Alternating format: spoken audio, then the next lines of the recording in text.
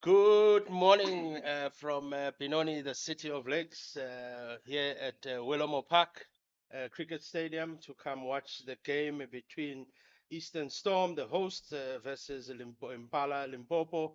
Limpopo have won the toss and they've decided to bowl first. And I'm not alone today. I am joined by my colleague here, Mr. Tapelo Dintle. Good morning, sir. Morning, Mr. Kloa.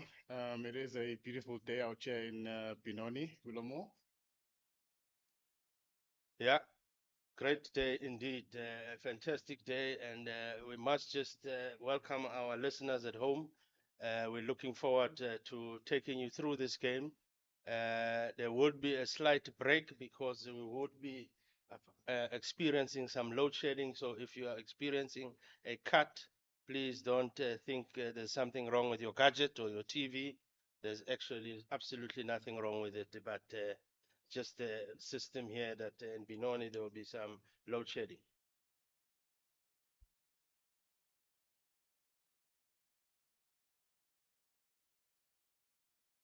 And yes, if you are around in the area, just pop in to come and experience some good cricket. The entrance is free. Come and support the local boys, Eastern Storm, against Limpopo Impalas.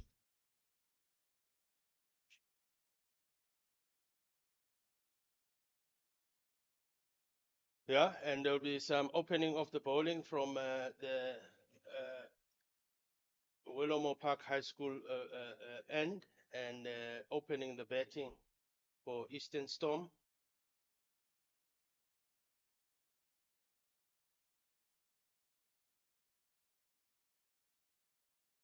is Chris Brits opening the batting for Eastern Storm. Sorry, Jason van Dijk, the wicket keeper, the man who looked like he was in good form in a game that we witnessed earlier on when their last game that they actually won, which was against the emerging side, but they've had some poor showing, the Eastern Storm, in their last 5 games, having no results against Border and losing their last 4 games that they've played. Hmm. Fantastic shape there by the bowler, just beating, not actually beating, but the batter just leaving it and the ball swinging nicely to the keeper.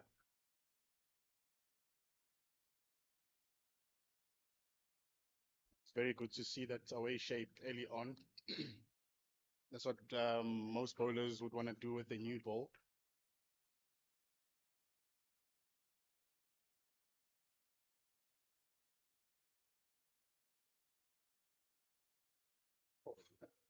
Beautiful shot that through the covers, but there was a bit of a chance.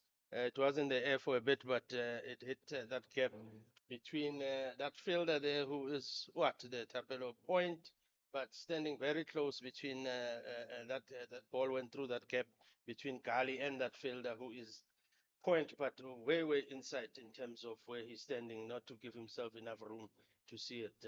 But a brilliant shot that.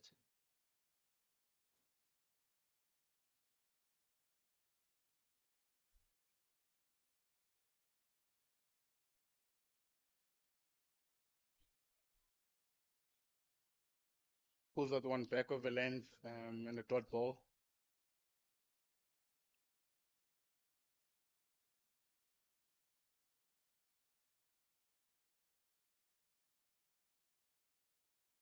Very interesting start here from the bowler, creating that one opportunity earlier on. I'm sure he'll be confident to just keep the ball up there. Play and Oh. miss. Yeah, that was a good ball. Good shape. You spoke about that earlier on, Tapelo, to say the bowler would be very interested and keen seeing that shape early on. And that was a beautiful ball, beating that batsman of the batter. Uh, Yeah, just looking at the field placing here, the bowler's just asking the batter to actually drive him through the covers, which is a bit risky. yeah, fantastic bowling that. that ends the spell from Andren Hawkin, with the runs still on just one run for nothing after, and it was just actually that white ball that was the run. But fantastic bowling from Hawkin, experienced campaigner. He's moved around, has played Northern Cape as well as played for Titans, so he knows a thing or two.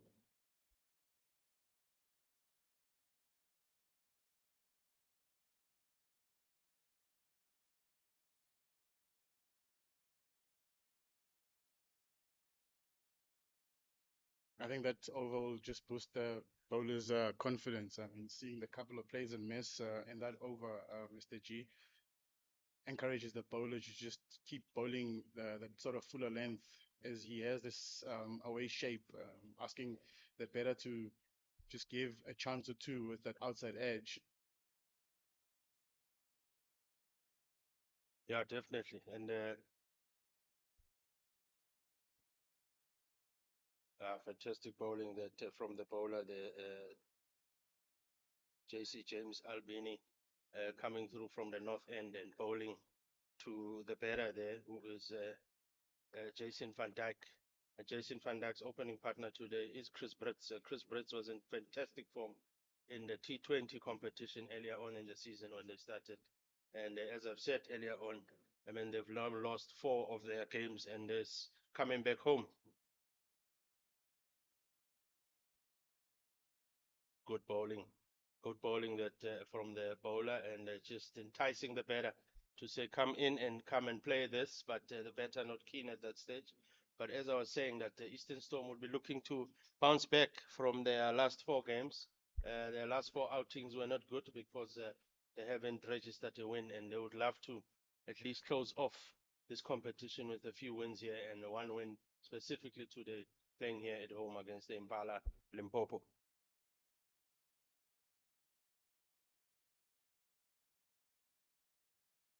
There's again the bowler keeping to that line, and I think the bowler is saying to the batter, well, if you're not going to be keen to play that, I will just keep on putting it there. You're eventually going to need to come play if you need to put some runs on the board. Yeah, very interesting to see, Mr. G. Just to mention the one change from the Storm team, bringing in an extra spinner, Leandro Luba. Hopefully that would bring in some wickets and runs from the young lad. There again, bowler sticking to that line, and this time around, the batter saying, I'm going to have a go at it, but missing it, and it looked like it could, if it did touch, it was going to be an inside edge there, Tapelo. Very well spotted, Mr. G. I think this is a period where he needs to be very patient with himself. Look to leave well. You know, a good leave is as good as a good cover drive. Just play himself in and exercise a bit of patience in that first couple of overs. Good bowling, good batting, good cricket all round.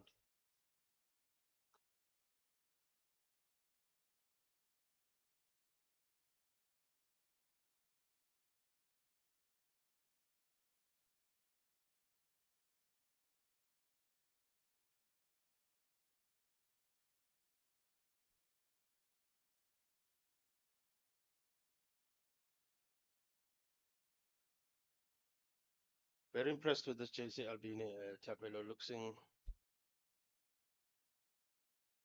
there again, as I say, it's just putting it on that line, just finishing the over, just putting it at that spot and being consistent at it. And the Eastern Storm, just to finish the second over, the score is still 1-0.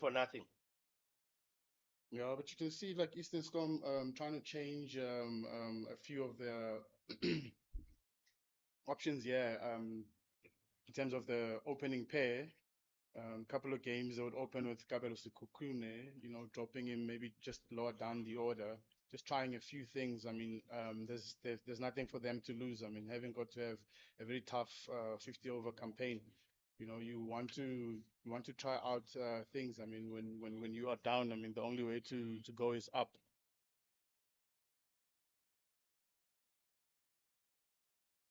Yeah, Hawken bowling to Brett's there, and Brett's just playing it nicely towards that square leg region.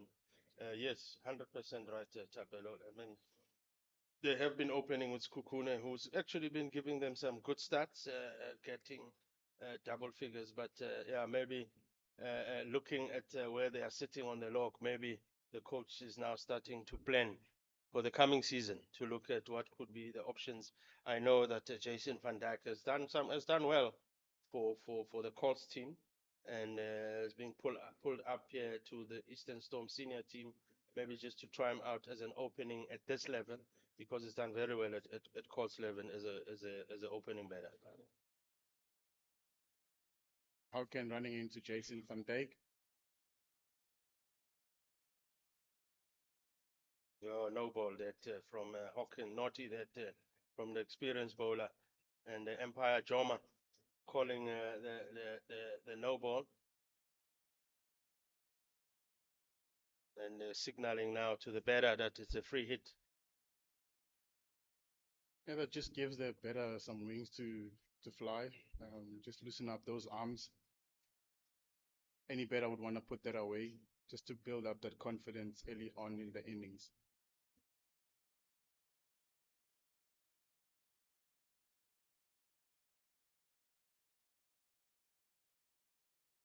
Let's see what Hawken will reply with here.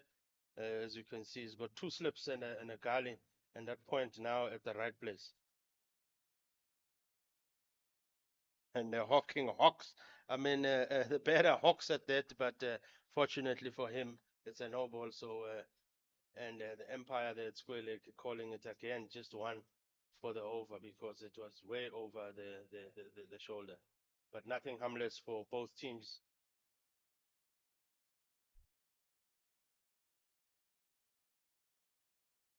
See a bit of field change, moving out that extra field on the offside.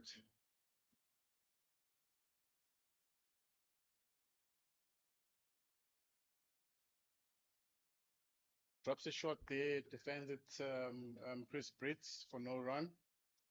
Yeah, started off with a similar ball, Hawken, in his first ball in this over, but that one went slightly down leg, and Brits could play it for one. But this one was a bit straighter, and Brits just defending it nicely.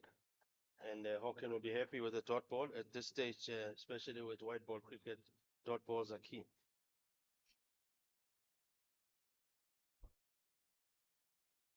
Same ball again, but this time around, Brett's looking to play it to the leg side, but it catches that outside edge and it goes through that fielder at point. Good over so far by Hawken, Tapelo. Yeah, very much so, Mr. G. You can see that one tends Chris Brits a bit square.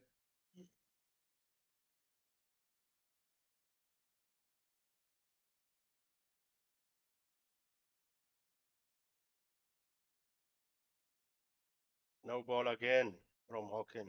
Naughty from the experienced bowler, because that's very, very naughty at this stage to be bowling no balls and catching, giving the team a free hit. It will give another chance again to Chris Brits to loosen up his arms, as he was trying to do the previous one when he got the free hit. Let's see now what the response will be from Hawken. Questioning a bit there with the Empire in terms of where exactly is the snowball, trying to ask the Empire. And maybe I've never seen a game where a decision of a no ball was changed by an Empire. Once it's called, it's called. So Hawken can question as much as he wants. It will never be changed. It's a no ball. It's definitely interesting to see what Chris Brits is going to do with this next delivery.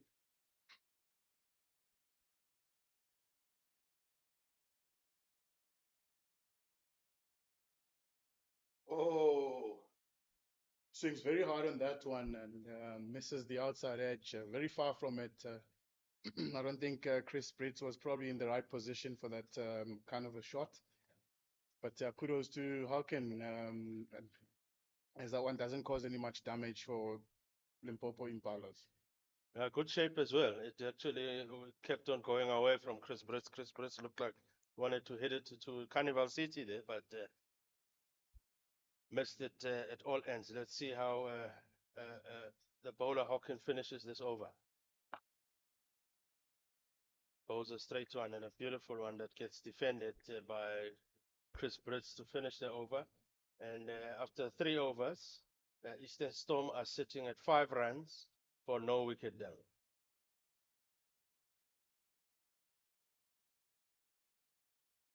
I think that shot ball, that free hit shot ball, Jason van Dijk face might have just done some bit of damage to his main bat. As we can see, he's calling out for an extra bat. Hopefully, it doesn't, do what it always does. Because sometimes when you call on for a new bat and yeah, only to find out that your runs are just with the bat that you just taken out.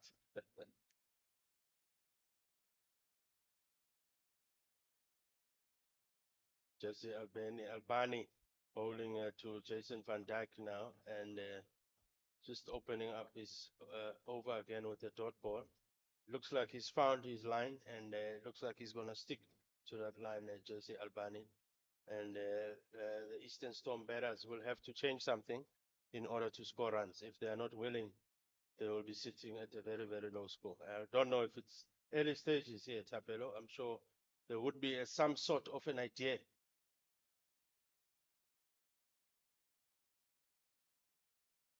I think for me, Mr. G, it's that intent earlier on. I mean, the ball is hard. I mean, as you can see, um, Jesse James running in, and I like his energy on the crease. You always want to show the intent earlier on as a batter to unsettle the bowler. But the more they play the bowlers in, I mean, the more uncomfortable it becomes from them, because it's asking them to do something out of the ordinary. I mean, you can see the bowlers staying disciplined in their lines and lengths, asking the batters to be the ones that go out for the ball. Oh, a bit of an edge there, not a bit, a very, very thick edge there, but that fielder, that first slip fielder was standing sort of in between first slip and second slip. It could have maybe been a slightly comfortable catch for second slip because he was going to be slightly standing about 2 steps in front of where that fielder is standing. But good fielding from, I mean, good bowling from Albani. That's a fantastic line that he's now found, and batters trying to go for it. Those are the kind of edges they are risking. Very interesting to see that one. And that's what the bowlers will actually be hunting down for. Because I mean, as you can see, the Eastern Storm batters are looking to play at everything.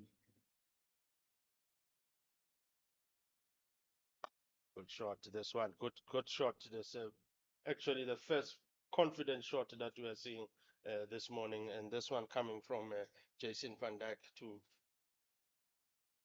showcase that why he's at this level coming from the cold side. And I was saying Tapelo earlier on that I'm surely as a betting team they've already set somehow to say this is maybe the target we are looking at scoring. What do you think would be a proper score to set here as a target for Limpopo to chase? Oh, good shot. Again, that one it looked at least like he's in control of it, Jason Van Dijk. Nipping it there between that gap again to third man there for 1 run. Colin, I think, I mean, the approach needs to be quite intent. You need to know where to score earlier on. Haven't got to search for those low risk boundary options. I'd say, given obviously the previous games Eastern Storms have played,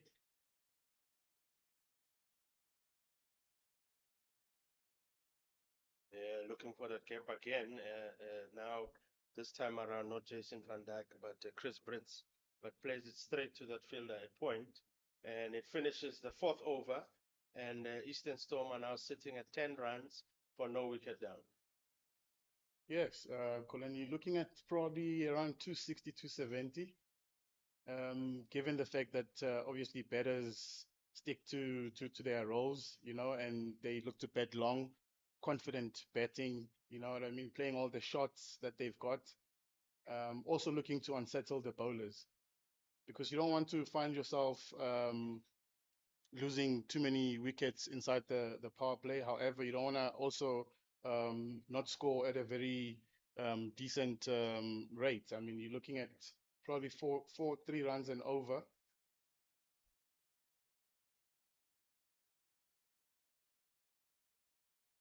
Yeah, Hawkin coming on again from that south end, bowling to now Jason van Dijk. And he'll look to continue from where he left off, but look to work on those no balls that he bowled in the previous over. If he can correct that, then overs would be brilliant, because at this stage he's going at 2.3 runs and over. So, and this is his third over for the day.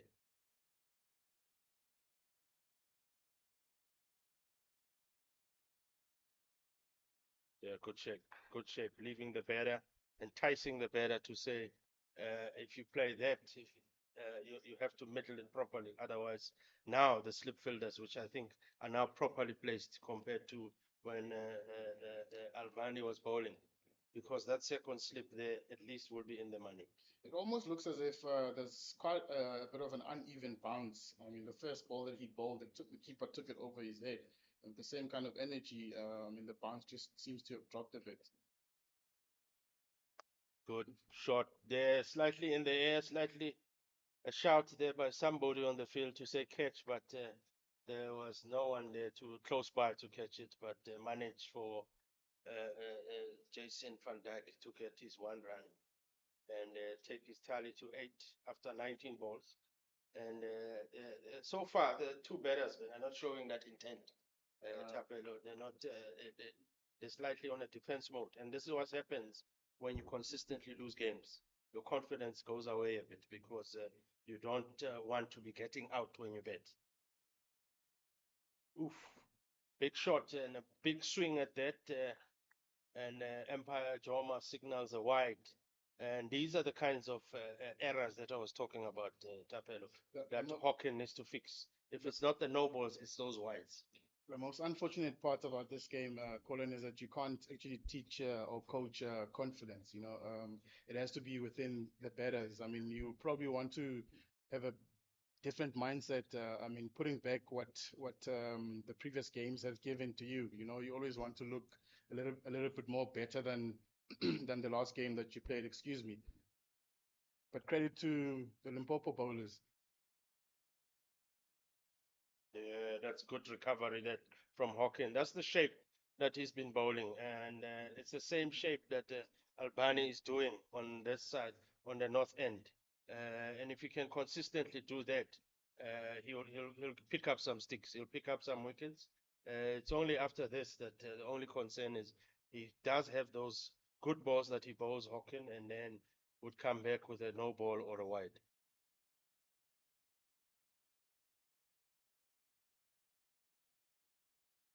Good shot in the gap by Jason van Dijk, and that will be the first 4 runs, the first boundary by Chris Brits. Sorry, Chris Brits hitting fantastic shot through that gap, and that's the first 4 runs of the day.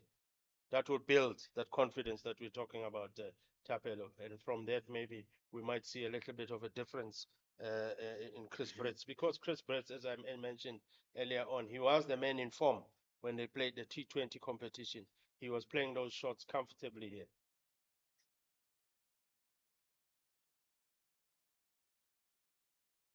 Oh, looking for another one there. Good recovery that from Hawkin. Again, that swing, that shape, that outswing. He bowls them beautifully, and Chris Brits had opened his eyes, was looking for another boundary in that gap, but had a swing at that and a miss. And this finishes the over for Limpopo Impalas, and takes that Eastern score 16 for no wicket after 5 overs. Yeah, that kind of releases a bit of pressure for the Eastern Storm batters. That very last delivery, I mean, I think he missed out on that. Should have just cashed in on that. Very good positions for that back foot punch for 4 runs there.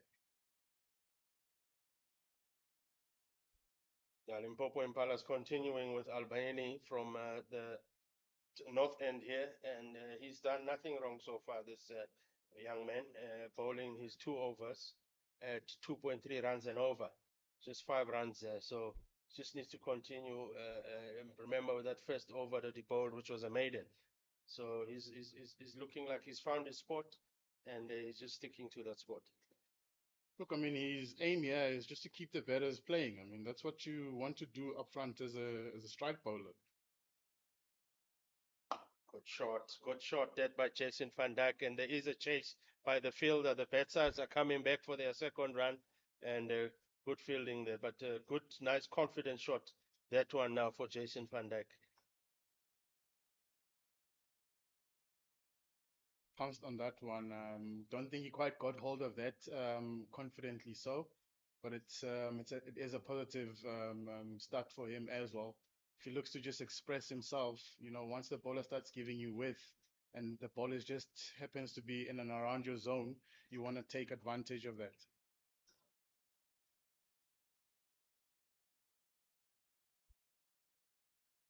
Oh, there's that tenant's bounce from Albany, and Jason Van Dyke having a swish at it, but missing that. It's one of those that you feel if he did nick it, it was going to go over the slips for a few couple of bounces for boundary.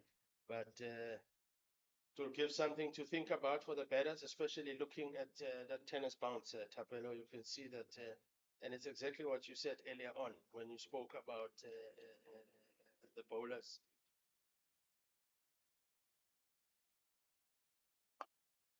That's probably where Jesse James wants to find himself, hitting that area every now and then, asking the batter to actually get to the ball and looking to drive him.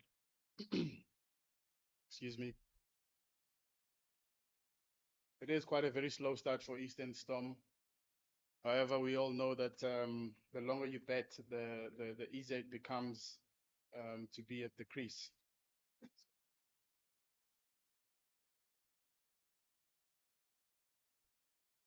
Yeah, there's the tennis bounce I'm talking about again from Albany there. And you can see the batter very excited, Mr. Jason Van Dyke, looking to have a go at that. And they know that they will need to increase that run rate a bit in order to get close to those scores that you were talking about, Tapelo.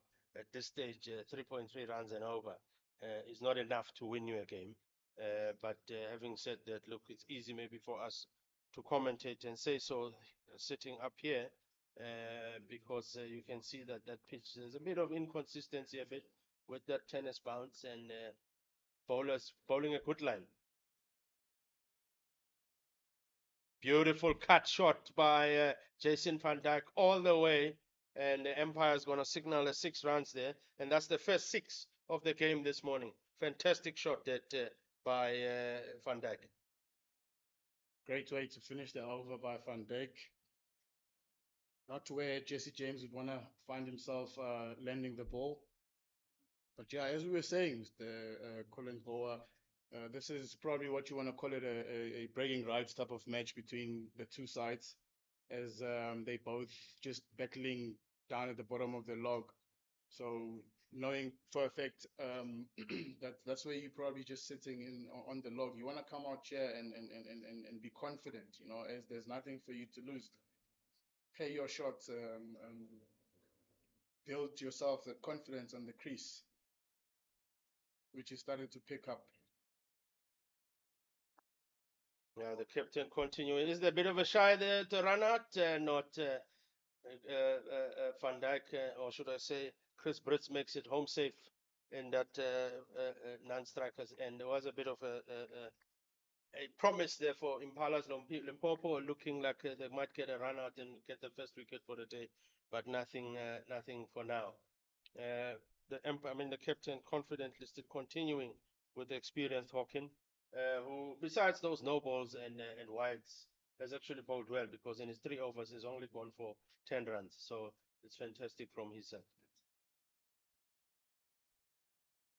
And he bowls one that's slightly good length, short of a length to Van Dijk, and he just defends it nicely and doesn't get any run. But yeah, as I was saying, Tabelo, that the bowlers, that's exactly what they are looking at, just to get these players, as you mentioned, the batters to be playing early on, because the only way for you to get wickets is by getting the batsmen to play.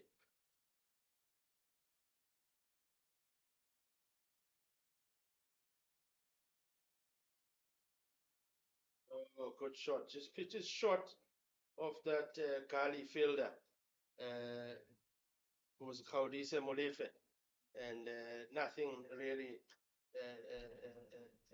he can do. That would be a brilliant catch for him, and you can see the keeper saying to him, if you can just maybe move one up, and you would know, Tapelo, if you field it in those places, that next thing you do, the ball comes very quick at you because you've now moved a bit closer.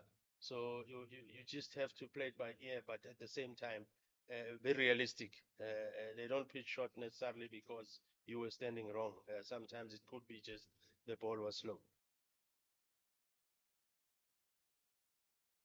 There's a very interesting contest here between Hawken and Jason van Dijk.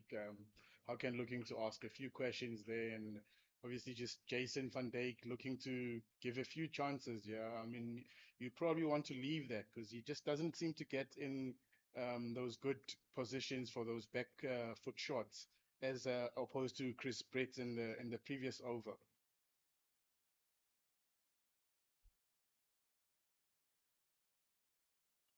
This time around, good shot by Chris van Dijk, coming back for his second run. Similar shot that he had played previously when he was fighting Albani to get 2 runs, and he's played a similar shot just through the covers and through that gap to just slowly get his confidence going, getting his eye in, and knowing that they will need to take that run rate a little bit up. And at this stage, at 4 runs and over, it's exactly what the Eastern Storm will be looking at.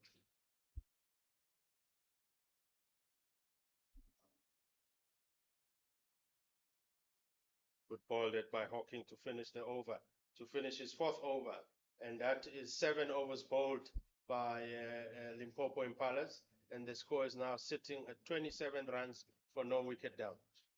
The beauty about the two batters, Brett and Van Dijk, is that they can always catch up, regardless of the slow start that they actually are currently faced up with. They can always catch up with it.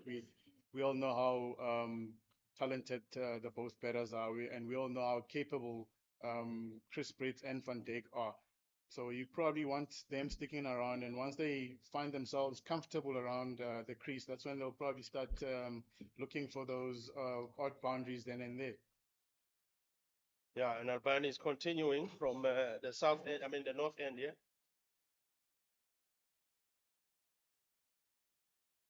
And Chris Brett confidently defends that, and yeah, it looks like the captain's got confidence in the two bowlers, and I don't blame him because so far they've been doing a good job, except getting a wicket. Yeah, those are the type of balls by Jesse James that you miss a hit. And you just want to encourage the bowlers to keep hitting that area for as long as possible, and just remain patient in that, and stop trying a lot of things in one over. Yeah, I must say, I like this Albani, Jesse Albani. Who looks like he's found his niche, he's found his spot. And there again, but this time, yeah, a bit harsh. I think they're from the Empire calling it a wide. But look, he's the better man to do it. He knows better than me. But just from where we are sitting, that looked a little bit harsh. It just looked like it was just over the line. Umpire's call is final. We all know. Good shots, but no runs, just straight to the fielder. I don't know, but it's almost as if Chris Brett is just hanging back on that shot and not transferring that weight towards the ball. Hence, he doesn't get that connection that you most probably want to get out of that sort of a pitch length ball. Yeah, definitely. And it also gives me the sense that he's just waiting for big shots, not looking to play those ones and twos in the meantime, because there's plenty of them.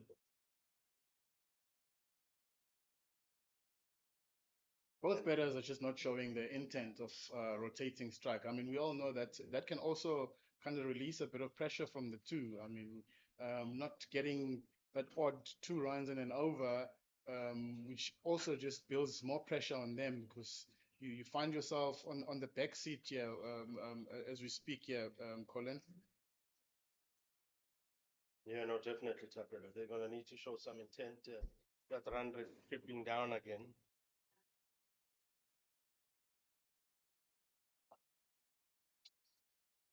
And beautifully bowled by Albini, just allowing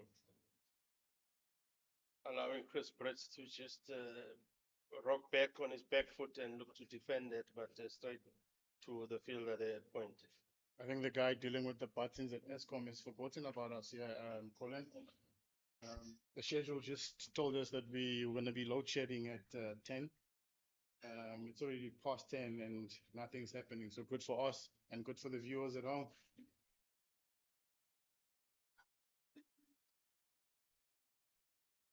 Yeah, I'd rather not comment about that, but the commentators case, before you know it, something happens. So let me rather stick to what I'm here for and commentate about this game. And Jesse Albani continuing nicely again. And at this stage, he's going to be coming to finish his over with this last ball, to finish this over strong. And at this stage, it's just his economy rate at 3.7 runs and over.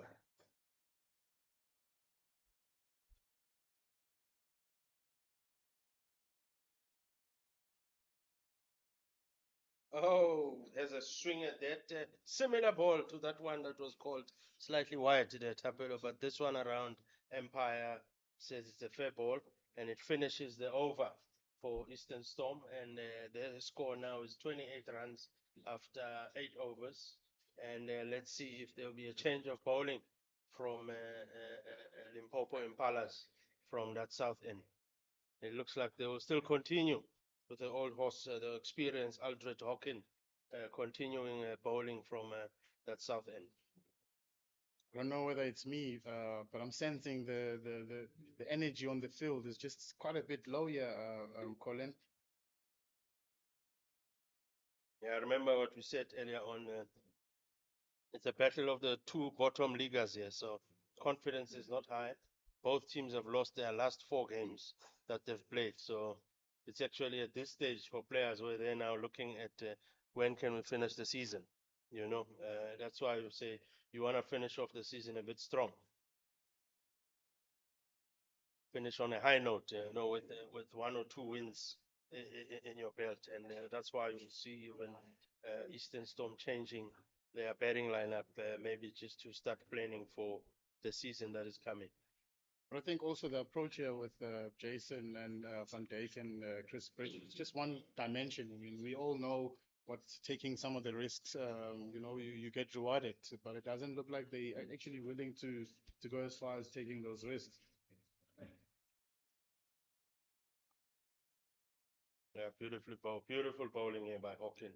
Just short of the length, that first class length where you're just not sure whether to go backwards or front. And as you can see there with Jason Van Dijk, not actually rocking all the way backwards, but just standing up and defending that nicely. So good bowling from Haken, and you can see why, the reason why the captain is sticking with these bowlers to continue the bowling.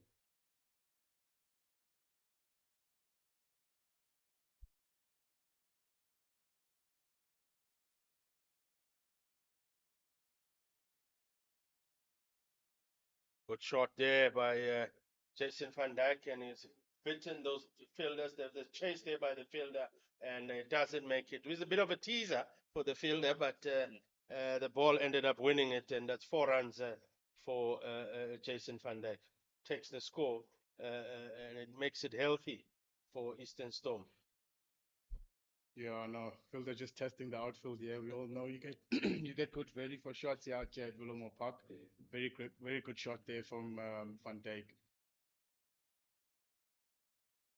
Let's see the response from Hawkin, the experienced Hawkin.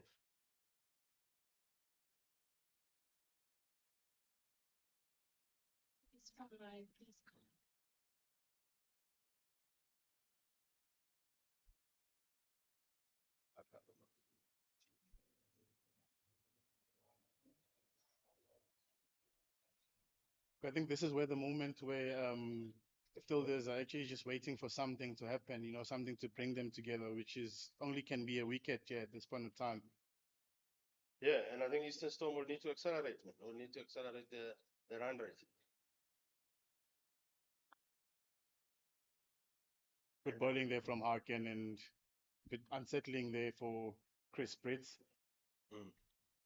And these ones is exactly what Eastern Storm should be looking at. That if they're not getting the boundaries that they are looking for in between, let's run the ones. Let's rotate strike. Let's keep that scoreboard ticking.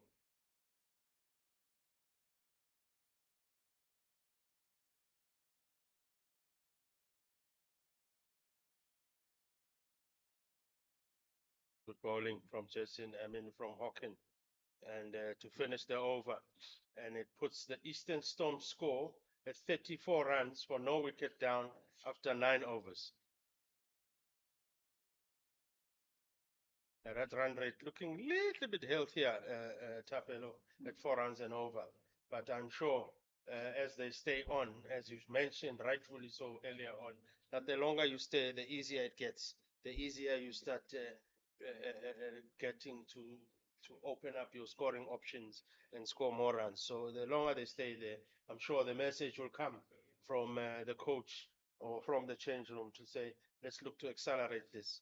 And bowling from the south is still Albini. Sorry, bowling from the north end is still Albini, and bowling to Chris Brits. Was there a bit of a chance there, but I see some naughtiness there from the fielder, Gaudisa Molefe, Putting his mate there on, putting his mate under the pump there, missed his head there. Yeah. But look, yeah, as we're saying, I mean, this is good for Limpopo. I mean, you always want to get out of the power play without any lot of damage, and at this stage, it's one up for them. There's not a lot of damage done in the power play, as Eastern Storm is not actually looking to take any sort of risks whatsoever. Good bowling that from Albini. Good bowling that Albini to Chris Brits, who slowly accepted that one boundary that he's played, Tabelo, hasn't really shown some intent. But you can see that he's actually just waiting for those big shots. There's not too much intention of running those ones and twos in between or during these good balls.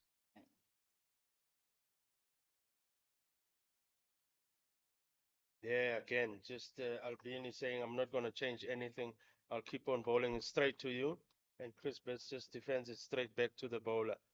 And it's a repeat of the previous ball. Yeah, I think if you want to try and go a little bit softer hands, just drop the ball right there in front of you and take that opportunity of a single. I mean, you can literally just see that they're looking for those boundary options more than the strike rotation type of options. I mean, if you look at Chris Brates, excuse me, his strike rate is currently sitting at like 77. Oh, it's a good shot, that, and the Empire gives it this time around. Beautiful bowling from Albani. The previous balls have been slightly looking like going away in terms of shape. This one just continued straight on, and fantastic. And that gets the Chris Brits out. Dangerous Chris Brits, but today didn't really look like he was batting with intent, and manages to get him out. So it's fantastic bowling, that one, Tapelo from Albini. As I did mention, Jesse James, he says, you miss, I hit. He's been actually looking for that, creating those options, looking to bowl wicket to wicket. I mean, earlier on, that's what you probably want to do, and he got the reward that he was actually kind of searching for. Very good credit to him. Unfortunate for Chris Brits. His head must be down. That's not probably the way you want to finish off your 50 over campaign. And then, as I was mentioning, his strike rate throughout the games that they've played. I mean, he's been striking the ball at 77, which is most unlike Chris Brits. He's got 157 runs, in the 5 games that he's played. Yeah, and credit to the captain. Credit to the captain for sticking with both Hawken and Albini. Didn't panic at any stage to say, well, we're not getting wickets. at least the captain realized that as much as we're not getting wickets, they're not getting away in terms of run scoring. So he stuck with his main two bowlers, and Jesse Albini just now rewarded the skip with a wicket of a dangerous Chris Brits. I think this is also a lesson to young and upcoming bowlers to say patience. Patience is a virtue. You know, if you keep hitting that one area consistently, something is ought to give. You know, I think that's what Limpopo just needed. I mean, the energies were low inside the first 10 overs of this game. Now that one wicket from Jesse James just brings everybody together. As we can see now, the left-handed Kabelo Sikukune coming up as the number 3 batter. Hopefully that left and right combination will actually look at unsettling the bowlers, because they've just found their tune, and they are literally just confident at what they've been doing. And given that wicket now, it boosts much more confidence to the bowling side.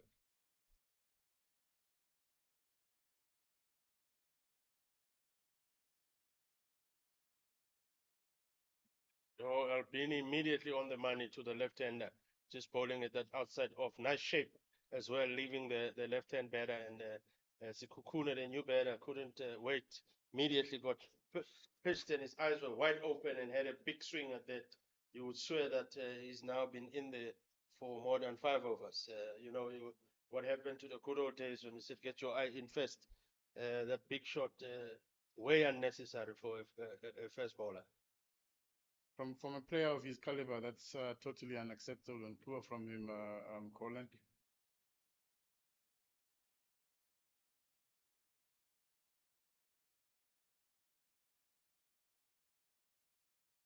Oh, an edge there, but pitch short in front of the keeper. The big chance that for the bowler. Very impressed with this Albini, because I thought now a left-hander coming in for the first time in the game today, he'll be bowling to a left-hander. Maybe he'll struggle with his line, but immediately his first 2 balls were on the money, and that was a chance for Limpopo Impalas. Very interesting to see Jesse James running in, creating much more opportunities for Limpopo Impalas. Yeah, Ricardo, the keeper, they won't be happy with that. And you can see the discussion now between him and the captain and the bowler, saying what happened there. And the keeper just from the hand signals, just also explaining that maybe it just pitched short if and it kept low. It is the end of power play with Eastern Storms currently 34 for 1.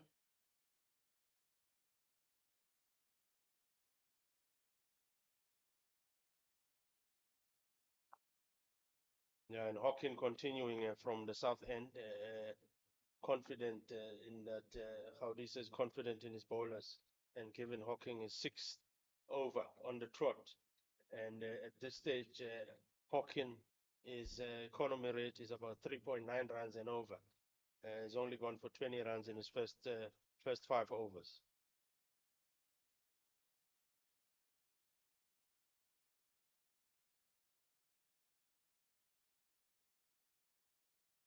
Good straight shot and a bit of a shy there, but Jackson van Dijk made it home safe from and on that side on the bowler's end, and it will bring the new man Kabelo Sikukune on strike, and it will be a good test now for Hawking, as I mentioned earlier with Albini.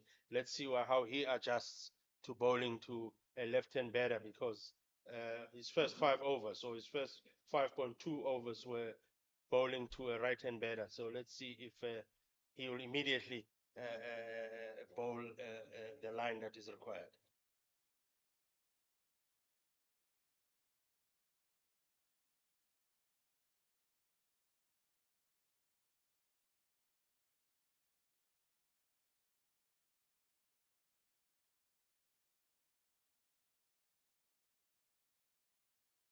Oh, what a nick. Beautiful nick. And immediately Hawking answers me, Tapelo, and say, yes, I will put it on the money. And Sikukune could stand there for as much as he wants, but he needs to start walking to the change room. Yeah, we're talking about commentators. Cats there, Colin. If there was any other camera people, yeah, that looked so beautiful. That looks so beautiful. Very good from Harkin. Again, it proves that when you're hitting your lines and you staying patient in those lines. I mean, the only left-hander in the lineup um, is already sent back to the change room. I mean, from the get-go, I mean, it didn't look that convincing. I mean, flashing for from that first ball that he's faced, not giving himself enough time to just read the conditions of the pitch. I know it's a home game. You are familiar with the conditions, but it's a different new day today. You know, you almost want to give yourself that fair amount of an opportunity to just see how the pitch plays and see what the bowlers are bringing on the day. It is unfortunate for Eastern Storm to lose one of their quality batters who's currently averaging 36 after the 5 games that they've played of the 50 over campaign with 180 runs and a high score of 51. Knowing the player himself, this is just below par from Kabelo Sukukune. We all know that he's capable to do more than what we see. But I mean, these are stats. Numbers don't actually really lie. Eastern's now are 2 down. Yeah, no, you're quite right, Tapelo. This is a big wicket for Limpopo Impalas because that's a big wicket in terms of Eastern Storm. That's a man in good form, and that is a good start. And it brings the new men, the young men, into strike or into the batting. Divan Mare, who's been coming in and batting six at this team. I see the coaches now just pushed him further up to come in at number 4. And as you said, Tapelo, 35 for 2 after 10.3 overs. Good wicket that from Hawken and immediately adjusting the line. But it brings back now the right-hander, Divan Mare. So Divan Mare there again. well, how can just he just seems to be hitting that area, that uncomfortable area. Yes. As we've seen, he has actually just found the outside edge a couple of times. As we saw now, the previous ball before this one with Divan Murray dropping shot to the slip fielder. So there is just some sort of a spice up there with that area that Hauken is currently landing the ball consistently. Yeah, both bowlers, I must say, Tapelo, they found their spot.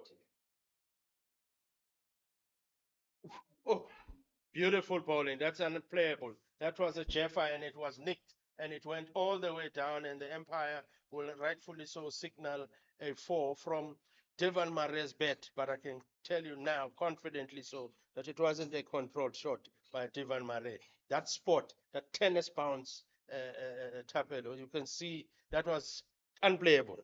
How he managed in fact, he's lucky that it went all over the keeper's hands and a few bounces for 4. A very eventful over from the skipper himself, Hauken, um, giving his team the 2 wickets that they were much needed in that over. I beg my pardon, it's just one stick of Kabelo Sikukune with Eastern Storms currently 39 for 2 after 11 overs. Yeah, it would have been a second wicket that with Devon Murray. And we see the first change of bowling for today from the north, from the north end there. And it's the man himself, Don Khatebe, who will be bowling to the new batter. Oh, no, it's bowling to Chris Van Dyke, Jason Van Dyke. Opens with a short one, and Jason Van Dyke says, "Thank you very much." He cuts it for 2-3 bounces for 4 runs. Pounces on that one, Jason Van Dyke. Big flash, ball runs all the way to the boundary. Not the start that Don Khatebe probably wants to have for his team. After Hawkins over put some pressure on the Eastern Storm, you probably want to carry on from Jesse James's wicket to wicket approach. There we Uh, go. Especially with that pace, Tapelo. I mean, he's bowling at military medium. The last thing he wants to be doing is bowling it short and wide because experienced batters like Jason Van Dyke and even maybe Devin Murray will say thank you very much to that, and they would love to play those kind of balls the whole day. So it's quite crucial that he finds the spot and uses his pace. That looks way better from Don Hadebe. Just bowling it straight, not too short and not too full, but just right there to allow the batter to just defend it.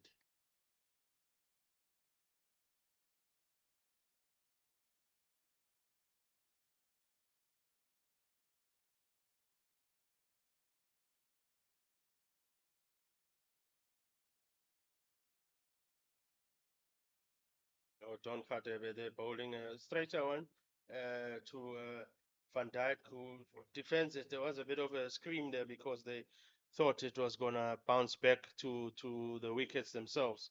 But fortunately for the batter, it did not do that. And we see a bit of a field change there with Don uh, telling a man there now to go to the boundary on the onside. And that might just give an impression to the batter that I'm going to bowl it short. And he bowls one exactly like that, short and wide, and the umpire, rightfully so, calls it wide.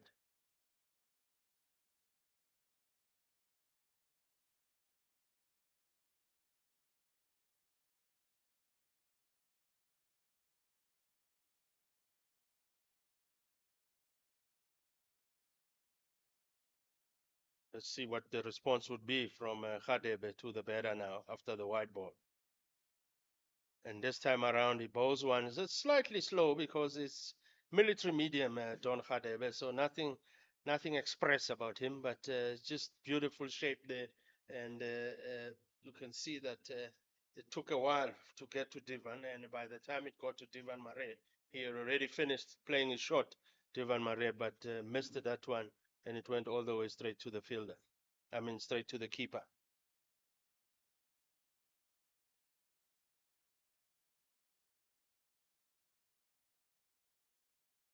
This one time around, the batter there, Jason Van Dyke, just stroking it nicely on an on drive towards that mid wicket area to pick up his one to finish off the over.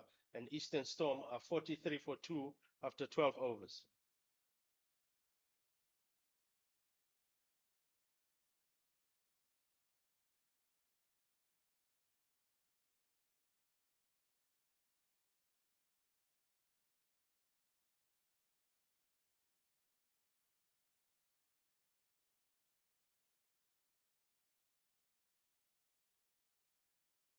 And continuing to bowl from the south end, the captain saying, continue, Hawken. I've got all the confidence in you to bowl your seventh over on the trot. And immediately Jason Van Dyke picks up one from a straight ball from Hawken. And that confidence from the captain about to Hawken would be because Hawken looked unplayable in his last over. So he's backing him to continue now with his seventh over because you think he's getting tired. But as we all know, once bowlers start picking up wickets, they get refreshed. They look like new fresh men. And that's how Hawken is looking like.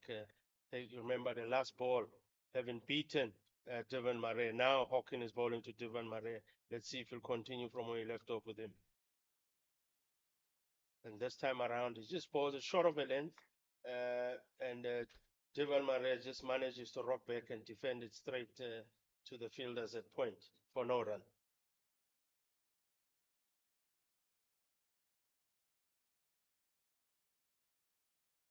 Just like the cricket term, Colin, one brings two, yeah? That's exactly what Eastern Storm will not be looking for, but the opposite, Limpopo Impalas, is what they'll be looking for. And again, Hawkins just bowled it straight, but this time a bit fuller. And Devon Murray caught in between, not knowing whether to go front foot or back foot, and just stood in his crease and defended that to the fielder at point again.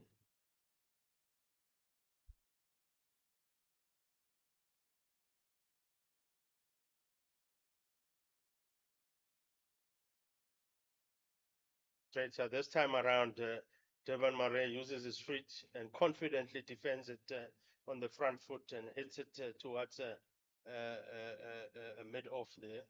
And that kind of shot slowly gives the batter a bit of confidence. And that's what he'll be looking at.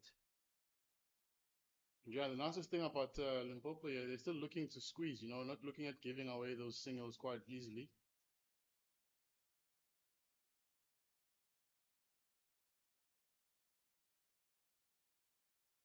Drops one shot, tucks Devan Murray, drops it down for a single, easy single.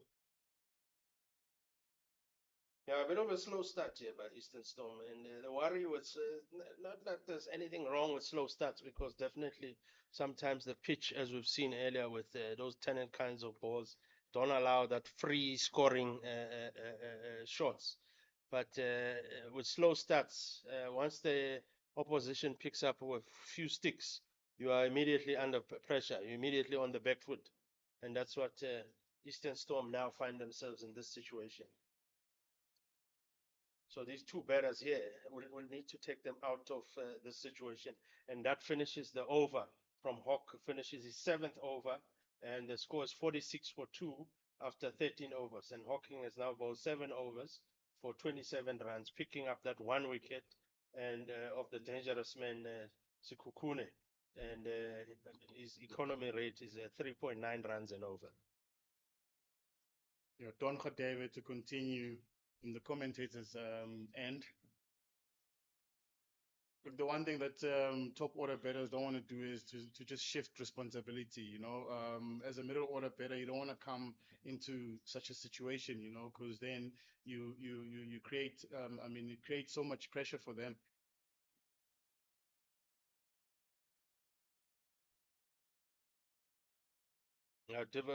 Don Khadebe continuing to bowl to Devan Murray. Military medium, I must say, as I mentioned earlier, nothing express, but it's just for him to get his line, because he's got the tendency of bowling it short and wide. And last time he bowled it short and wide, it was hit for 4, and then he did bowl another short and wide one, which was called a wide. So those are the kind of balls he needs to be staying away from. Yeah, fantastic bowling, beats everything, beats the batter, beats the sticks, and it goes through to the keeper. And that's maybe the kind of line that you should be looking at. And we've seen previously, because of his medium pace, Devil Murray has got a tendency of rushing the shot and finishes the shot before the ball even reaches him. And that's exactly what you saw there. This time around, he bowls a full toss, but Deval Murray just hits it straight back to him. Didn't really quite connect it, but connected it just enough for him to pick up 2 runs. And that takes his score to 5, Deval Murray. Very skillful bowling here from Don Khadebe. You can see he's playing around with the ball, taking the pace off the ball.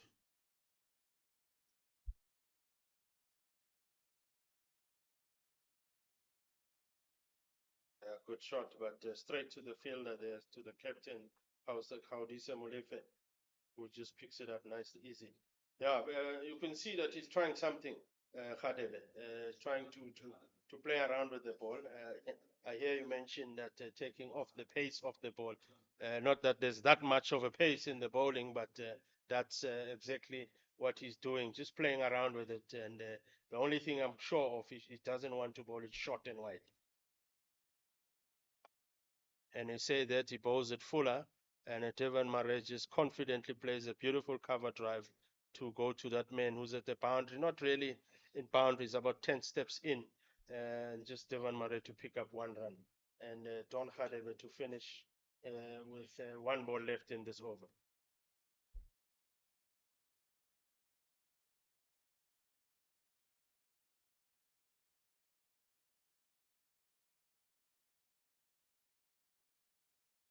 Beautiful shot, and if it beats the fielder, luckily the fielder just manages to get some fingers into it to slow down, but Van Dijk manages to come back for 2 runs, and then that finishes the over. And the score now for Eastern Storm, that takes them to 51 runs for 2, after 14 overs. Aris Kutsia there saving a few more runs for Limpopo Impalas. As I was saying to you earlier, I mean, as the batters, you almost want to understand their thought process. To say, I mean, with the bowling changes, you always want to find that one bowler that you look to target. You know, because at this point in time, if you leave the bowling side to be on the driver's seat for far too long, that on its own, I mean, it's a tick for the bowling side, and it builds more pressure. You know, there's no intention to look keep searching for those runs and taking those risks. You know, we can see with Hulken still keeping the field in, which means, I mean, there's no fielders in the air. I mean, if players look to hit over the inner ring, you know, they're getting themselves a few more runs on board. Yeah, that quote reminds me of my old coach, Mr. Lawrence, the late Mr. Lawrence Mvumvu, who used to tell us as young men that you don't hit the ball in the air because there are no fielders in. But yeah, you're quite right. And Hawking.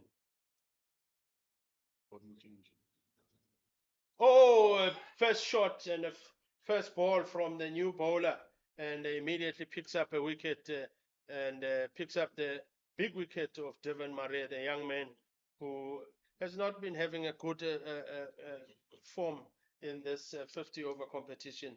And Hardes Kutsie, being the bowling change that replaces Hawken on the south end, bowls it short and straight, and immediately Devon Marais having a go at it and getting that edge. Remember, there was a similar edge, Tapelo, you'd remember from Hawking, but that one was slightly higher and quicker, and it went over the keeper's glove.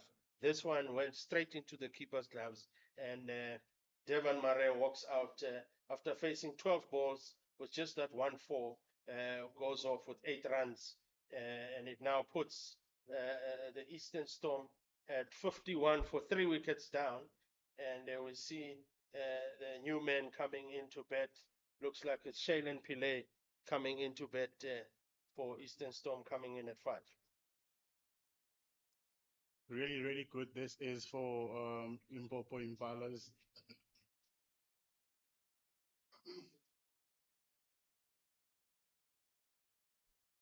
Yeah, you see that start Tapelo was talking about, that slower start is all good and well, but once the wickets start falling, you immediately become to be on the back foot, because now you are 51 for 3 after 14 overs. You now start hitting the panic mode, because now you don't really know that you must go for it, knowing that if you need a partnership. They need a partnership now. In fact, the two batters, they would need a partnership from them just to take them out of this situation here a little bit, so that maybe take us to 25 overs where we are on 100, and then 100 for 3 down, and then we can start building from there. You know, we can start setting ourselves realistic targets of saying, maybe if we put up 240 here, we are in the money, we're in the game. And immediately again, Chris Coetzee bowls one straight to the batter. It's get nicked from and hits the glove. Also, again, not a controlled shot by a batter, but he'll take that because it's 4 runs for him, and it takes the team to a good score of 55 for 3. So, and nothing wrong that from Harvest Coetzee. I'm sure he won't mind those because it's encouraging. He sees that, okay, it looks like today I could be getting my wickets from nicks. But it's some sort of a welcome to Shailen Pillay on the crease. Very good bowling there from Kutsia. You almost want to think that there's some sort of smaller, you know, stones in this side of the the wicket. Yeah, plays out one off the hip. They're looking for 2, but they'll settle in for 1.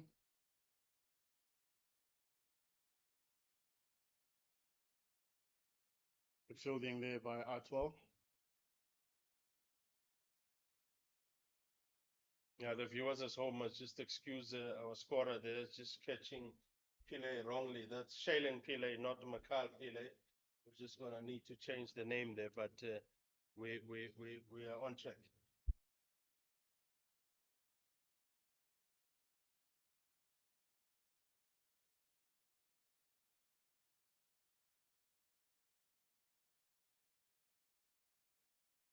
Kutsia putting in his fielder there, the captain bringing himself to second slip. And a good shot there from Jason Van Dijk. He should be looking for 2 runs there, and he is, and comfortably coming back for 2 runs. Jason Van Dijk slowly looking dangerous, the Tapelo, and without giving him that commentator's curse again, he could be the man that the team would be looking at to say, let's stick around, because we've seen what he can do at courts level. He knows how to bat long. He knows how to stay in the middle there for long, and guys batting around him. Look, as you mentioned there, Colin, is that if he keeps the scoreboard ticking, I'm sure the change room is what that's his responsibility. I mean, that's the role that he needs to play for the team.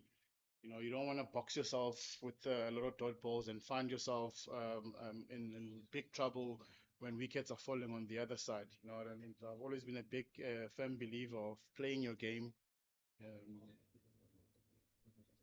Hawking to Van Dijk again. This time he bowls a bit of a teaser, and you can see Van Dijk was looking to play it, but pulled out at a very late stage. But that ends a beautiful over by Hardas Kutsier, who picked up that 1 wicket of Devan Marais, and takes the score now to 58 for 3 after 15 overs. At this stage, it looks like Eastern Storm are consistently staying around at 3.9, 4 runs and over, Tapelo. If they can just keep the wickets and maybe just take it to about 4.5 runs and over, they should get as close then as possible to the 240 odd that you spoke about as a target. Yes, correct, Colin.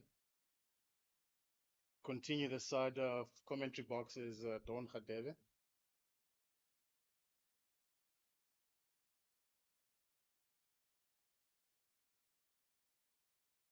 Don Khadebe bowls a nice straight one to Shaylin Pillay, and Shaylin Pillay playing it and defending it, and looked like he was waiting for a camera to take a photo there, for a cameraman to take him a photo with that defense. Shaylin Pillay, also experienced campaigner, has moved around a bit, started off at the Lions, man from Lenasia, used to play for Lenasia Cricket Club. And there again, Don Khadebe bowling a nice ball to the new man, just inviting him to play, and that pace that he's bowling, nice teasing pace, which eventually, if you as a batter are not looking to play, Don Khadebe must just not look to change too many things and just stick there. If we've seen the previous over, he was bowling a lot of mixed masala kind of an over. This time around, as I say, he's now found that spot, Don Khadebe, and he's sticking around there. Bit of naughtiness there from the fielder there. I think it's Kaudisa Molife, again having a shy at the sticks, but the man there, JC Albini, quite aware and backing up the captain there in his throwing ins. They're looking for that run out. They're looking for something, Limpopo. Good bowling by Don Khadebe. Shelling's getting into quite decent positions there. Unable though to pierce through the fielders on the offside. I think it would be interesting to see the approach from the two batters, Shaylin Pillay and Jason Van Dijk, how they go about their business, given the 3 wickets that have fallen. Oh, Don Khadebe. Beauty. Fantastic. Beauty. Exactly. Beautiful bowling. That's exactly what they want. And so far, he's bowling fantastic in this over. And it looks like he'll have his first maiden. Remember, his first 2 overs went for 10 runs. So his bowling is third over now. And is about to bowl the last ball of this over.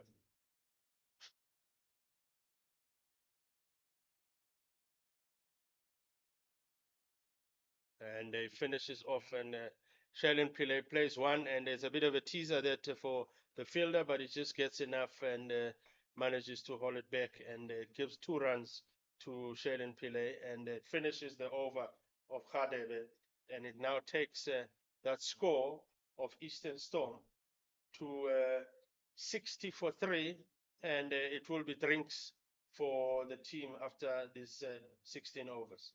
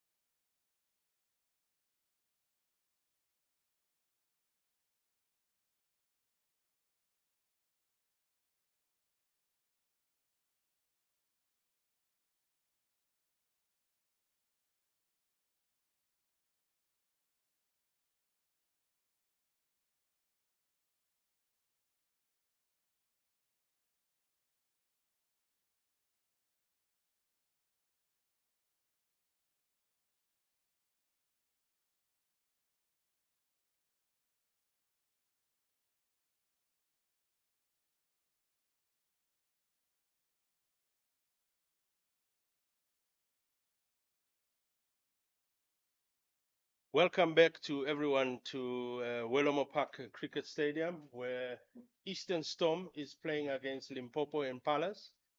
Remember, Limpopo Impalas won the toss and decided to bowl first and put Eastern Storm to bed. And Eastern Storm are currently on 60 for 3 after 16 overs in the middle, and facing strike now is Jason van Dyke, who's sitting on 34, the opening batter, and the guy who's just joined him on the non-strikers end, currently sitting on 7 runs, is Shaylin Pillay. And about to be bowling from the south end is the man who bowled the previous one, Harles Kutsie, who's got 1 wicket for 7 runs after 1 over. And he opens with a beauty that beats Jason van Dyke's outside edge, and continues from where he left off. This Harles Kutsie, Tapelo. Beautiful movement of the deck there. That's what's exciting about playing at Willowmoore Park. Very beautiful ground with lots of memories here, Colin. Very exciting for Limpopo Impala.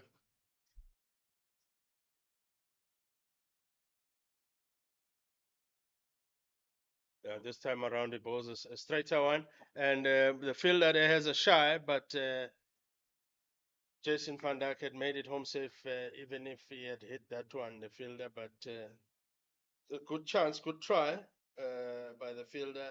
Nothing to lose with those. At this stage, you want to have a shy, which is exactly what they did. But it gives that one run to Jason van Dijk.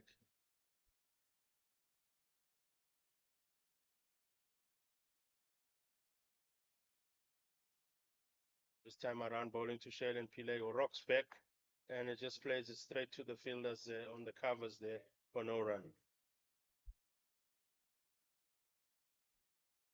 It's amazing what a couple of wickets can do to the fielding side. I mean, all of a sudden the energy has changed. I mean, Limpopo, Impalas are hyped up. Very interesting and good to see. Yeah, no, 100% up. And you did spot that earlier on. This time around, he bowls to Shailen's legs, and Shailen just clips that. They're looking for two, but they wouldn't want to chance that arm of the fielder there who was already alert. Yes, you spot, and the umpire Joma calls a no ball from Hardes Gutierrez, and looks like the scorers are taking a bit of time in acknowledging the umpire's signal. We are outside of bowling power play, so the bit of field change. Fielder on the offside, dropping all the way to sweeper, and a deep mid wicket for Kutsia. Yeah, free hit signaled that by the umpire. And Jason van Dijk hits that one straight. He's going to look for two, and I'm sure he'll make it comfortably home. Sharon Pillay as well on the non-striker, and Van Dijk where the ball has been thrown, which is his end, and gives him 2 runs, and it moves him to a higher score in terms of being the man that's looking like he's in for Eastern Storm, who's the only man who's hit double figures thus far in terms of the batting lineup for Eastern Storm.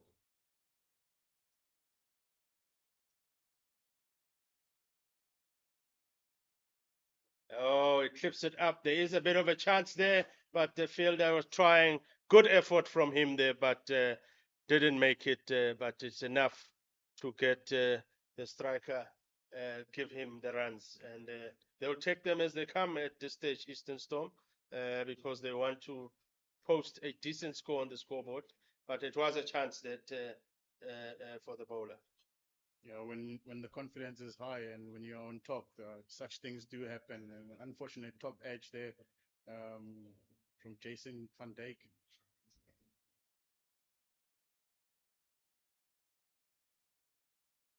Yeah, good response that from Hardes Gutierrez, and it finishes his second over, and the score now it's 66 for 3, Eastern Storm after 17 overs.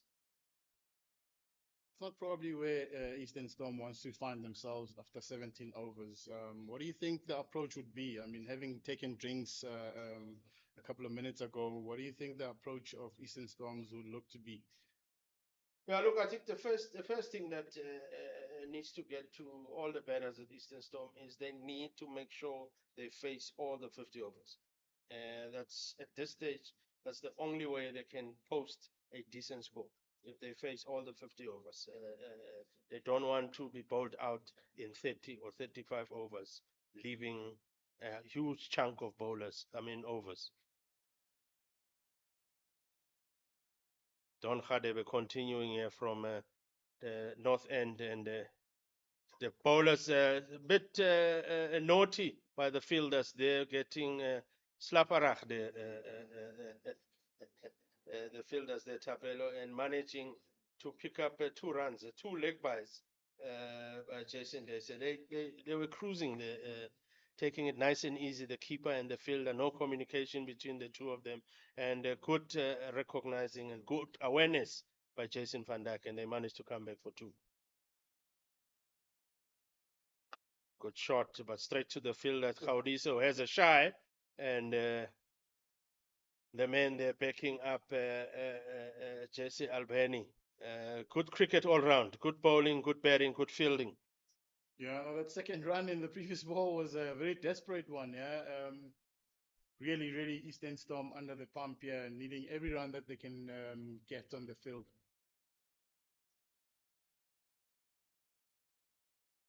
This time around, he bowls it slightly outside off stump, and Jason van Dijk just plays that straight to that field at point for no run.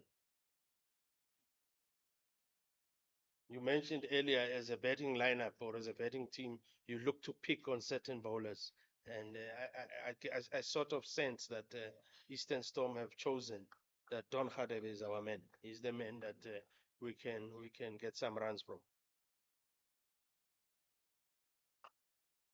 Look, they gotta really track careful on that.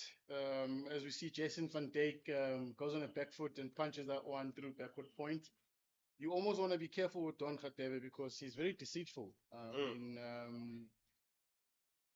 Very, very deceitful with change of pace. And obviously, he's very skillful, very, very skillful bowler.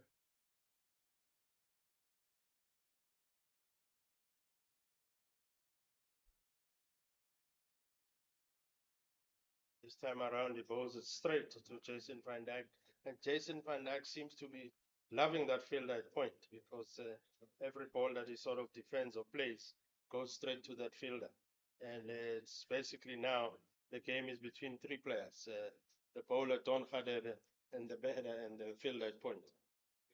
Very much correct, Colin.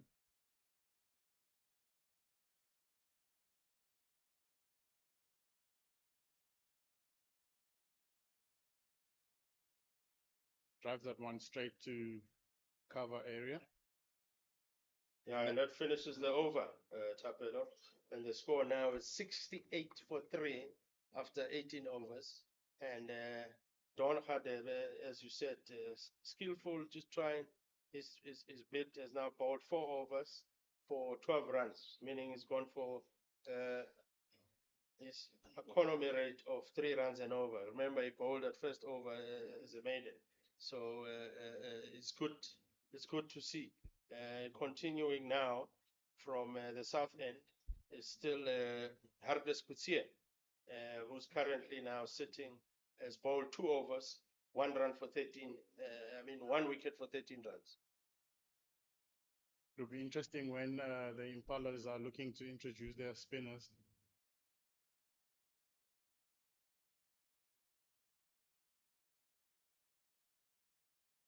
Tips that one off these legs for a single. No, look, we must give credit to the front on bowlers for the Limpopo Impalas. Very exciting, and you must be excited as a captain when bowlers are actually delivering up front, putting the team in a very good position. As we all say, it's just being in the driver's seat. It's always important to squeeze and make sure that Eastern Storm doesn't actually get a bit of a gap to move on from where they are. Oh, and Nick in between the gap, keeper and first slip, and it goes all the way. Both fielders did not even move, and that gives 4 runs to the batter. Gives 4 runs to Van Dijk, and it moves him to the 40s now. It was well left by the keeper and first slip or the second slip fielder. The bowler's not going to be very happy with that. You want your fielders to actually back you. A diving catch there from the keeper was much more expected. Bowler's not going to be happy with that. Yeah, no, definitely a keeper's catch that Ricardo needed to have gone for that. It was his catch that.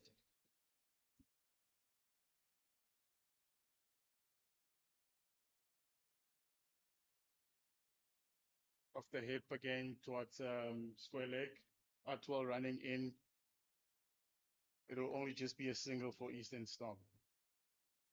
Look, Yeah, you want to take those chances. You want to take those chances. The bowlers are working very, very hard to create those chances. And you take that one diving catch. It boosts everyone on the field's confidence.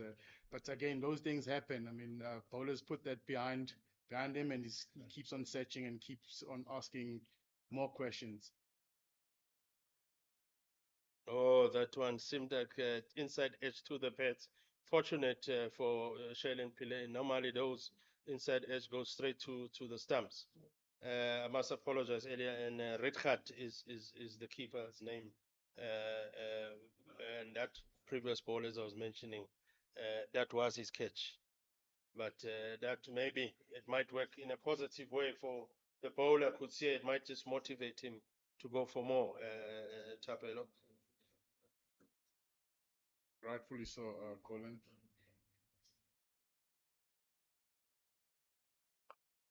This time around, just bowls it short, just allows Shailene Pillay, who's a tall man, to just stand up on his toes and just back foot and defend it straight to that point, cover point region.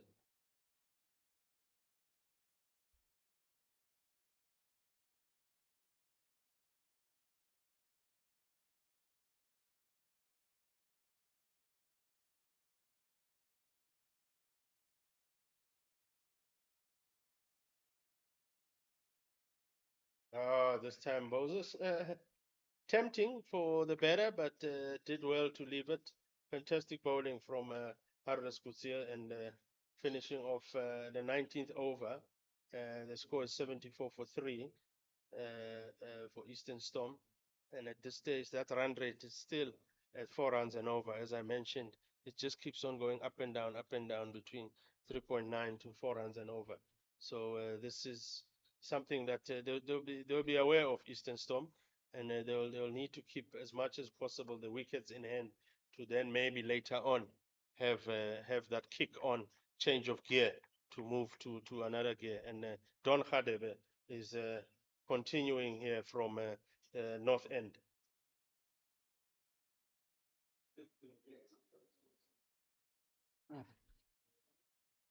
Good shot, but from where we're sitting, you could see that immediately was going down leg, and Empire was not interested in that. You could see even the appeal from Don Khadebe was not the most confident one. I think he was also aware that that was going down leg.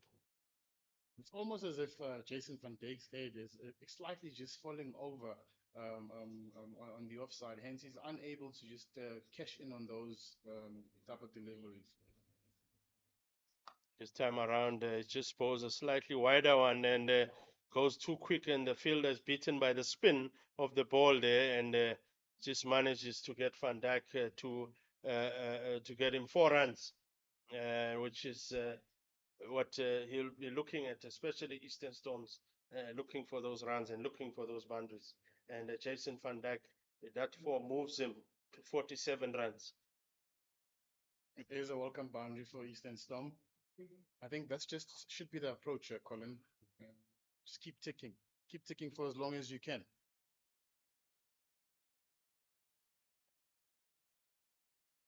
Good response there by Don Khadebe. I mentioned earlier that once Don bowls is slightly wider, you at that pace, you give enough time for the batter to pick it up.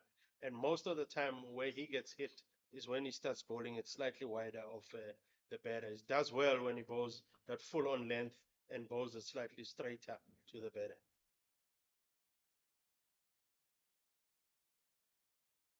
That is a typical example of what I'm talking about in terms of bowling it. Just fuller, allow the batsman to come forward, but straighter. And when he does that, he normally picks up dot balls. I think Jason's exercising patience there is something that just might pay off for the Eastern Storm at this current stage.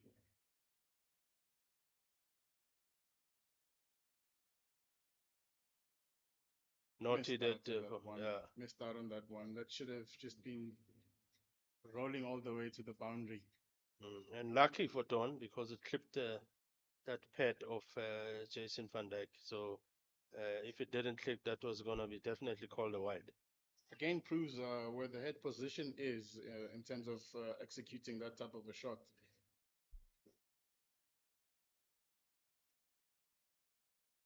This time bowls a full toss to Jason Van Dijk, who doesn't capitalize on it and allows John to finish the over.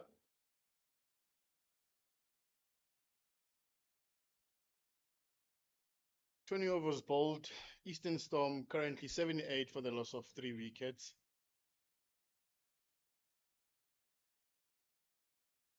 Eastern Storm actually just find themselves in a position, an unhealthy or unfavorable condition, position to be at. But one thing that's promising is this current partnership that's ongoing. These guys just look to take it all the way to the end. Keep hitting those pockets for ones and twos, and waiting for the bowler to actually give you that loose ball and then capitalize on it.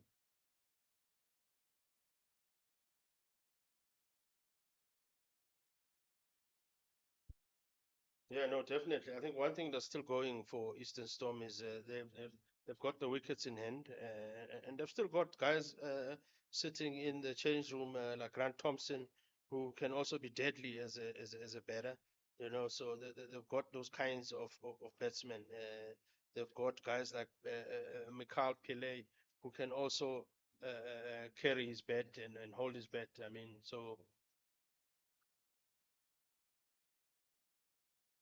that's a nice clip by Pile. A bit of a slip there for Van Dijk, but nothing harmful, nothing to stop him from getting on to the non-striker's end, which was the danger end because that's where the fielder was throwing.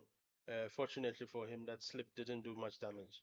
But yeah, as I was saying, that wickets in hand will be helpful for them, and this partnership, as you said, Tapelo, is key for them that they get up to a decent score, and currently they are moving on nicely.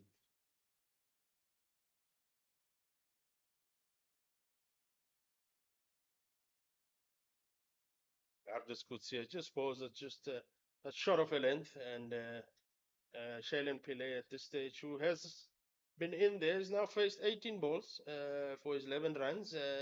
His eye is slowly getting in, and all he needs to be doing at this stage is just picking up those ones and give Jason Van Dijk the strike, and by so doing, he himself will slowly become the anchor as well. And as we mentioned, this partnership would be good for the team.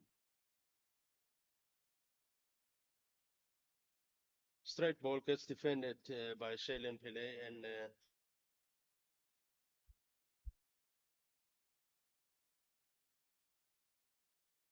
And Coutier just keeps on making it hard for Eastern Storm to actually even rotate the strike. But this is a time where, as batters, you want to keep it simple. You know,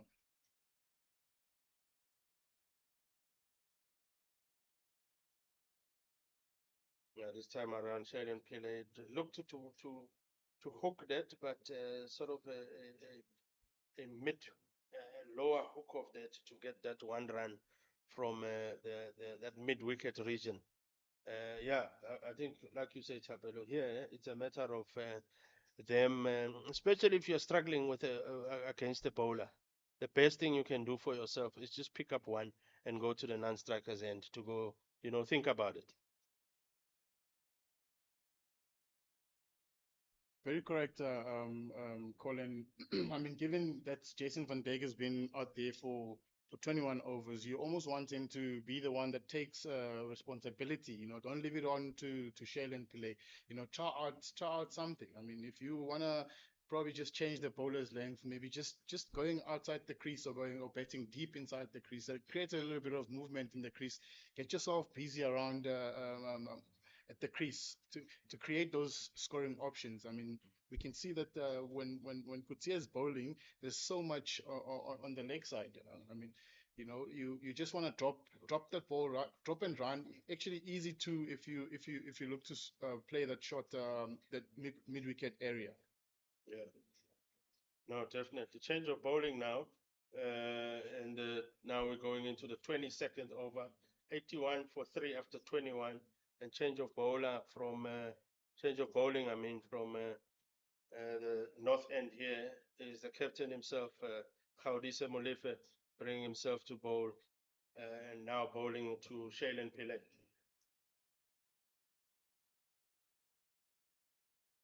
Spain has just been a nightmare for Storm in the last game against SWD, where 8 wickets have fallen to spin. Thomas Kaba and Peko there just cleaning up the middle order. It will be interesting how Eastern Storm approach Gaudisa Molefe.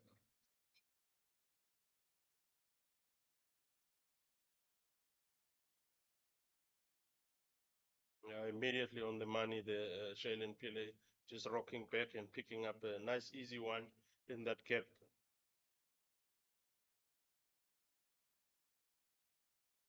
Very good start of the over, getting that single.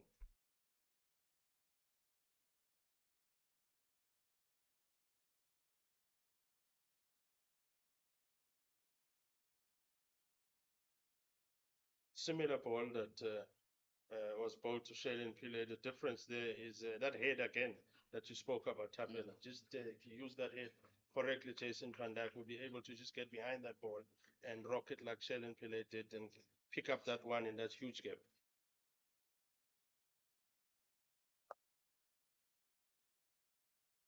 There was an attempt there, but not enough. It was hit straight to the fielder, Alex Pillay, who managed to pick it up or block that one from them running. And Jason Van Dyke should be aware that they need to pick up ones from the spinner. Oh. Yeah, there's the one. Not a comfortable one, but a one.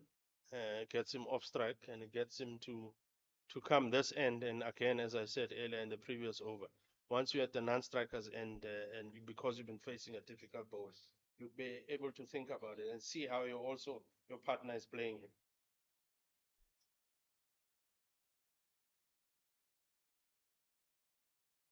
So far, we've only seen two balls faced by Shailene Pillay. Of the two, Shailene Pillay looks more comfortable against Gaudisa Molefe.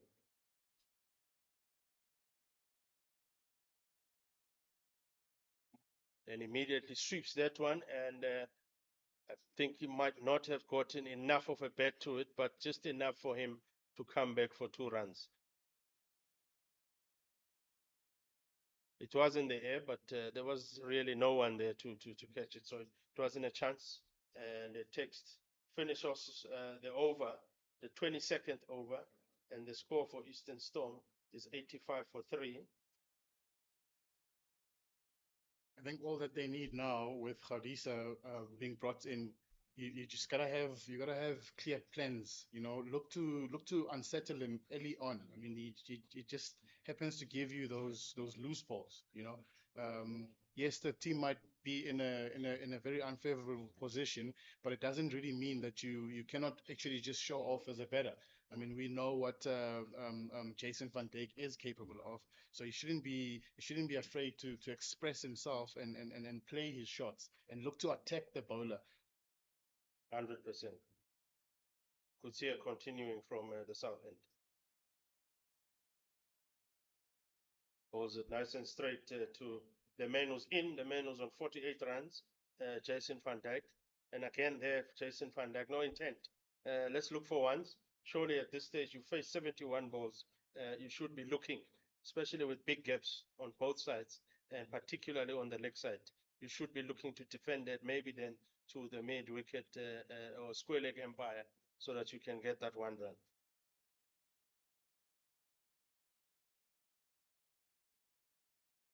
That's more like it. Picks up one and keeping that scoreboard ticking. Those are the kinds of intent that they should be showing, not just wait for your boundary big shots in between when you are facing a good bowler. Respect the fact that he's bowling a good line. Just maybe let's look at taking ones and twos. You know, we always say you just gotta find a way. Bowlers are there to bowl well and pick up wickets. Batters are there to bat. Whatever the situation might be. Oh, Hardes Kutsie beats the bat. Is that an inside edge, Tapelo? Inside edge onto the stumps. Shailene Pillay. Unfortunate dismissal there. But the bowler will celebrate, so as the Impala Limpopo. Very, very unfortunate. I always felt like when they actually playing against pace bowlers, him and Jason Van Dijk, they tend to be too upright. And most of the shots that they were able to connect on the offside are shots that they play on the up, which that is actually very, very difficult for you as a batter to actually get bat on ball and connect the ball as much as you would want to. Very unfortunate for Sheldon Pillay. Coming on to the pitch now is Grant Thompson. Um, doesn't need to be introduced, this one. Very, very, very experienced campaigner. Yeah. I think with this campaign, he's actually sort of used to this type of position because he's more over and above, came in when the team is in this similar situation, and he has just been able to kind of steady the ship for the team and put the team in a very not sort of comfortable position, but in a better position than the team would be in. I think he's played kind of 3-4 innings and coming on to bat with Eastern Storms being in a similar position. Yeah, Grant Thompson, an old horse, great experience. He's been around, has moved around, has played around the country, and you might say that a man that maybe is the right man to come in at this stage. Maybe might just change a bit of the tempo of the game, and maybe that give that extra push to Jason van Dijk in terms of scoring runs, because at this stage, at 3.9 runs and over, you'd feel that it's not really enough. Immediately gets off the mark, Captain Grant Thompson. Really, Eastern Storm are really under pressure here. Credit to Limpopo Impala's bowlers. I think they've really worked very hard to stay disciplined in their lines and lengths, and they get rewarded.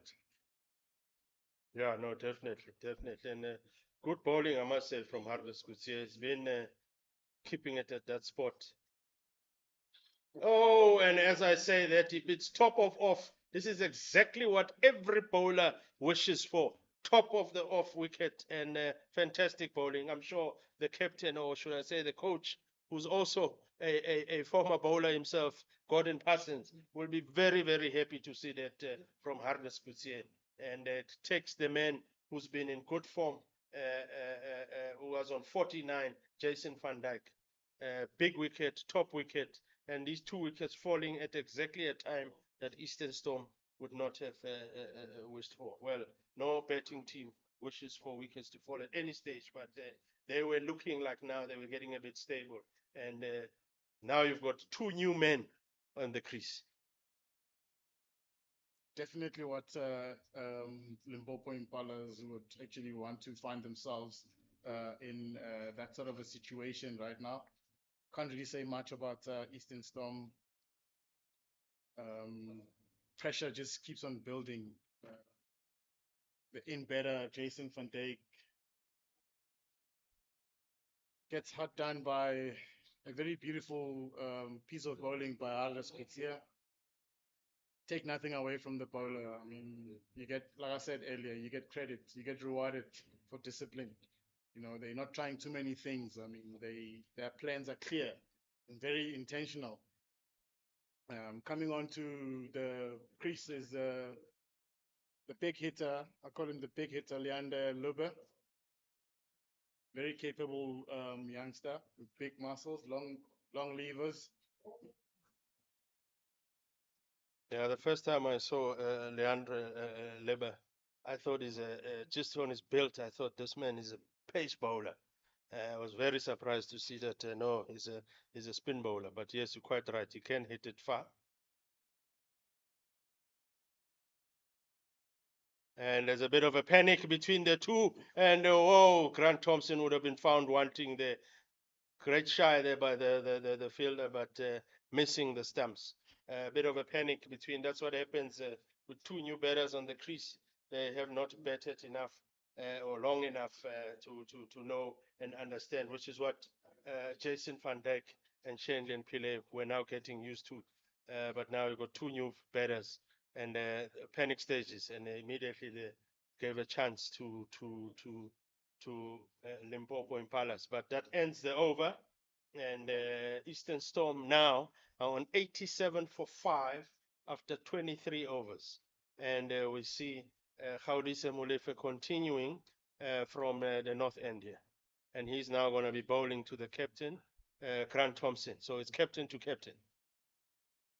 Desperate times here for Eastern Storms. But even in this situation, you still want to be calm. You know, you want to stay calm.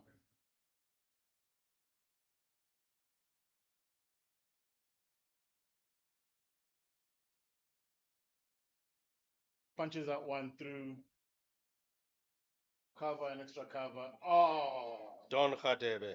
Don Khadebe dived there, and but not enough to save the boundary.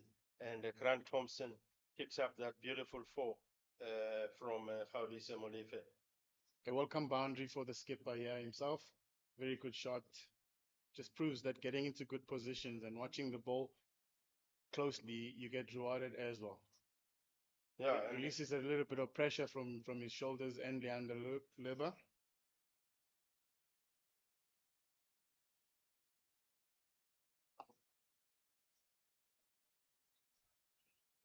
this is what I've been missing, the intent from a batter. I mean, Grant Thompson is showing us there's some intent here.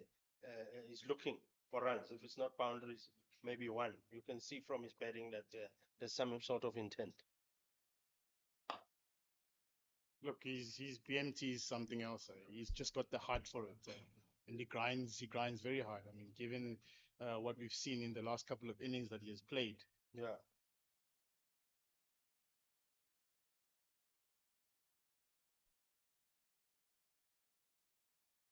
And picks up one there, Grant Thompson on the knee, too few bounces. The fielder does a fantastic job in saving that. It looks like he's injured himself, but just quickly picks it up to throw it before he goes down again. But I think the physio was even luckily for him close by to get to him. The square leg, I mean, the umpire there signaling that they give him attention there, the fielder. Look, you got to give credit to Grant as well. I mean, he's just got in there, but he's showing more intent. I mean, that's the only way to put the bowler off track. I mean, if you're going to let the bowler settle, I mean, the bowling side is just on the, you know, he's on the driving seat. And the more you just allow them to squeeze you and squeeze you, the more the pressure builds. And on the other hand, you keep losing wickets on regular interval. You know what I mean? So kudos to the skip. It will be very interesting to see his approach and Leander, knowing how big of a hitter Leander can be. He can be very, very dangerous at the back end. But at this point in time, you just need two guys to start building on a partnership. You know, almost want to level up a little bit with Limpopo Impalas. Yeah, no, they did well, the fielder, to save that boundary.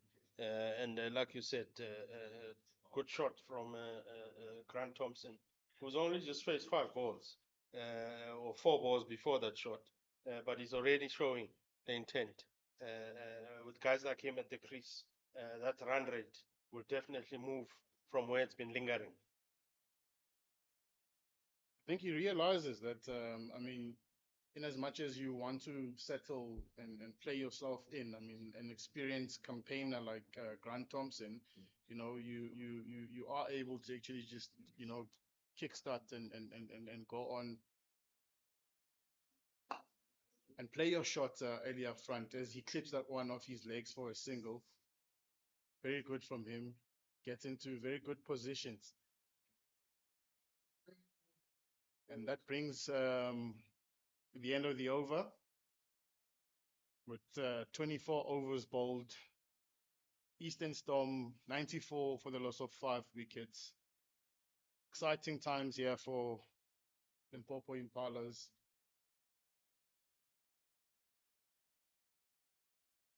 Yeah, Grant Thompson has been this kind of a player. I mean, even during his school days, and I'm talking, when I say school days, for a 36-year-old man, I'm talking many, many years ago. But he was this kind of a batter, even at school level, with intent. Looked at scoring his runs very quick. He went to King Edward the Seventh, and where he played a lot of his cricket before, even though he's from the men from the east. And clips that one for 1 run. They'll be looking for 2 there and immediately calling for 2. Good call by Leandre Leber and a good running from him. Fantastic. That's the awareness that they need. That's the intent that they need in order to put some sort of a decent score on the scoreboard, Tapele. That's exactly what, and this is what I've been missing, and this is what I've been saying. And I didn't see much of this from both Jason van Dijk, who, by the way, scored 49 runs, and Shaylin Pillay, who scored 15. 2 of them being the only 2 batters who managed to get to double figures. This time around, Harris balls it straight and just outside off stump, but nothing hectic for Grant Thompson, who just defends it nice and solidly to the fielder. You can see that the gears have shifted now. I mean, just straight on from just coming onto the pitch. I mean, he's already on gear 3. I mean, that's just what this game is all about, numbers. You know, you can bet for as long as you can, but if there aren't any numbers on the board, then you're not doing any justice to your team. Yeah, no, definitely. I think we're in for a great treat here. Captain's knock.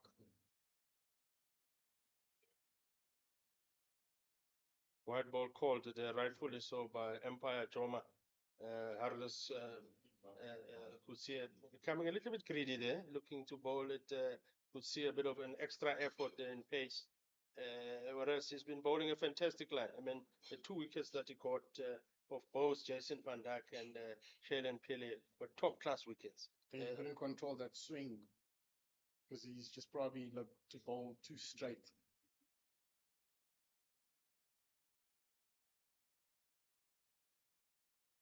That's the line he's been getting, and that one pitching just short of the first slip there. And Harles Kutsia is not impressed at all with that. He would be telling the slip fielders, let's just move 1 up, and you move 1 up, then the other one just goes over your head. And as you can see the Ledwith just showing that maybe I should stand in front of the keeper. But we all know if you field it at slip, that's where they actually come flying, first and second slip.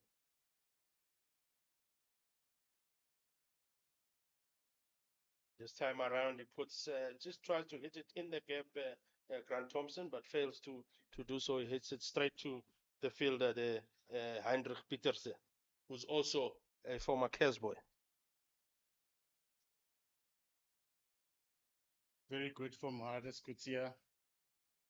I'm sure the captain will ask nothing less from him. It's just you want to see your fielders throwing themselves down on the ground when those opportunities come.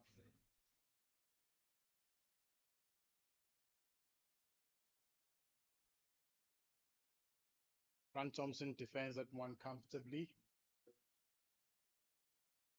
What do you think this now, Tapper, looking at being, this is now the last ball for 25 overs gone, halfway stage. Looking at the score, we normally say, Ranta, once you are at 25, 30 overs, you double the score. It would give you an idea where the team will end up.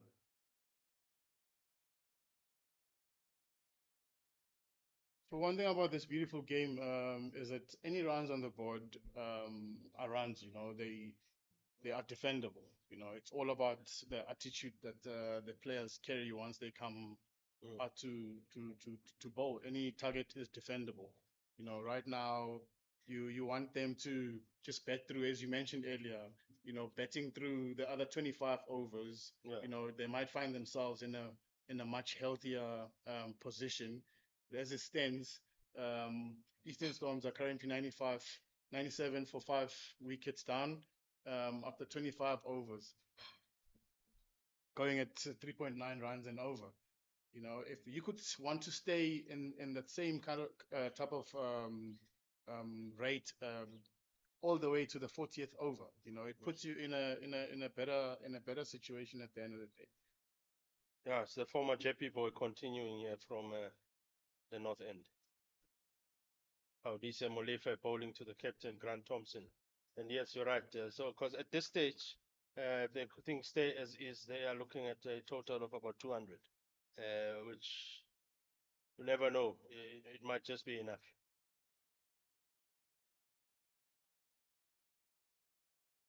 It's on the cuts. I mean, for them going back to the drawing board, they'll probably just see how many singles, ones and twos that they could have just missed out on in and within the 25 overs.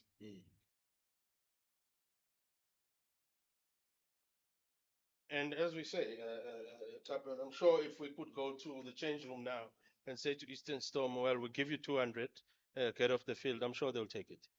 200 is looking like a decent score for them at this stage.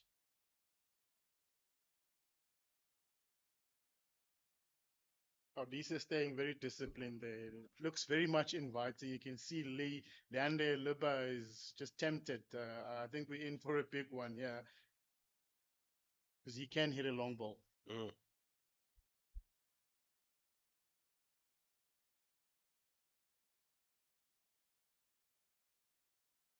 Yeah, just one run there. Good awareness there by Kaudise. He knows that he's about to bowl. He's at the end of his over, and shifting around the field placing, and he knows that a guy like Leber would look for that release shot, especially if you've now faced three dot balls. You're looking for that release shot, which is that region of cow corner and area.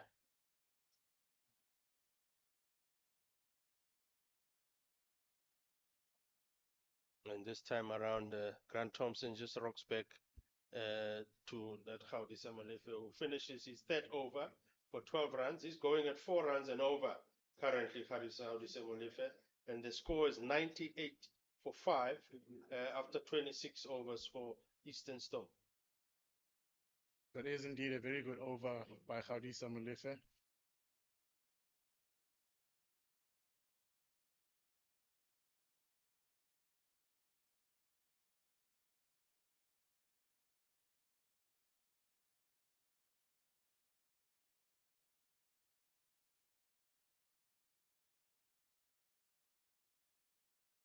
Looks like this bowling change from the south end. They're bringing back the experienced Hawken, who bowled earlier on with the figures of 7 overs, getting 27 runs off with 1 wicket.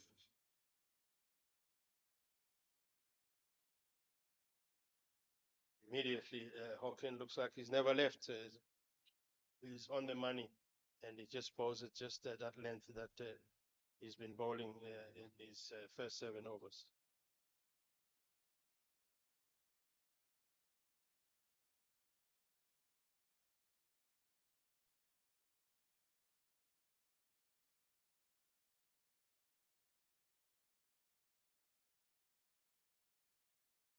And clips one there, Leandra Loba and Don Khadebe chasing and managing to stop one, even though he's creeping and crawling down there, but does the job to save the boundary, and Loba just picks up 2 runs.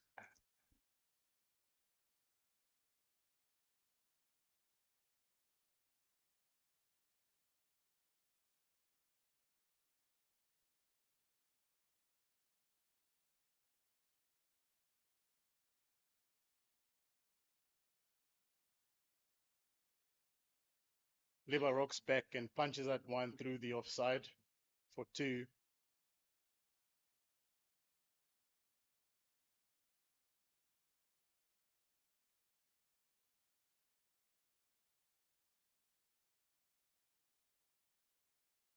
To be very interesting to see what Grant Thompson and Liba are actually planning to do with the remaining couple of overs.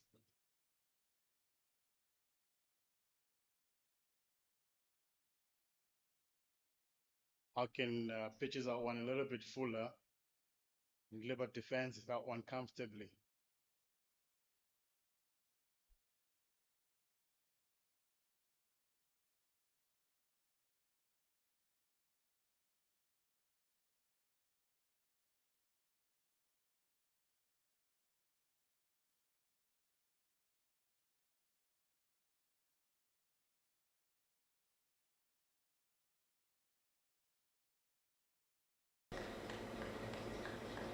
Haken drops that one shot and wide, and Liba guides it down to third man for a single.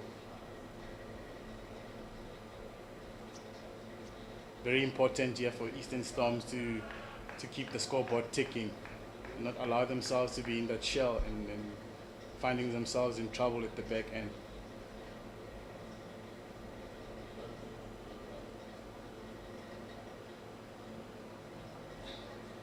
Short and wide, and Grant Thompson comfortably leaves that one to all the way to the keeper. It is the over.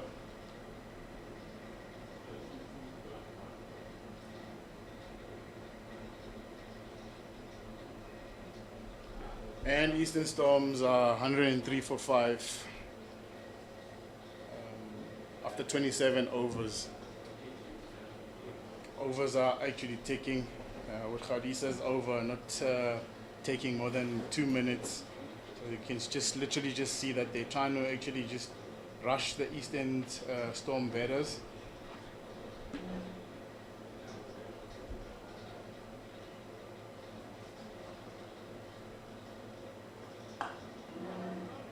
Khawdisa the bowling to Leba. Khawdisa is very experienced, and I know he's been around. He's played for, as I say, originally from JP, born and bred in Bramfisher, from Fisherville, but played in JP, played at the SA under 19.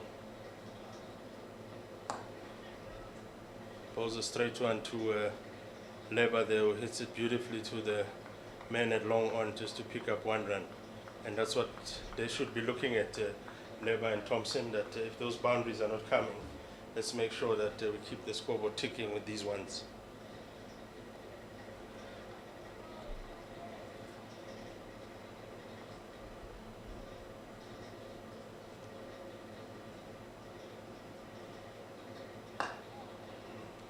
In this sort of a situation, you almost want to have guys like Leandro Leba playing their own game. You know, those couple of boundaries that you can get from him, you know, will actually be a great deal for the team at the end of the innings. Yeah, good shot that by Grant Thompson. He would be looking to come back for 2, but no, it doesn't matter because the ball is gone. He's got enough of the bat on the ball to hit it for a boundary. So fantastic, welcome boundary that by Eastern Storm. This is what they'll be looking at, just to pick up those, get as much boundaries as possible.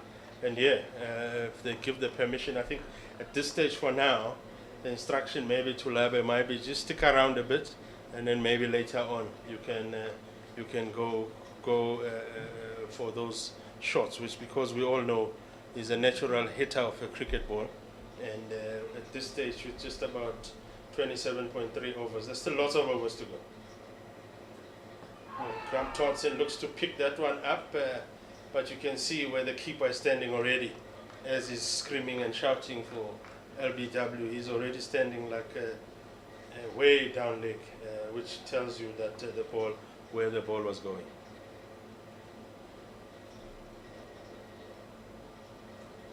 Change in field there, Khadisa.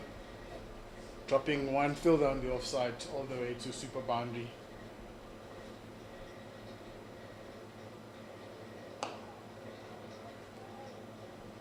Grant Thompson rocks back and punches that one to mid-off for a single. So the thing about Leandro Luba, Colin, is that it's probably, this is the uncomfortable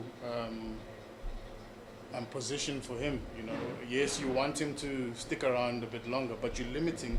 He's probably just limited to his own natural game. So if you're asking him to look, he is a bit struggling to rotate, especially against spin. But 1-2 big shots here would actually boost his confidence and then get the scoreboard ticking on the other end.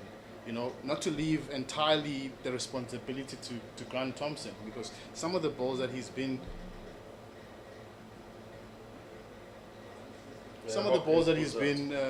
defending are balls that on any other day they're hitting straight over the bowler's head for boundaries. So I don't know whether you encourage batters to kind of go that much way outside of their normal game and lose a wicket, which is not something that's going to benefit the team.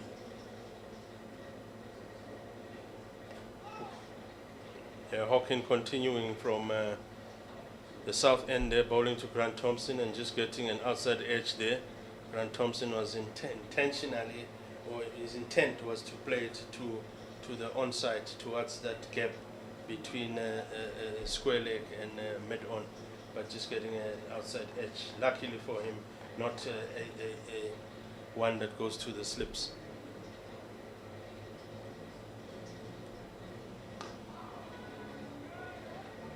Hawking is on his 9th over here, so I think the captain is looking to finish up with him, which might be maybe a bit of something that Eastern Storm should be wary of. That at least later on they'll be without Hawking, and they will then need to get loose, because a guy like Don Khadebe, you still got 5 overs to bowl. Again, Hawking hits that uncomfortable length for the batters. Look, it's been very good to watch Hawking consistently hitting that uncomfortable area and keep getting that outside edge. Unfortunate that he just couldn't get the reward for the disciplined bowling that we've just witnessed.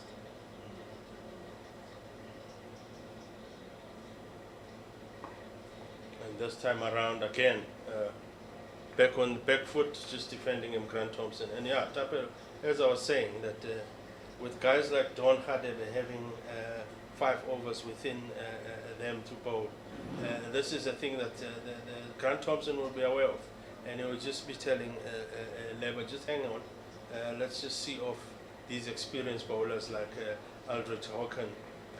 Once he's finished with his 10, these guys definitely will be coming back and we can catch him. And you can see with just the way Grant Thompson is currently playing Hawken, it just shows that if you look at the intent he's got on the other bowlers, here he's just looking to defend him. Let's just see him off. He's about to finish, he's bowling his 9th over, then he'll have 1. And there's guys that were coming back, maybe even though Harvest Kutsia has picked up 3 wickets thus far, being the highest wicket taker in these bowlers that have come through, but they will be the guys that they're eyeing, Don Khadebe particularly. Back foot punches that one down to third man region for a single. And that brings the end of the over for the experienced Eldred Hawken, which now leaves Storm with 110 runs for the loss of 5 wickets after 29 overs.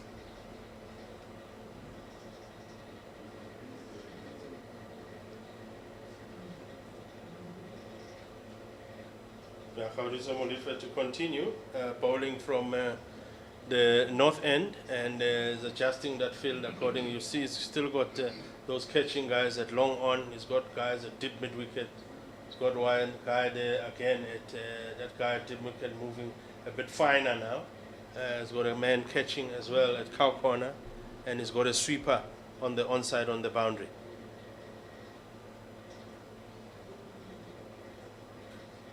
And Grant Thompson hits it straight to that fielder at long on to just pick up 1.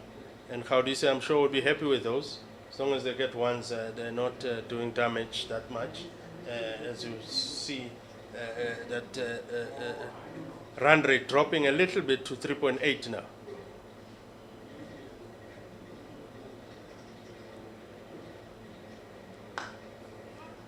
Labour doing exactly what the captain also did the previous ball, hitting it straight to Khadebe at long on to pick up 1. Fumbled it a little bit, Don Khadebe, but nothing alarming or nothing allowing the Eastern Storm men to come back for the 2nd run.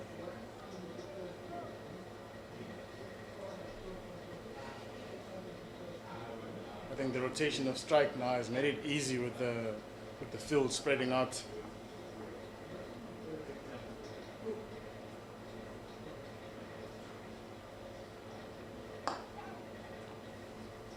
Easy game here, easy game. Gaudisa Molife, the batters, and Don Khadebe. The rest can go drink tea, because it looks like it's just between the 3 guys. The bowler bowls, Gaudise Molefe to the batters, and the batters are hitting it straight to long on. I think this also type of field placing also kind of releases a bit of pressure to the batters, because you know you've got a definite single if you look to it down mid off. It's not asking you to do anything out of the ordinary.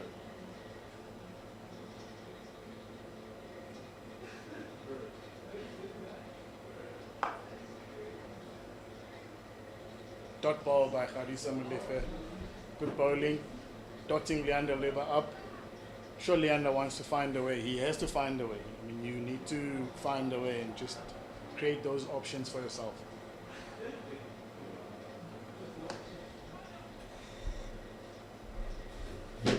Yeah, this time around, Leber hits it differently now. Hits it to that man now at sweeper to get him the 1 run that is looking at so far this over, going at 1 run and a ball, which is also healthy for Eastern Storm, because at least if you're not getting boundaries, you're getting ones.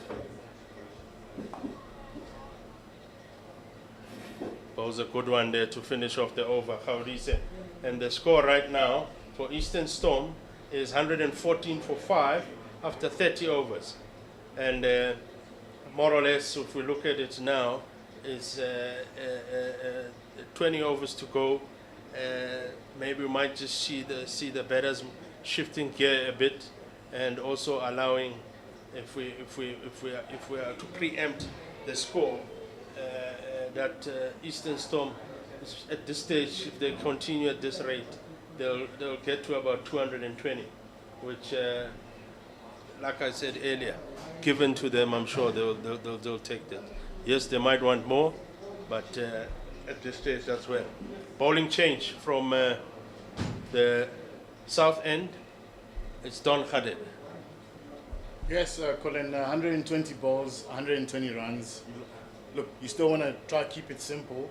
120 balls, 120 runs takes the score to 234, which is something that Eastern Storm can work with. You know, you ought to get that bad ball, that boundary ball, and the longer they stay towards the end, they can start freeing their arms and everything like that.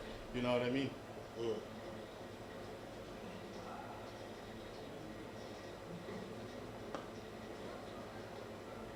Immediately, Don Khadebe opens with a slightly shorter one, but straighter this time. He's had the tendency of bowling short and wide, and that's when he gets punished. But this one was just slightly short, but not that short, and went straight into, was bowled straight, I mean, to Leber. And we will see now what is the intent with Don Khadebe for the 2 batsmen, if this is the man that they will be looking to get some runs for.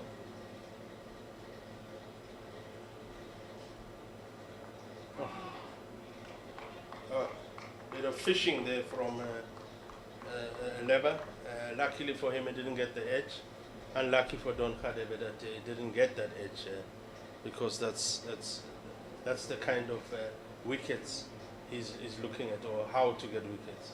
It's just to get that outside edge with that military medium pace, just drawing the batter forward on that front foot and making him look.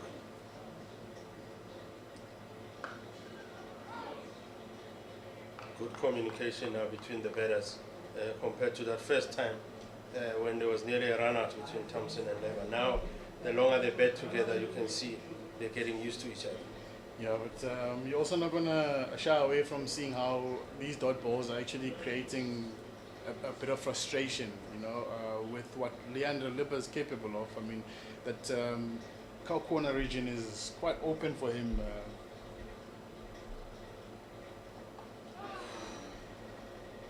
Don Khadebe drops that one short and wide. Leber doesn't get hold of that quite comfortably, but will get a single, which will add on to the total of Eastern Storm. Yeah, cutting that one. That's the ball that I was saying about Don Khadebe. That short and wide, that's when they look to capitalize and hit him hard. So he needs to stay away from those kinds of bowling.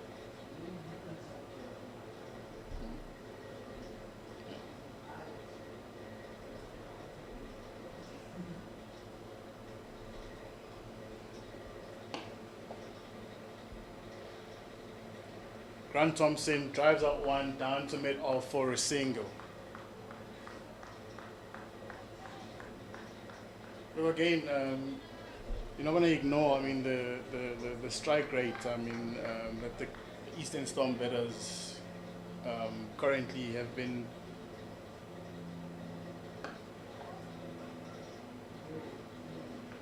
at the rate that they've been going, you know. We just have not seen anyone striking the ball at 100, at a runner ball, you know, which often makes it difficult for the batting side to actually have healthy runs on board if you're not going to have a player of that sort of a caliber. But actually, looking at the lineup, the likes of Leander Lipper, those are the guys that can strike the ball. He can strike the ball at 200, 150 at most. You know, he's capable of doing that. So, but right now, you can see that he's just inside that shell where when does he pull the trigger? When is he looking to actually pull the trigger? You know, because the deeper he bats, I mean, the more the team gets to be in trouble. Sure. You know, a typical Leander Luba with 20 balls, you expect him to be around about 40. Now, how is bowling continuing here from the north end and bowling to the captain? Opens with the dot there, which are crucial at this stage, those dot balls. Some bit of 10 there as well.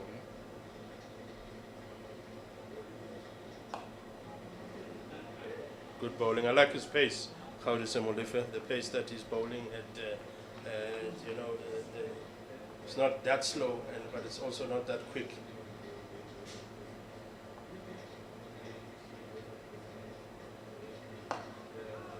Pushing it nicely now and bowling it straight to Grant Thompson, who hits it straight to that fielder at mid-on. Very, very smart bowling here by Khaudisa Molife, not giving away any sort of room to the batters.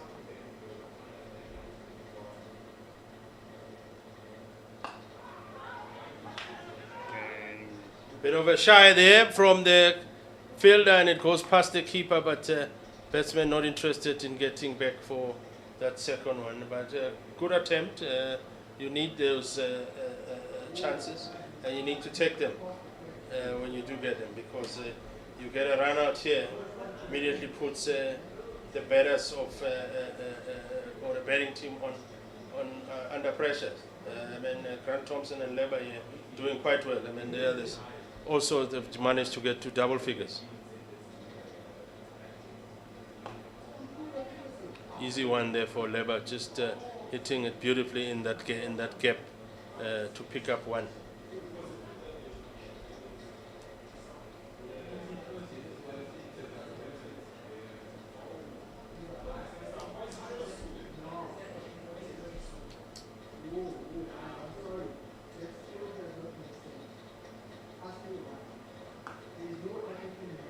Grant Thompson hitting it straight to the fielder there.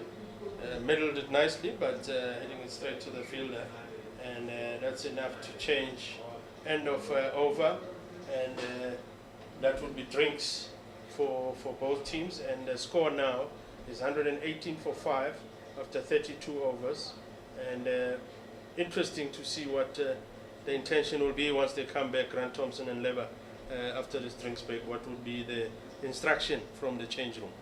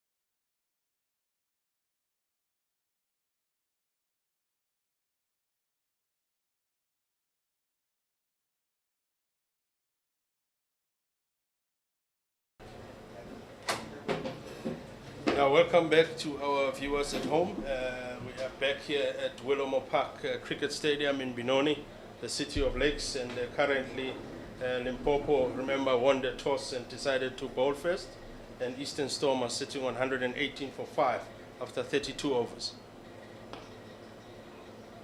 And it's Don Khadebe continuing from the south end bowling to Leba, who's now sitting on 12 runs after 23 balls, and will be interesting to see, Tapelo, what is the instruction from the change room to the two batters to say, okay, now we've got so many overs remaining, we've got 5 sticks in hand, how do we now go about navigating our way through to a total or a decent total that we can be confident to defend as Eastern Storm, and also vice versa, what Limpopo's instruction would have been.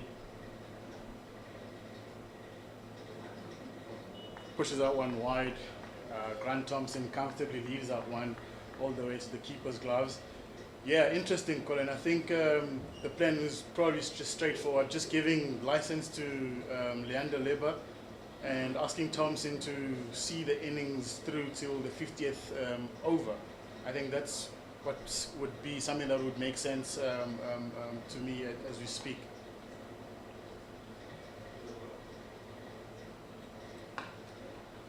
Drops it short, and Grant Thompson jumps on that one for no run. Look, we're not going to also just shy away from Limpopo's last game against Mpumalanga. I mean, Limpopo were bowled out for 175, and finding Mpumalanga Rhinos winning by 7 wickets. So hence I said to you, any total here is a total. Don Khadebe bowling it straight to Grant Thompson. Good reaction, reflective reactions there by Gaudisa Molefe, because it didn't bounce nicely. That if it was anyone else, I can tell you, if it was me there, it was totally going to hit me in the face. But good reflective reactions from the young man, Gaudisa, to save himself, firstly, from getting hit by a ball. This time on Laba, you can see that Laba is lining up Tapelo. That's why you're sitting with me here up in the commentary box, Colin. Let the youngsters do what they do best, and then you also carry on doing what you do best. But like I said, I mean, you can see Laba's intentions to just want to hit Don as far as Willowmoore High School. Oh, he has a nick at that, he has a go at that, and misses it, misses that outside edge. Luckily for him, because if that had caught just that little edge, it would have gone down for a boundary. And it finishes the over for, that would have gone straight into the keeper's hands. But that finishes the over for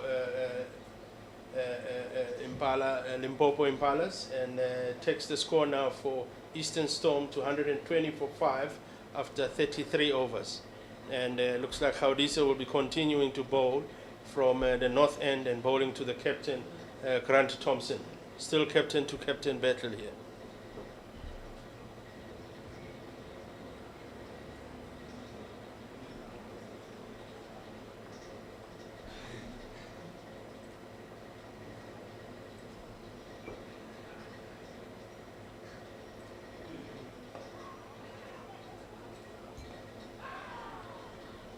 A bit of a shy there, but fortunately Grant Thompson made it home.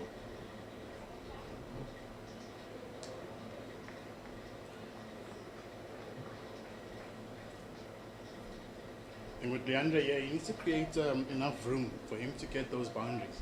You know, look to go for his hitting areas.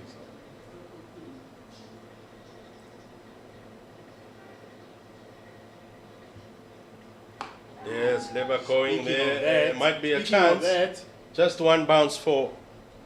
Welcome boundary there for Eastern Storm, and that's what you've been talking about, Tapelo, that you know that Vian Leba could be a big hitter, and that maybe could be the instruction from the change room to say, okay, gents, maybe one of you needs to go for it, and the man maybe that could have been chosen for that because he's capable, because he can hit it hard and hit it far, is Vian Leba, Leandro Leba, and welcome boundary that.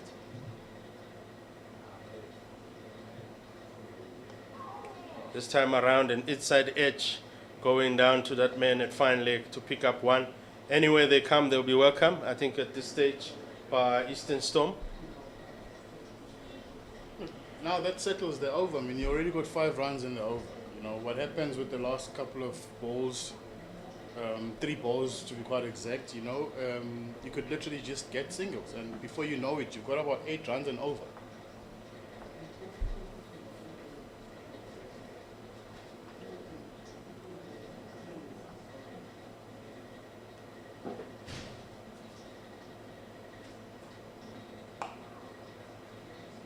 Similar to Grant Thompson, giving him no room. Plays that one straight to cover.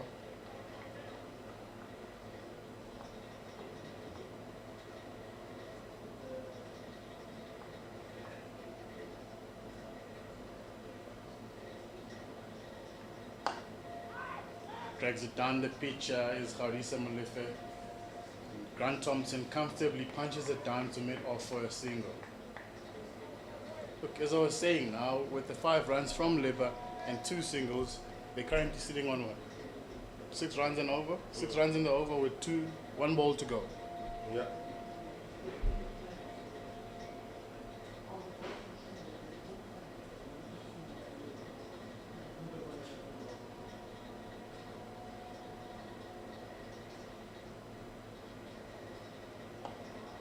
Yeah, good bowling there from Khaurisa. Just picking up maybe the awareness in terms of the game, and just picking up that these 2 batters are looking to release, and just pushing that one a bit flatter and quicker to Leba, and to finish off his over, to finish off his 7th over. That's gone now currently for 31 runs, and the score for Eastern Storm is 127 for 5 after 34 overs. Change of bowling in the south end. Now we see Jesse James coming back. Had a very good first spell this year, Jesse James. Bowling 5 overs and picking up only 1 scalp for 14 runs. It was very challenging for him to come back and bowling to the experienced Grant Thompson and the big hitter Leandre Liba.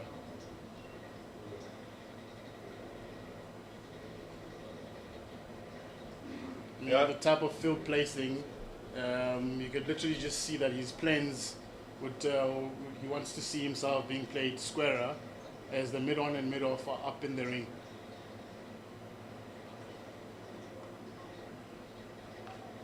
Nicked off there nicely by Grant Thompson, who's looking for 2, but wisely so, Leandre Liba says no to the captain. Because that would have been a huge run out. It would have been found wanting. Very, very optimistic is Grant Thompson there.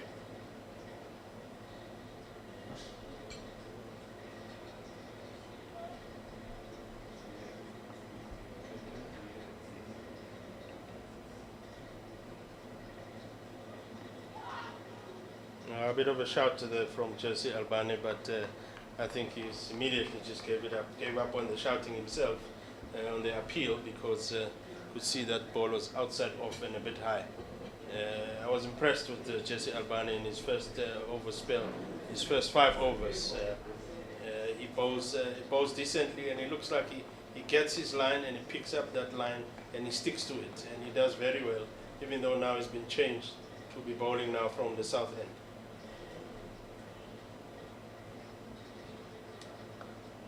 Bowls one. Just Grant Thompson played that shot earlier on, and Leandre Liba does the same, just to nick it down to that man at 3rd man to run for 1 run. So the instruction is clear from the change room. We need to be keeping the scoreboard ticking. If boundaries are not coming, let's get our 1s and 2s going.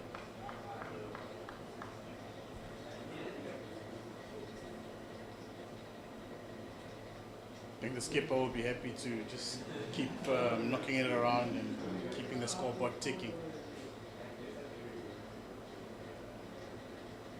Oh, this one a bit naughty from Jesse Albani, because that one a bit greedy, looking to bowl it much quicker, and you could see it's his effort ball, and it went down leg, and that's not what you want today. You don't want to be giving away easy runs.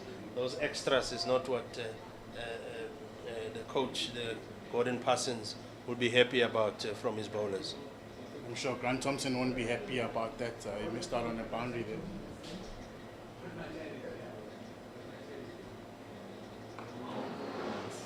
Well bowled and well played by Grant Thompson.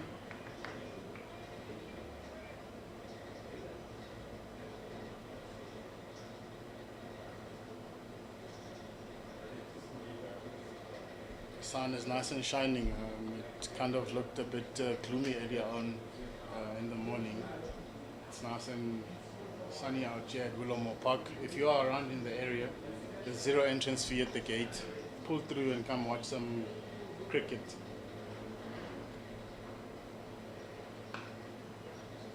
Backfoot drives that one, Grant Thompson through the covers for a single.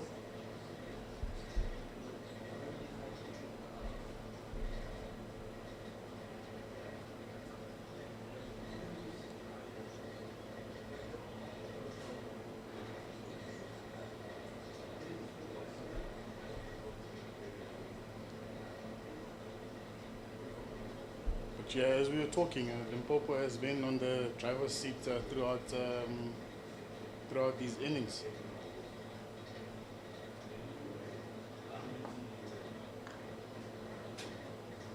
Plays out one off the hip is Leander Luba for a single.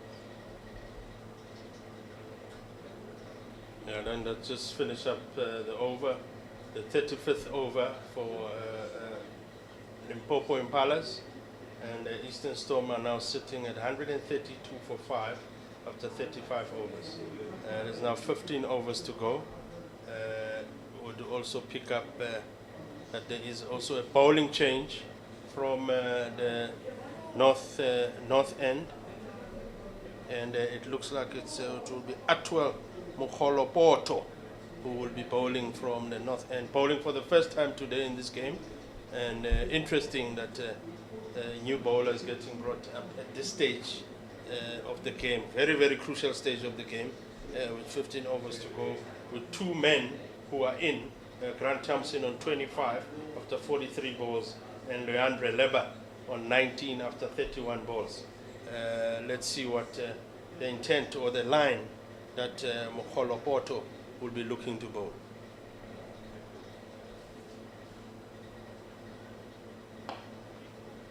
Leander Leber drives that one down to the offside, long off for a single.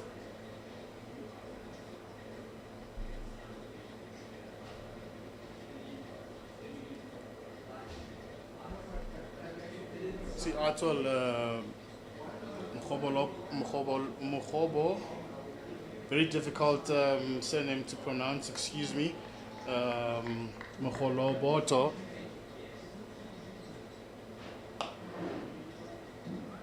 Coming around the wickets for Leander Leber and back over the wickets to Grant Thompson, as Grant Thompson drives that one down to long off for a single.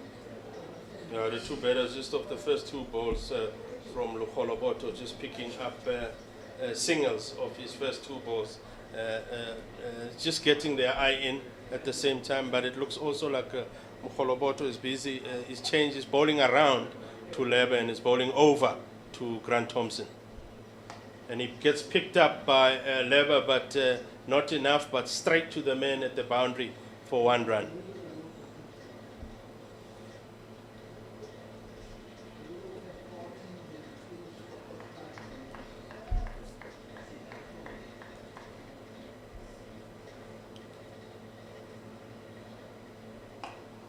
Grant Thompson, this is the first ball that is a dot ball from Mokgolopoto.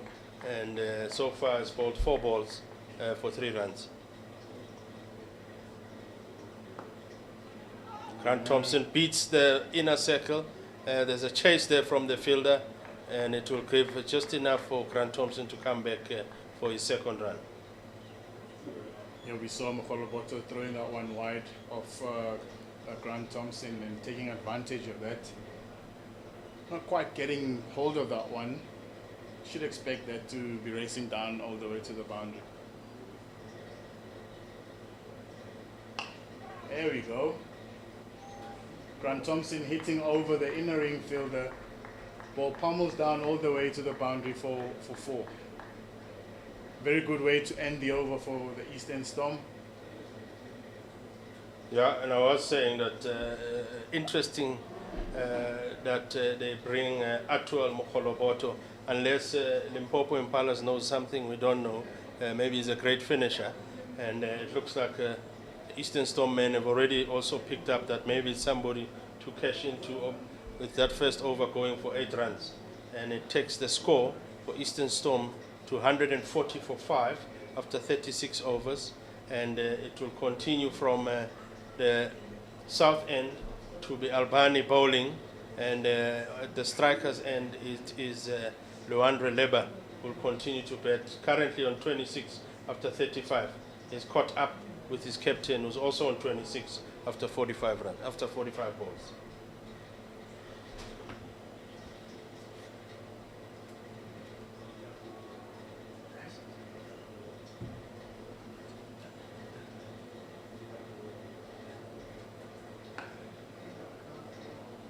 Bowls back off a land, there's Jesse James. Leander Leba defends that one comfortably for no run.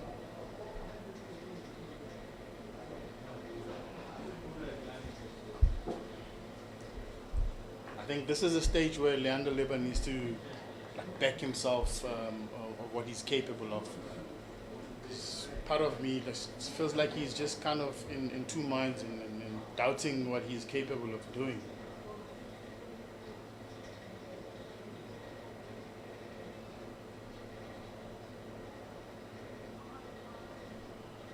Jesse James drops that one down leg. Empire Jomo calls it a wide. An extra run for Eastern Storm. Joma is the Empire, excuse me. Yeah, they wouldn't mind now, Eastern Storm, they wouldn't mind how they come. For them, it's runs on the board and gives them a decent total to put up there and maybe defend later on. Bowls one is slightly short and wide. Great fielding there from the fielder there, Mokoloboto, doing a fantastic job to save what could have been a boundary there. I think you almost see the complacency that's gone into the Limpopo Impalas, you know, and the position that they were in. You know, you want to finish strong. You know, not let Eastern Storm get away from the box that you've kept them on for the long period of the game.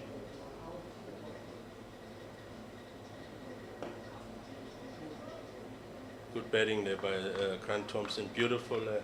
As cricket lovers, they will tell you that an on drive is one of the most difficult cricket shots to play.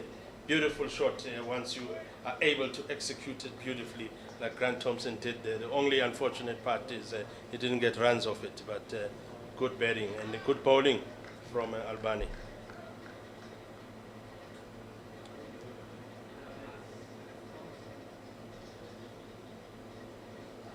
Short and wide, and Grant Thompson cuts it for 1 to that fielder at the boundary.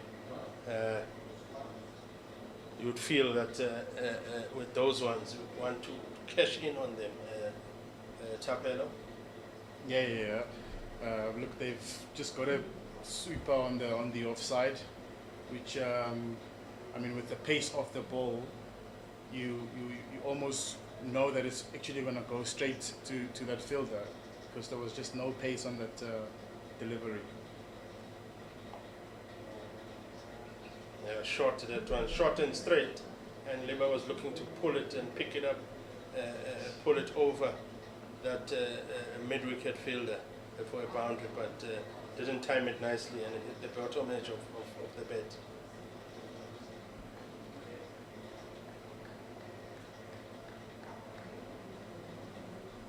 You spoke about the field looking fantastic today, Tapelo. The ground staff has done a fantastic job here. Looks nice and green. Lovely weather as well. It started a bit gloomy, as you said, but beautiful day to come out with family and come watch some good cricket.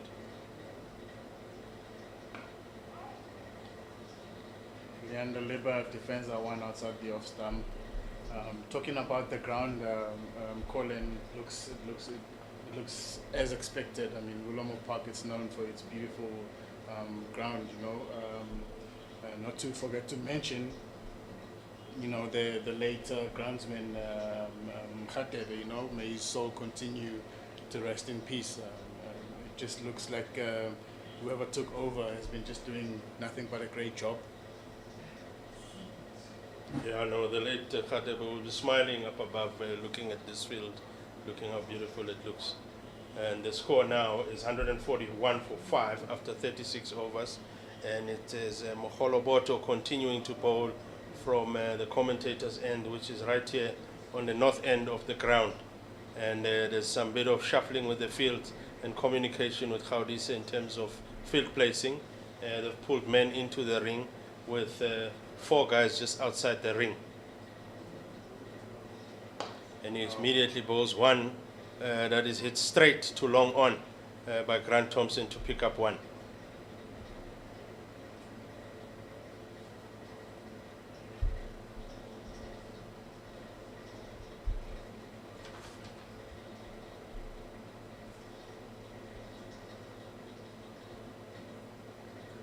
Mokgoloboto now bowling to Leandre Lebe, who just nudges it down to that area of towards that region of third man, but there's no third man, there's just a man on the ring who's, if you could call it, because it's not at gully, but he's in the ring to save those ones. And now it hits it straight to the captain, who does a fantastic job in fielding that no-run net. Mokgoloboto so far looks like he's picking up his lines at Tapelo now. Yeah, very much so. Trying to bottle them up as much as he can.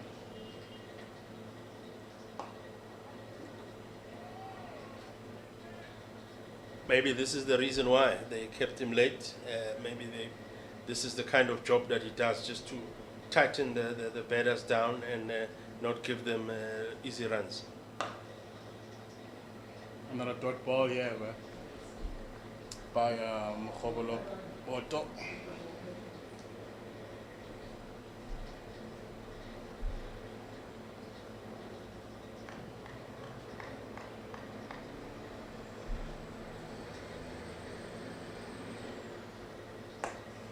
Mokgoloboto to Grant Thompson, drives that one down to mid-off for a single.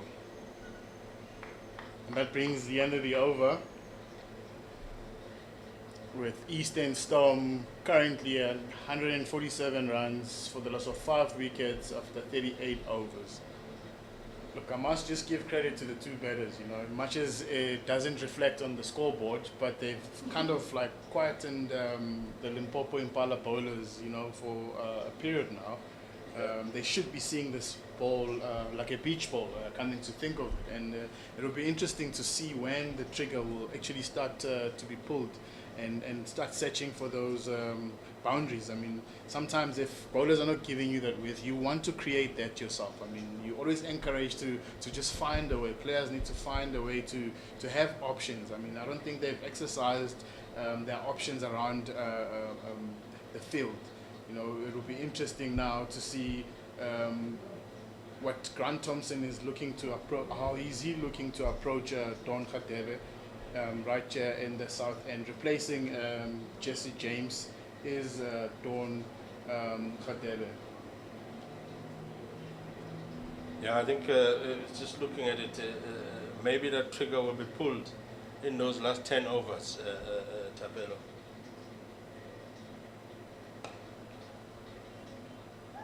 Don Khatebe, they're bowling to Grant Thompson, who picks up 1, because there is that gap in the cover region with those 2 fielders in that ring, in that area, having that huge gap in between them is the sweeper at the boundary. So they've faced enough. I mean, Grant Thompson has now faced 55 balls, and Leandre Lebe has now faced 38 balls. So there's no doubt that their eye is in.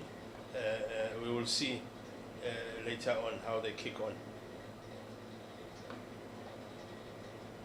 He does exactly the same thing, really? And they pick up good awareness from the 2 batters, who then immediately pick up that Kaudisa Molefe is doing some dirty work there in terms of not concentrating on the game. They managed to pick up the second run, which is fantastic. That's exactly what you want. Good awareness, good experience, and Grant Thompson is that old horse who's got that experience and will pick up those kind of situations.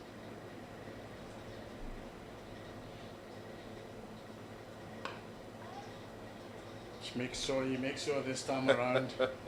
That was very sloppy and unacceptable from the skipper himself. Doesn't really encourage the bowler.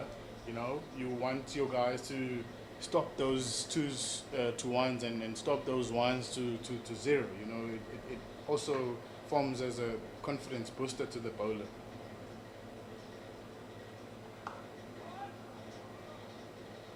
Yeah, and we can imagine if you're Don Khadebe, you can't really come hard on the captain because he might just pull you off the bowling. So you are caught in two situations here where you are very disappointed with the captain, but you can't express it. But yeah, Don Khadebe doing well so far. Has bowled 7.4 overs thus far.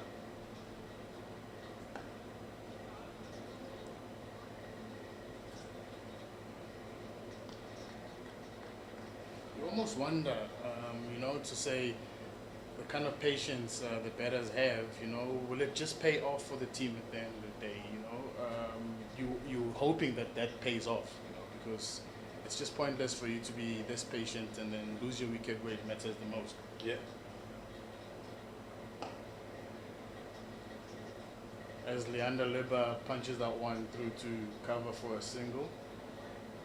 But at this stage, singles are not enough, Colin. You want that odd boundary. You got to create that. If it's not there, you got to create that. I mean, move around the crease, change the bowler's length. You know, create the type of length that you want for yourself. Make life easy for yourself. I don't know whether the guys are just, you know, tired of thinking. Or it's just the fear of failure or anything. 151 for 5 of the 38 overs. 39 overs. Beg my pardon.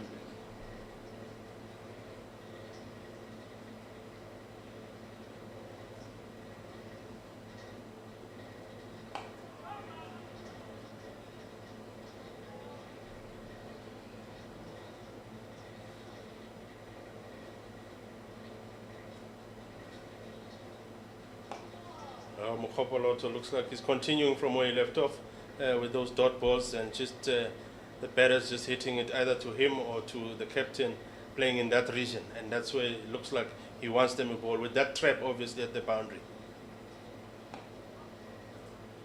This time around Leber manages to beat the skip and they're coming around for the second one, and maybe, just maybe, the captain could have been found wanting there, but if it was a direct hit, but fortunately it wasn't, and they managed to come back for 2 runs.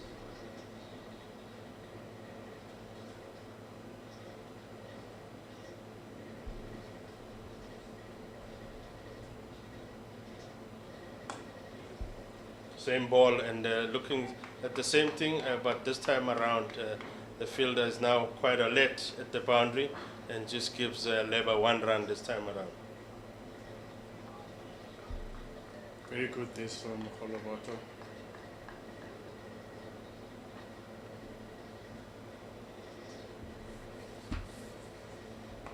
Oh, beautiful. Good thinking for Willowmoore. Doing some good work here. It shows that he's a good thinking young bowler.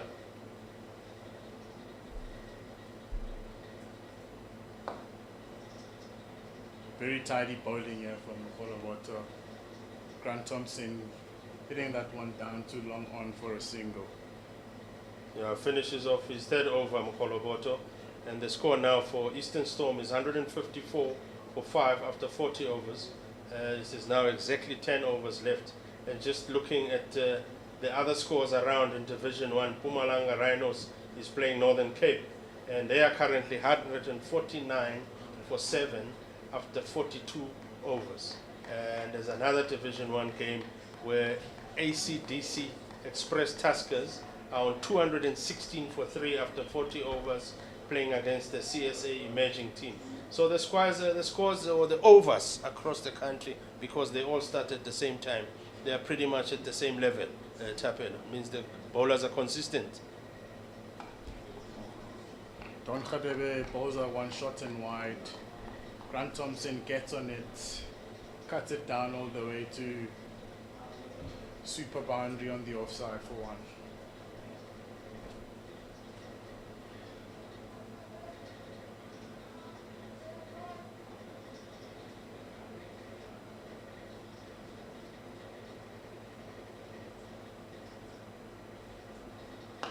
This time he bowls it straight, Don Khadebe, which is where I feel his business is at. Once he bowls it short and wide with that pace, that's where he gets punished. So he must look to not bowl there as much as possible and just stick to that line, because once he bowls it straight and a bit fuller, it looks like it's a bit difficult to get hold of. Leander Luba guides that one down to third man for a single.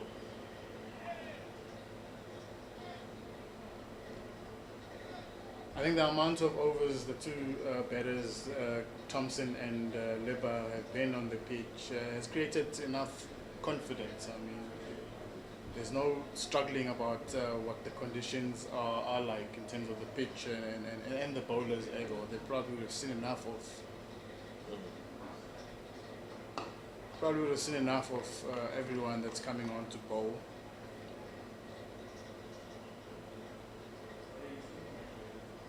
Yeah, no, 100%, Tapelo. They should sort of have some sort of a game plan now in terms of how to attack the different bowlers, taking into consideration that it's after this there'll be 9 overs to go, and you're still on 157 odd.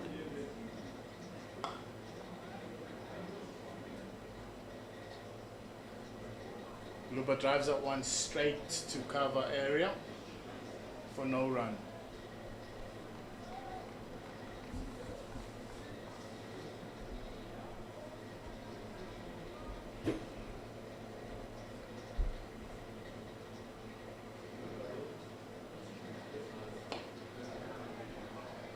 Drives that one straight back to Don. Don stops that one for no run.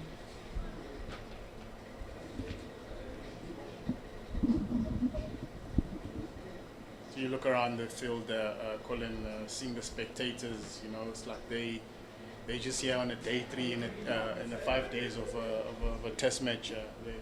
As you look around there, some of them are literally just not being entertained and kind of like falling asleep. Yeah. You know, you want to also just kind of hear spectators clapping hands every now and then, as this is white ball cricket, you know, where it needs to be full of entertainment. But at this stage, Limpopo is giving Easterns quite a tough time. As Mokgoloboto continues to Grant Thompson, very good fielding there by the skipper Molefe.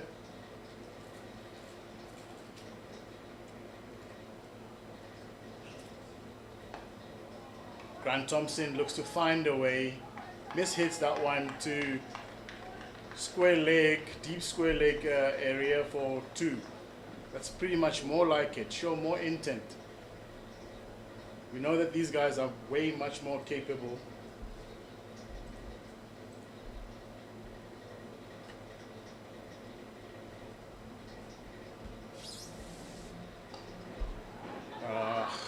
Advances down the track is Grant Thompson, edges that one to the 45 area, almost gets himself into trouble. Leandro Liba sends him back. Yeah, rightfully so. Good call that by Leandro Liba. Gets down on one knee, Grant Thompson, plays that one to deep backward square leg for a single.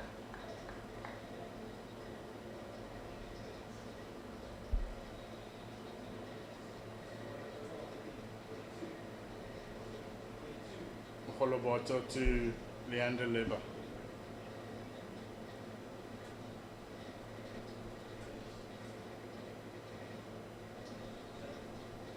Oh, good pickup there by Leandre Leba. Leandre Leba at his best.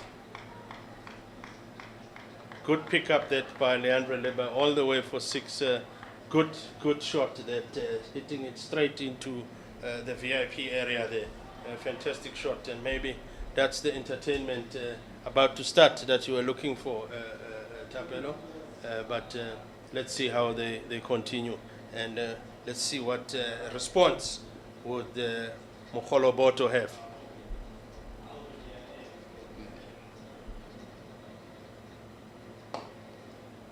Good response there by Mokgoloboto, bowling it straight and full to the fielder to finish off. To Leba to finish off the over, and now the intention from the captain will be interesting. Now that he seems to be still continuing and backing the bowler there from the south end, who's Don Khadebe, who's not has been having a bad day. He's been bowling quite nicely, Don Khadebe, and has now got 2 more overs left. In his first 8 overs, he's bowled, he's gone for 24 runs. No wickets yet, but 3 runs and over. You can't complain as a captain, Tapelo. He's doing the job. If you're not getting the wickets, let's deprive them of the runs. And this is exactly what Don Khadebe has been doing. Very economical there, this Don Khadebe.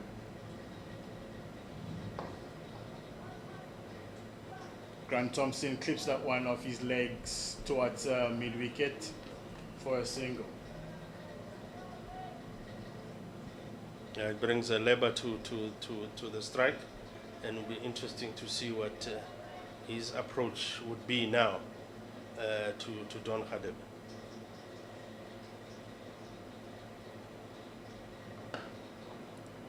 Hits it on the ground. A good dive there by Khawdisa to save a little bit, but they're looking for the second one, and they make it nice and comfortable, Leba. Good cricket there. Good attempt by the fielder there to slow it down, that ball, and allow the fielder, Heinrich Peters, to come around to pick it up. You can actually almost see the effort in terms of the fielders. Like it's just also kind of telling you that they've got nothing to play for. You know, I mean, looking at how sloppy the fielding has been.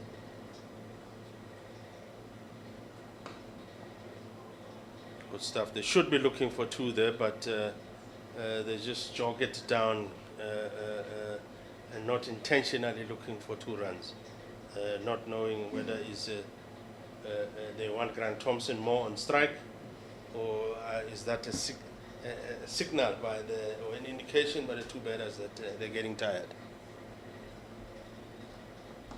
Grant Thompson hits it straight to the bowler there, Mokgoloboto, who picks it up nicely and throws it back to the keeper. So dot balls are quite crucial, and Don Khadebe will appreciate those. At this stage, dot balls are like gold, because what they do, they just create extra pressure on the batter, because now he feels he needs to get one. Just like that, you could see that now because of that dot ball, he feels that he needs to hit the next one. And he didn't get enough of a bat, but just enough to get 2 runs.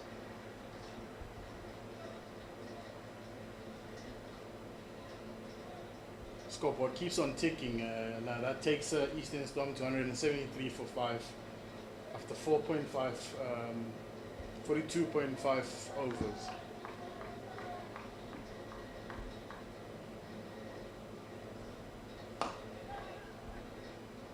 Good shot that by Grant Thompson. They should be looking for the second one, and they are going to get the second one. I was going to say that's very, very poor if they didn't look to come back for the second one. You have to be positive at this stage and look for runs as much as possible and as they come. And that finishes the 43rd over by Limpopo Impalas, and the Eastern Storm are now sitting at 175 for 3, with Grant Thompson and Lebe going on their business. Grant Thompson at 47 runs now from 67 balls, and Leandre Lebe on 39 runs from 55 balls. Both men, I'm sure, would want to still stick around and be there. In fact, one of them, if anything, needs to be there all the way and take the team all the way to the 50th over.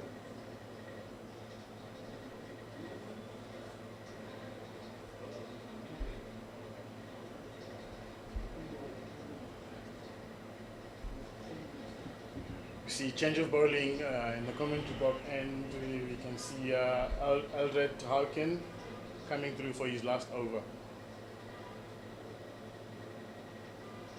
Starts off with a very, very wide-ish ball.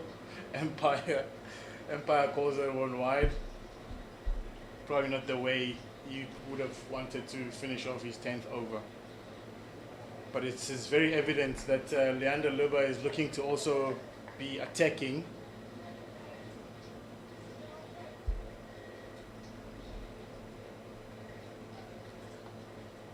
Leander Luba guides that one down to third man, pushes hard, looking for the second run, and completes the second run successfully. Well done, good running here from the gents. Yeah, no, I think Gaudisa would also be aware now that they need to tighten up as Limpopo. Just make sure that, because they've been, most of this game, they've been on a driving seat, they've been controlling the tempo of this game. So they would want to finish with something, because they also know what is a decent score that they want to be chasing. Lebe just hacks that one down to the ground and back to the wicket keeper there for no run. Hawking looking to finish off strong here.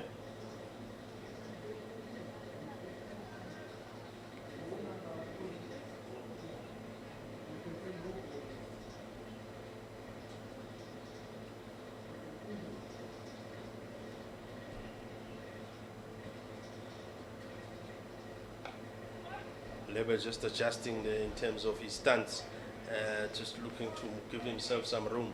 But Hawking picked it up earlier and bowled it slightly away, and no run there from that ball.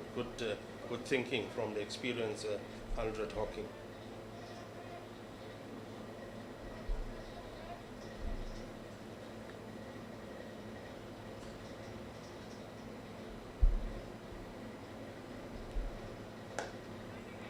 Good stuff there. Moholoboto is gonna, no, he's not gonna have a shy.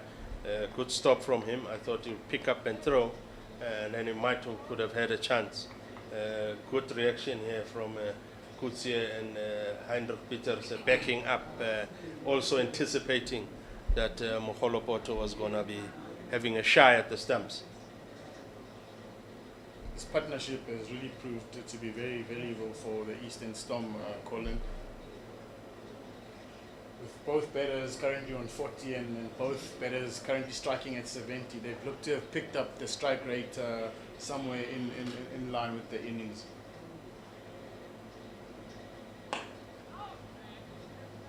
Hawken to Thompson, looks to drive that towards cover. A very loud shout from Grant Thompson, not very happy with that. Knows he could have done better given the stage of the game.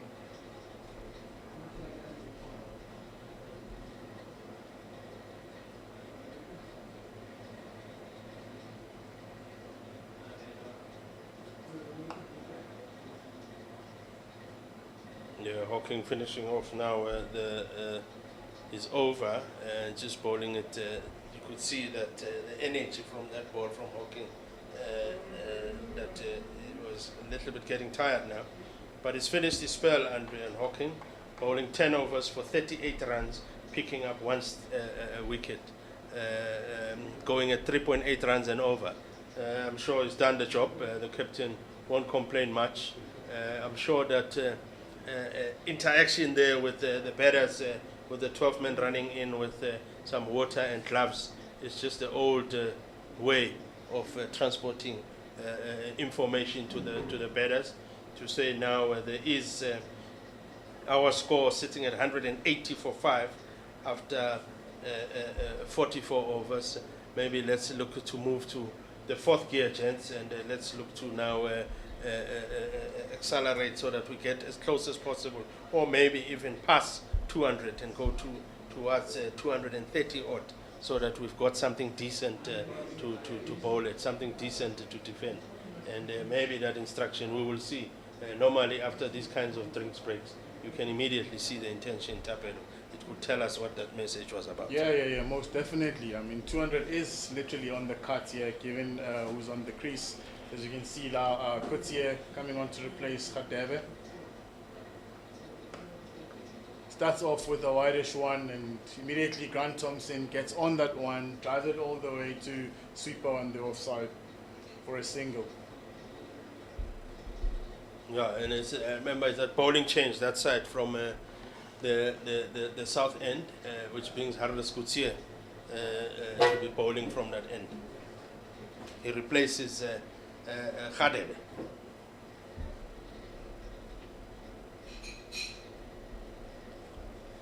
Swing and a miss from Leander Leber. If he had just connected that ball would still probably be traveling. Because he can hit it hard. Very, very capable, this youngster. Very, very strong. But Hardas Coetzee will take the dot ball. The intention was clear there from Leber. He wanted to hit it back to Carnival City or something, Tapelo, but the time calls for it, though. This time of the inning calls for those big shots. It calls for Leandro Leber to be releasing those big shots.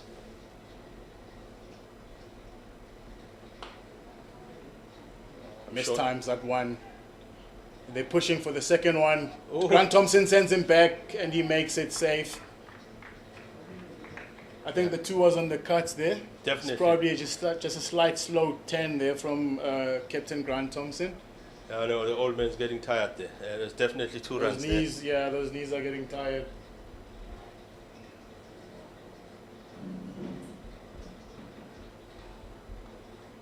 Very keen to see this contest. Hits it down the mid-on region for a single. Leander Loba jogs it through. Probably just saying to himself, nah, no, my skip is probably not going to take the second one. And that brings up the 50 up for Grant Thompson. Very, very, very well crafted 50 from the captain himself. He always leads by example. 50 runs of 71 balls. Always coming out here and looking to save the team. Grant Thompson, Colin. Yeah, an experienced campaigner, Grant Thompson. Leander Leber throws his hands to that one. Surely. They're pushing for 2, and they get back comfortably. I think the gears are now shifted, Colin, something that we have actually been talking about and asking ourselves, when are these guys looking to just change the gears? You know, but their patience have proved to be very, very valuable for the Eastern Storm. You know, getting the Storm to at least a much respectable total and still going on with the last couple of overs remaining and the license being given to both batters to go at it and get those big boundaries. Oh, Leander big shot there Leber. by Leandro Leber. Has hit it over the side screen there. It's gone to that Seafield there. Fantastic, and a big shot by the big man, and that also takes him to his 50. Great knock, and I think he would take that and also thank his skip, Grant Thompson, because that would be the man who would have helped him through. Remember, we constantly be saying the big man is going to come with these big shots, and at the stage they were coming in, or both of them came in with the 2 quick wickets that fell. It needed this partnership, and it's exactly what Grant Thompson and Leandro Leber have done, have given Eastern Storm. Fantastic. Look, it's all good and well when patience actually just kind of pays off. In this situation, Colin. We would not be saying the same had he had just lost his wicket cheaply. You know, so it's a two-way street, and understanding the game, that it is just kind of part of the game. You know, the longer you stay in there, the much more comfortable you get in the crease. As we see Leander Leber hit that one back over the bowler's head for a very big 6, and I still think that there's more to come from Leander Leber. Just so as Grant Thompson, he also probably wants to be part of the action. And now that takes Eastern Storm total to 195 and 45 overs, with 5 more overs to go. Very keen to see the contest between the two batters, and with the last 5 remaining overs of their innings. Yeah, bowling change from the commentators' end or from the north end. They're bringing the man who's been very impressive, Albi, JC Albi, who's been bowling beautifully from the side here. So it'll be interesting to see how he comes back up, and is coming from the end that he started bowling his first spell.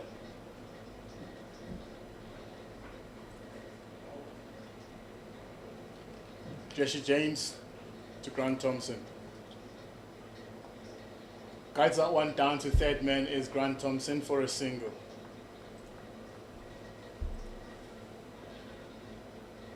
I think this partnership has just brought a bit of stability in this total setting by Eastern Storm. You probably would want to see them finishing a lot stronger by getting at least 2-3 boundaries per over, Colin. I mean, with 5 wickets in hand, you know, you are allowed to actually take those risks. They don't have to be calculated.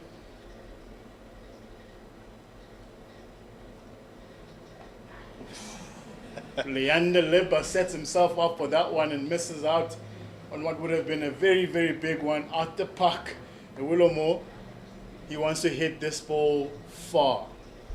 Yeah, no, Tapel, now with 5 wickets in hand, and this being the 46th over, it's worth taking those risks, because you know that you've still got the Makar Pillais in to still bat. You've still got guys who can still hit it.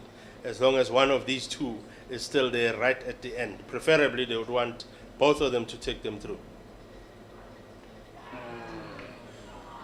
Fantastic wicket that, and I did mention about this man Albani, that is a fantastic bowler. You could see even now, Leber's intention was quite clear, rightfully so, we can't blame him. That shot was on at this stage of the game, but Albani knows his lines, and he had picked up, we saw him earlier on, Tapelo, in the morning when he was bowling from this end, that he picked up his line, and he knew what line to bowl in this pitch, and he stuck to it, and now he's being rewarded with a wicket, and his second wicket for the day. And that brings the end of a well-crafted 51 runs of 63 balls innings of Leander Liba, which brings on Mikhail Pillay onto the crease to just come and finish off what Grant Thompson and Leander Liba have built in the last couple of overs, which is very good to see from the two batters. Hoping that Grant Thompson sees it all the way to the last over.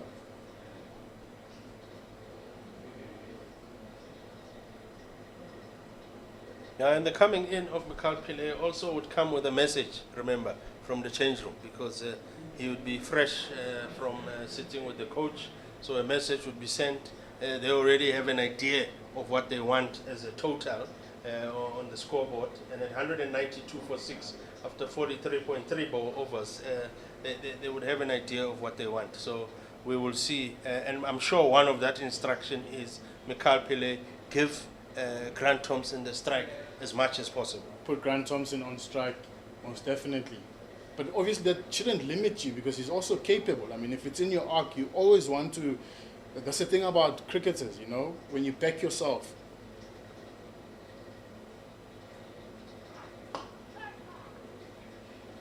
Jesse James dropping that one shot and proving to be a little bit difficult for Mikhail to get on it. But as you said, and probably the instruction was very clear, Colin, to just say, just put Grant Thompson on strike. I mean, he sees the ball better, and he would know how to actually handle Jesse James towards this death period of the game.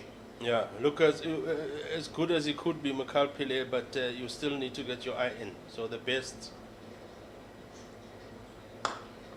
And as I say that, Lux is responding to me to say, Colin, you talk too much. You don't know me that well. I can middle it from the onset.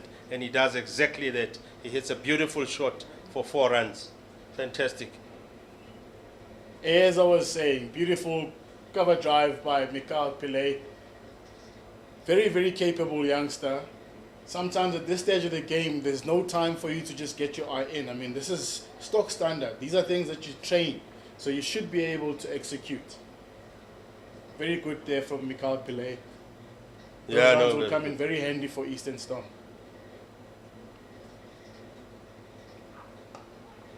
Drops out one shot is Jesse James. Mikhail Pillay looks away, but gets bets on ball, lands safe, and they'll have a single. He keeps the strike. It is a very good over for Eastern Storm and for Limpopo Impalas for getting the big wicket of Leander Liber. Eastern Storm currently 197 runs for the loss of 6 wickets with 46 overs bowled. 4 more overs to go, and we'll have Ardis Gutier carrying on in the south end with Mikhail Pillay on strike.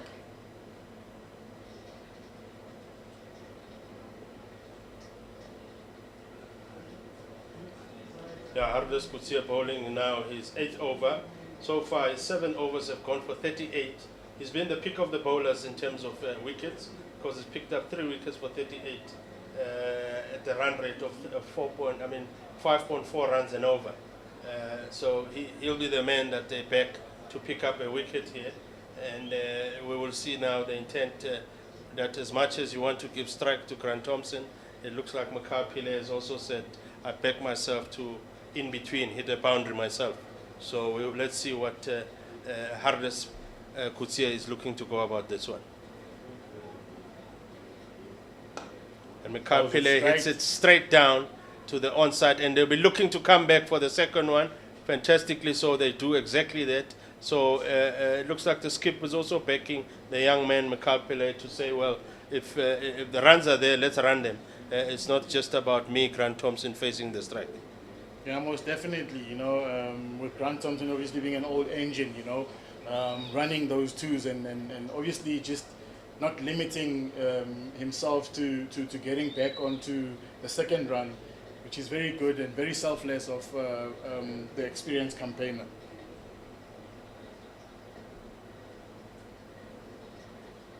Mikhail Pillay gets that one straight over the bowler's head, and Grant Thompson pedals through for the second run. Those are very, very, very valuable runs for Eastern Storm. At this stage of the game, they will take any run that they come and any way they come. Now there was a chance there, but both the long on and long off too far away from that ball, and Grant Thompson, great awareness from him, picked up that the fielders are getting around the ball, gives him enough time running, taking into consideration that he's running back to the non-striker's end. He could pick up the second run.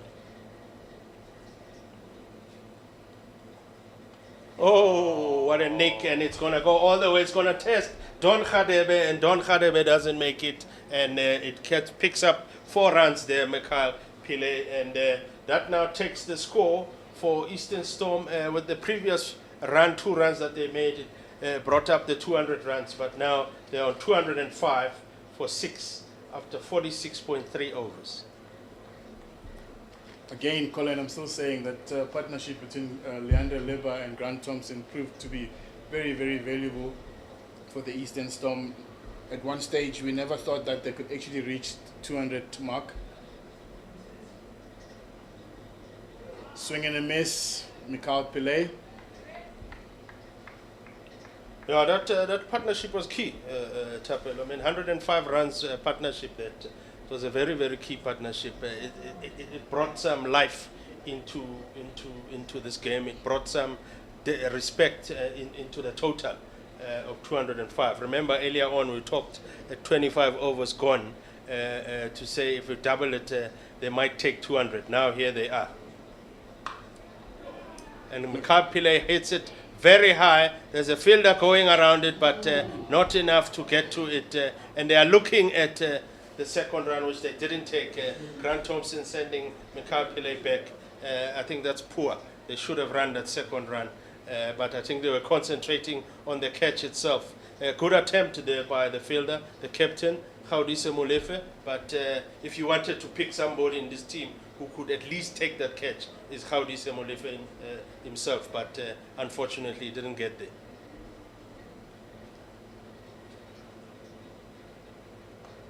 And he gets a nick again now, Grant Thompson. And this time around, not enough as Mikhail Pillay. But Don Khadeb is managing to get around it, and they just get one. And that is the end of the over. And the score is now 207 for 6 after 47 overs. 3 overs left. 3 overs left, 18 balls left in the innings. That single takes back Captain Grant Thompson back on strike.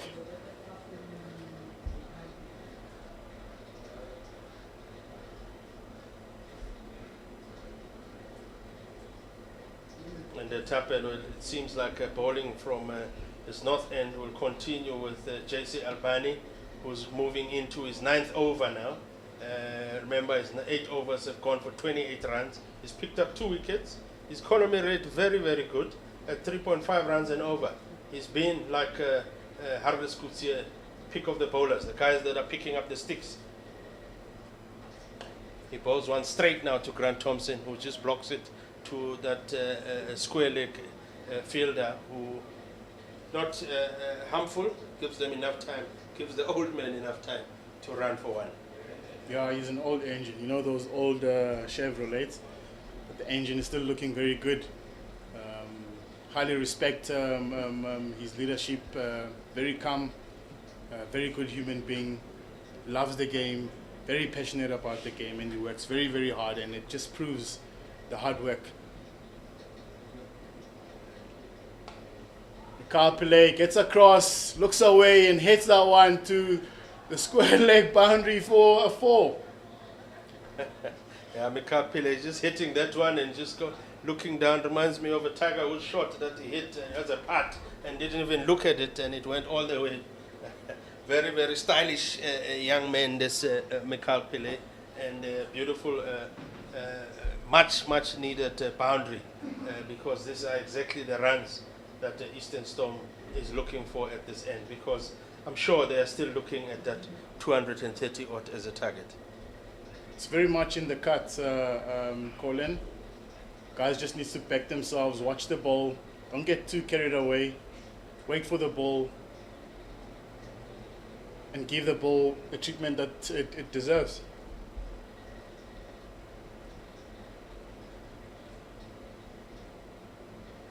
Backs away is Mikhail Pillay and hits it over.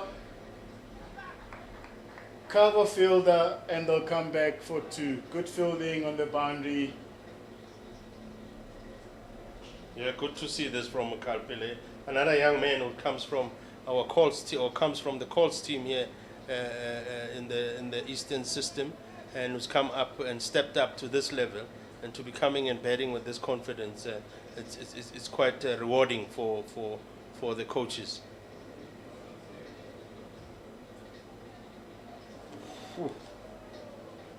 Immediately called by the square leg umpire as a wide, and batters clever enough, especially Grant Thompson, picking up that let's run. So that costs them 3 runs now.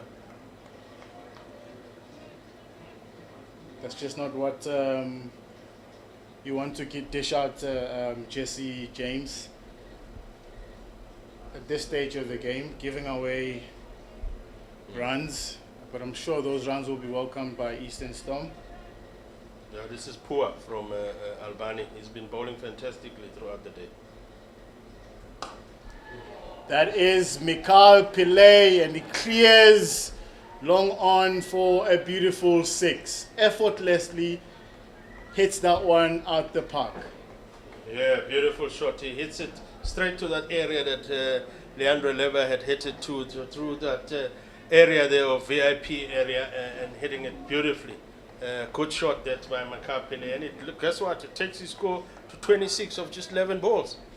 Spoke about having just one or two players striking at over 100, and he's currently striking the ball at 236.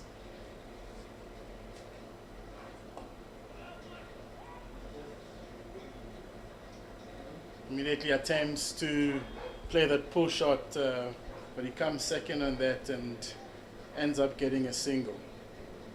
Yeah, the shot was on. I can't blame the young man, just mistiming there, but at least they still got the 1 run from it. And let's see what the reaction would be from Albany. And in terms of field, they've just changed it. They've now got 4 men in the ring. They've got 5 outside the ring. And they hit it straight, and the fielders are chasing it, and beautifully so. Kutsia gets around it, but just enough for the guys to run for 2 runs. A very good shot there by Grant Thompson, and good running between the wickets. Now, that's the end of the 48th over, which now takes Eastern Storm to 226 runs for the loss of 6 wickets. The last 15 overs, Colin, have proven to be very, very entertaining. Brought some kind of energy even in the commentary box, and if you look around the spectators as well, they've been getting up their seats and clapping and making some noise, enjoying the entertainment here given to them by Grant Thompson and Mikhail Pillay. Yeah, for the viewers at home, you're quite right. If they don't know, you are man standing on your feet now, quite excited. This is exactly what you've been calling for earlier on. Some excitement on the field, on the game. And this is what Mikhail Pillay in particular is looking like he's giving the crowd.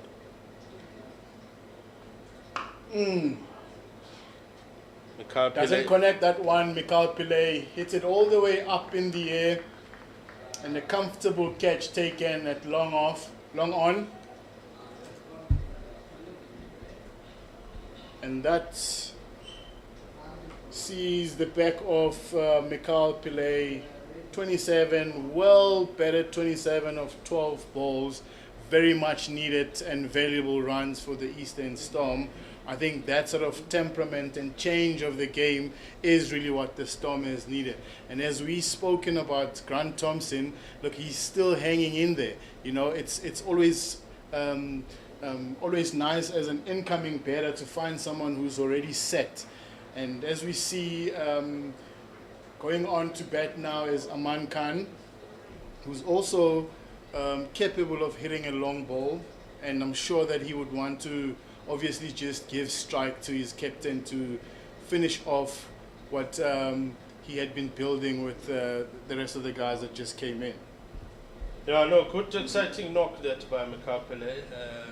27 run, as you said, of 13 balls. With 3 fours and 1 6. Came in strike rate of 207. So that was a man with intent. He came in and did exactly what is required to. I mean, at this stage, 226 for 7 from 48.1 with still 6.5 balls left. Takes that 230 score we've been taking about now quite easy. Now they could be planning for slightly more. Maybe even think of 240, 245 because of that intentional knock by Mikhail Pillay. And again, a new man coming in Khan, and let's see what Aman Khan will do.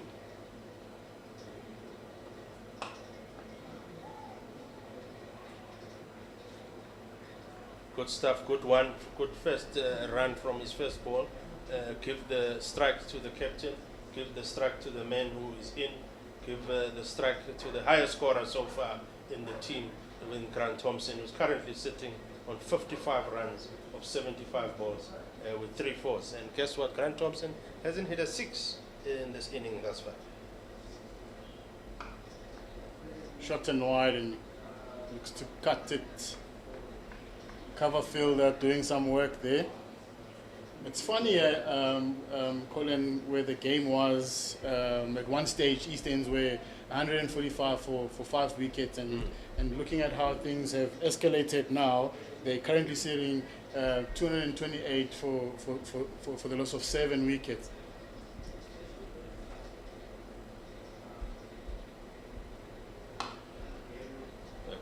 Khan hacks that one onto the cow corner region for 2. Yeah, And I'm sure Limpopo guys, when they get to the change room, they'll be really frustrated with themselves to say how can they just let go of what proved to be something that they got very much in control of.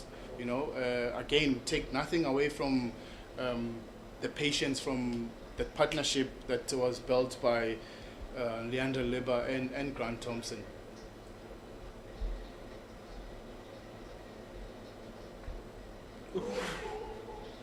Nearly ducked into it, that Aman Khan getting his eyes off the ball very early. You are taught and coached at a very young age that you must keep your eyes on the ball. That one very, very dangerous for Aman Khan. You can't duck and get your eyes off it. You need to watch it for as long as possible. But good bowling from Hardus Kutsie, picking up that ball, a slightly slow bouncer. Aman clears his front foot and hits it all the way to the offside. Mid-off, has some work to do, and they comfortably come back for 2 runs. And that brings the end of the over of Hardus Kutsie.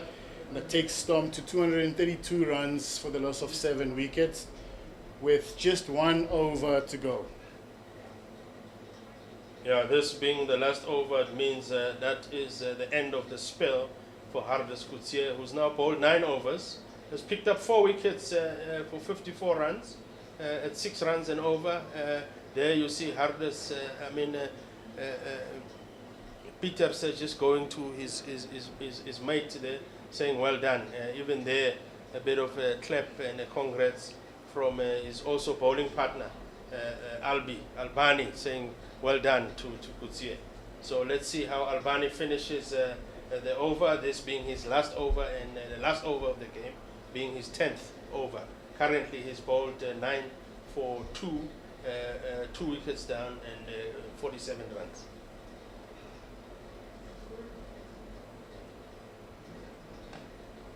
Oh, mishits that one is Grant Thompson. A bit of a shy there by the fielder, rightfully so, but nice backing up there by Khawdise. Nothing wrong there, good cricket all round. Good call, I think, at the end by the skipper there, Grant Thompson. Yeah, you probably still want to have him taking most of the strike with 5 balls remaining.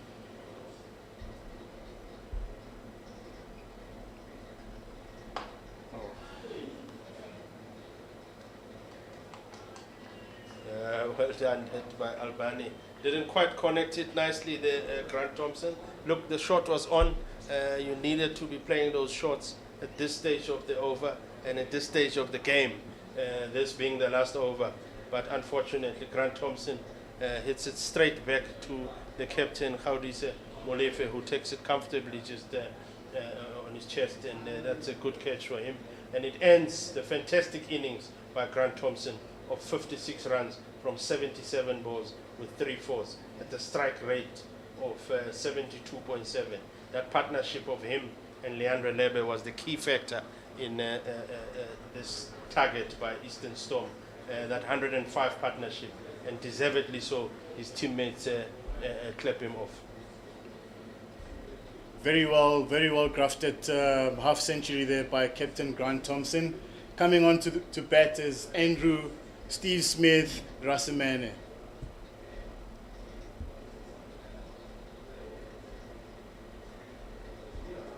I'm sure you'll be asking yourselves why I'm calling him Steve Smith. You probably just want to wait and see the champion when he takes his guard. Very big fan of Steve Smith. Hoping to finish off quite well for Eastern Storm.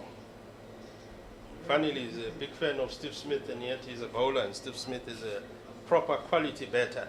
So I don't know why, but maybe he backs himself as a batter as well. Andrew Rasimane hits that one straight down to long off for a single. If you really want to have a debate or fight with the bowlers, go tell them that, Colin. Every bowler thinks that they all-rounders.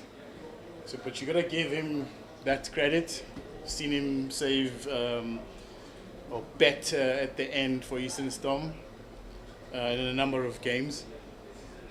But yeah, it's a big one for Steve Smith. You would have wanted him to imitate guys like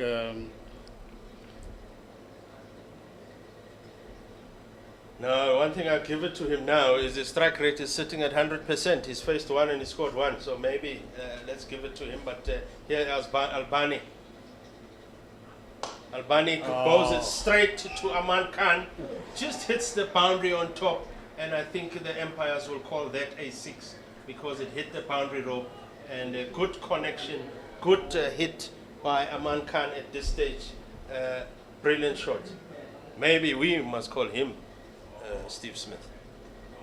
left-handed Steve Smith. Very good shot that by Aman Khan.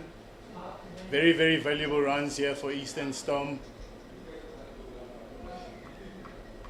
Yeah, very, very deserved in terms of Eastern Storm. This is exactly what they're looking for and need at this stage.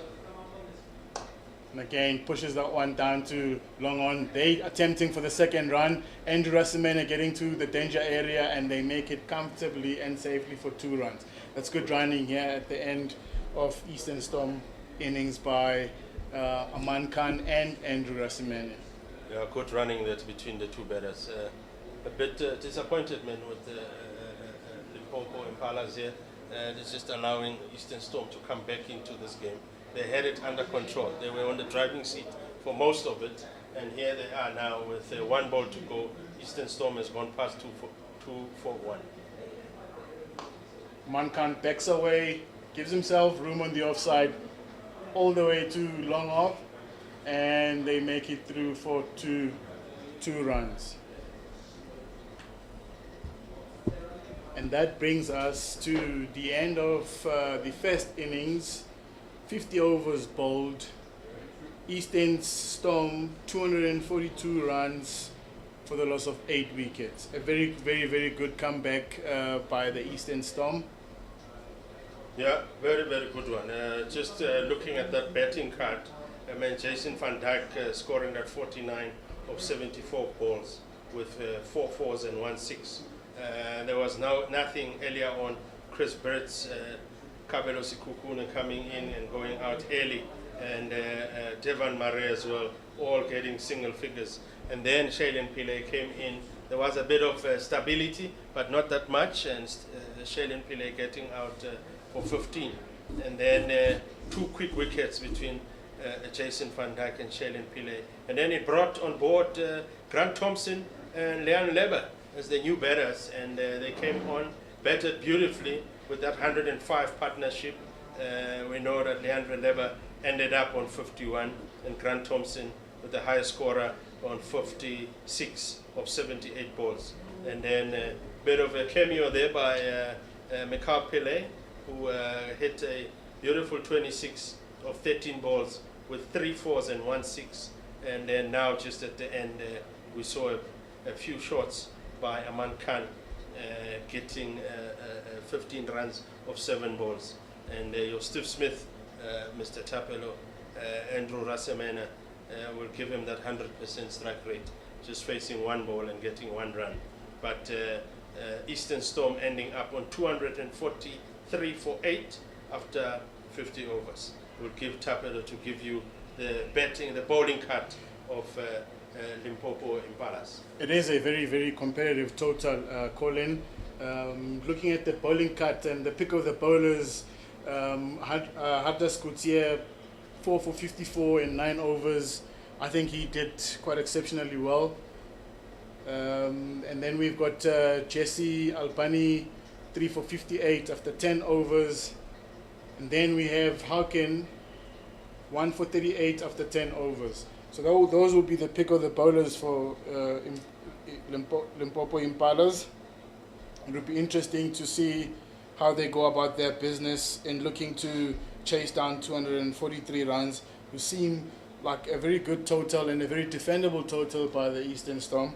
I'm sure they want to come back out here after lunch, you know, having rested out there they'll come back and looking to just take the 10 wickets as quickly as possible.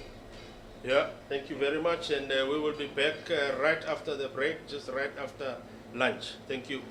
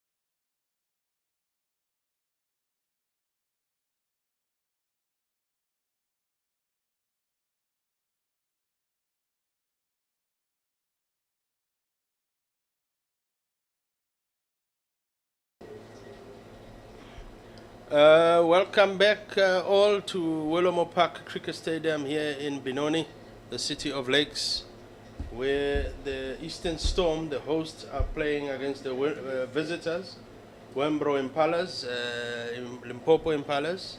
Remember, Limpopo had won the toss earlier on and decided to bowl and put Eastern Storm on to bat, and Eastern Storm scored 243 for 8. So Limpopo would now be chasing that, and they would require 244 to win the game. And as we see both umpires walking in, Mr. Kansun Tuli and Mohammed Joma. Mohammed Joma is umpiring on the south end, and then Tuli is umpiring from the north end. And about to open the bowling would be Aman Khan, and the two batters are coming in from Limpopo to bat.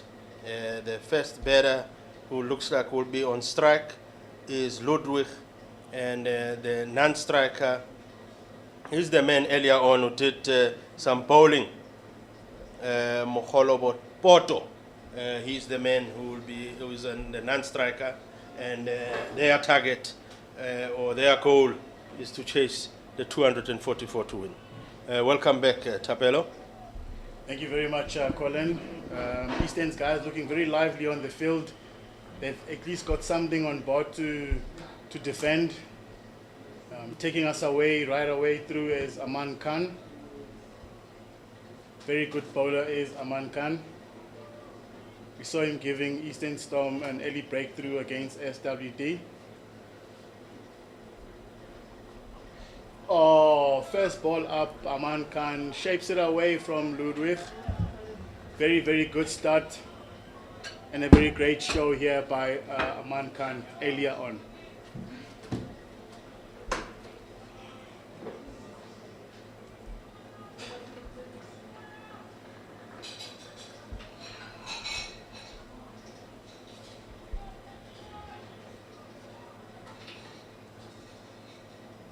Aman Khan to Ludwig.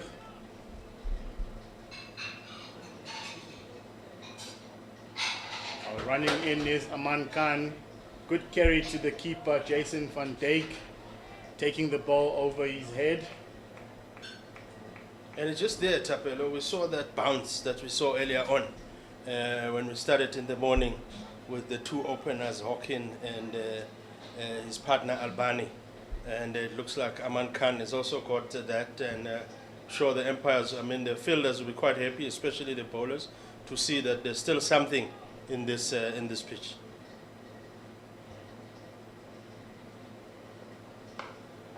Aman Khan gives a bit of width to Ludwig. Ludwig misses out on that one. Great fielding by Tumelo Simelani. Excuse me, that looks like it's Shaylin Pillay at cover point, a cover region. Yeah, definitely Shaylin Pillay. We picked up earlier when Khadebe was bowling, but slightly of a lesser pace when they were bowling it short and wide. Batsmen were easily and immediately on top of it. And just like that one from Aman Khan. It was a bit short and wide, and immediately Ludwig was on it. That's a beautiful line. That's the line that Aman Khan would be looking at as Empire Joma signals one ball left in this over. I think moreover and above, Aman Khan should be looking at challenging Ludwig and Mkhoboloto to playing the shot. Using the advantage of the new ball, as hard as it is, and the movement of the deck. And he's also getting that assistance from the deck.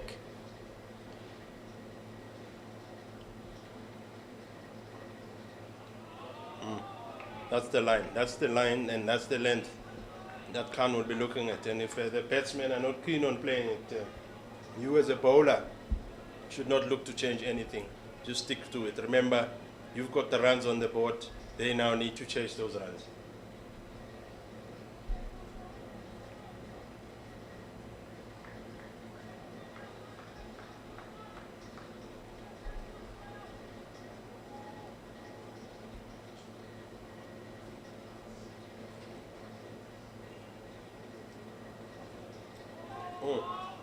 Beautiful bowling. Beautiful ball to finish the over by Aman Khan. And it is a maiden over by Aman Khan. Very good over to start the innings and get the Eastern Storm going. Yeah, true that. So after the first over, the scoreboard hasn't ticked yet. Just the one for the over, but no runs, no wickets.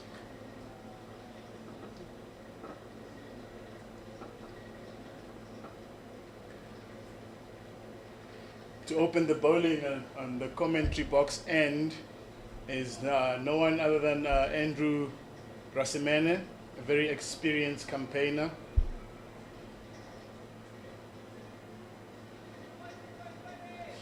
I'm sure his plans would be to keep the ball up there and asking batters to actually take him on. Shapes the ball quite well.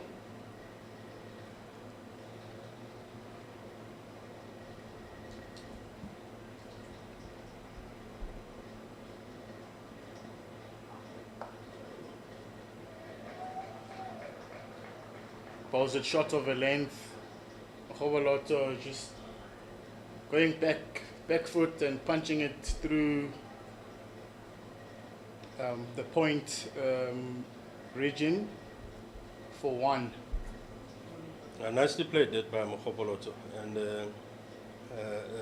Rasimene is the number one bowler for this Eastern Storm team. He's the man that the team has got hopes on to get the wickets and get them a good start. And Ludwig opens his account with the pull shot and it only goes for one. Yeah, as I was saying, Rasimene is the man that experienced campaigner, leader of this attack, the man that the team and the coach look up to spearhead the attack and like I said, just give them a good start early on. And as far as Eastern Storm will be concerned, for them in this case, a good start would be wickets early on.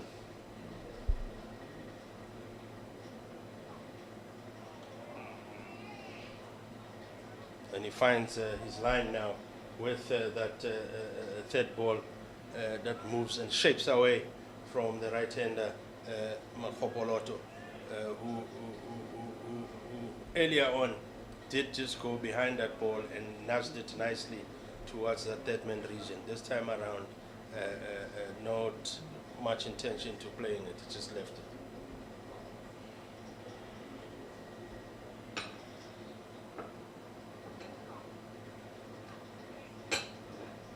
Same ball, same result. Not really troubling Mogoboloto there. I'm sure Andrew Rasimene would want to get that ball on a fuller length.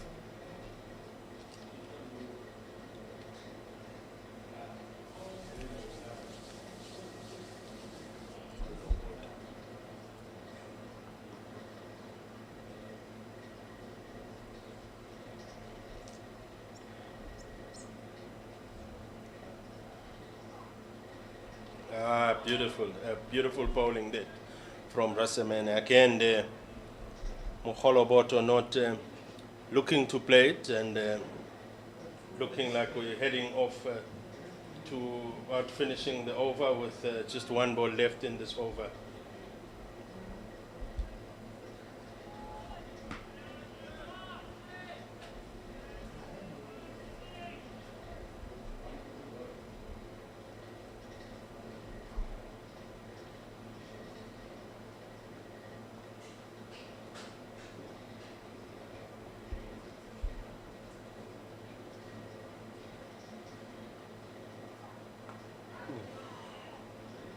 Deceitful bowling there from Andrew Rasimene, pitching that one a lot fuller.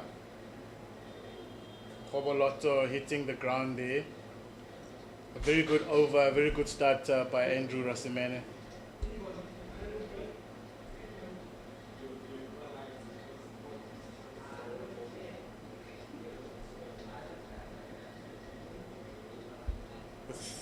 Limpopo Impalas, the Wembro Impalas on 2 for no loss after 2 overs.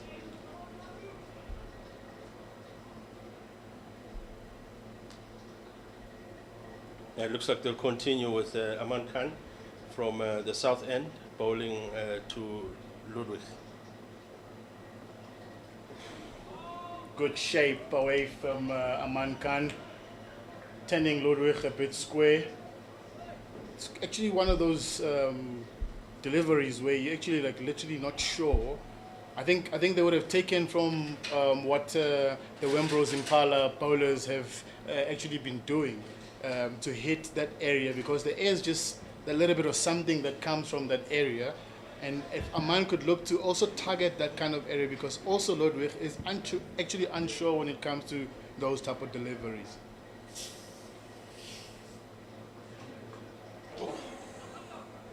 Ludwig edges one to second slip, and that doesn't carry to Kabelo Sikukune. Looks a bit uncomfortable there. I think the ball might have hit him in an awkward area in his body. But again, I think that will give Aman quite a bit of confidence booster to keep asking those questions and finding that outside edge of the batters. I think we're in for a very good one here, Colin. Yeah, no, the start is I think is a determining factor for me. It will tell us how this game goes, whether the And Kabelo Sikukune takes that one with a bit of a fumble, but he holds on to it. I think Aman is just on a streak with this early striking. If you look at the game against SWD Badgers in his second over, also got a better nicked off and also caught by Kabelo Sikukune.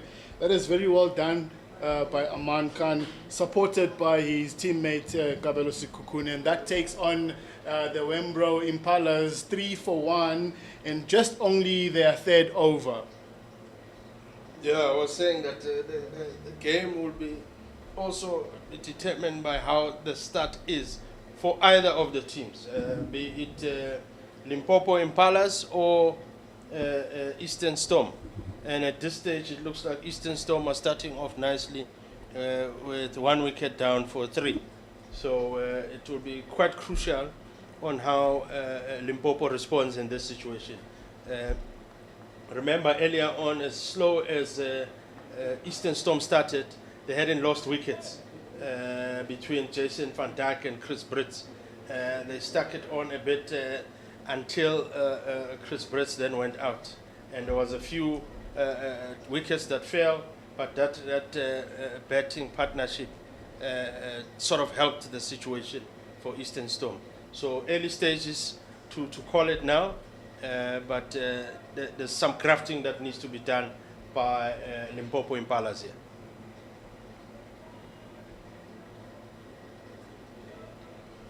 Coming on to bat for Wembro's Impala is Alex Pillay, right-handed batter.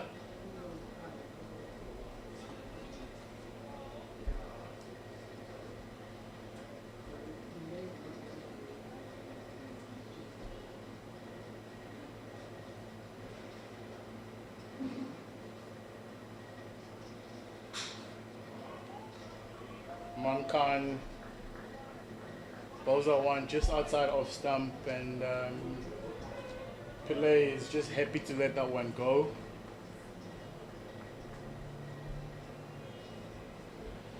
Yeah, Alex Khan, still a young man, 24 years old, matriculated from Glenwood High School, right-handed bat, shows some promise, has had some decent scores. I mean, his highest score at first class level is 73. So it's still a fresh and young career that he'll look to definitely enhance and make it even better. But this is the stage that as a batter you would want coming in at 3. Here's an opportunity to just showcase your talent. I think Aman would want to bring the ball a little more closer. You know, let it be difficult. Not easy just for these guys to just let the ball go. Because anything that's fifth, sixth stump, these guys are actually just letting it go.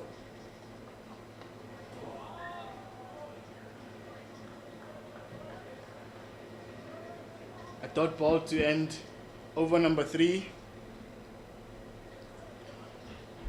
for Eastern Storm. A very good over with a wicket and a reward for Aman Khan. We saw the back of Atwal Mukhoboloto.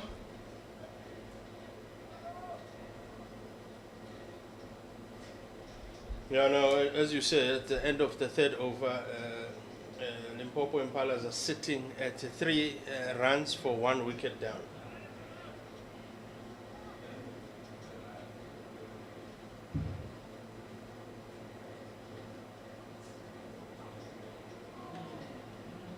Very good start there by Andrew Rasimene, shaping that ball away from Ludwig. And Ludwig is happy to leave that alone to the keeper. The nicest thing about just batting second is that you would have seen what the conditions play like. You would have seen what the pitch is actually giving, especially to the bowlers and what it offers. So it kind of gives you a bit of a leeway as a batter.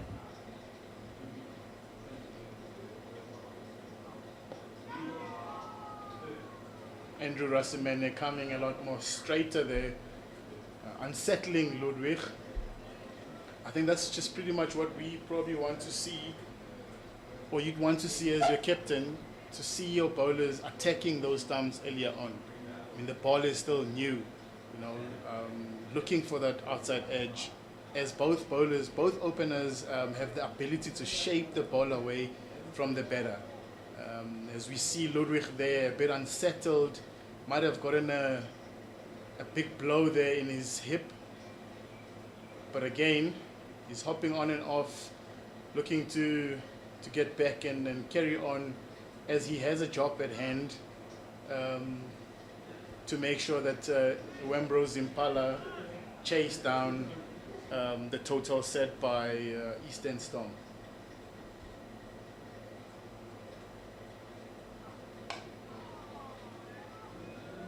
This time around, Rasimene bowls a slightly fuller one and straighter one, but due to the previous balls, you can see that Ludwig is still a little bit uncomfortable, still shaking it off, and it's an opportunity for the bowler to press on him, because once you've got your batter on the back foot, especially in these kind of situations, these are the times to be picking up sticks.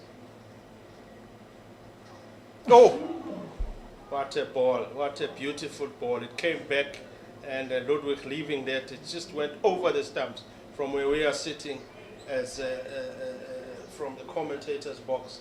That ball just missed the middle stump. It went right over the ball, the wickets. The fantastic bowling, beautiful shape. It shaped in nicely. Very skillful there by Andrew Rasimene, nipping that one in. Caught the batter off guard there, because he's used to him just shaping it away.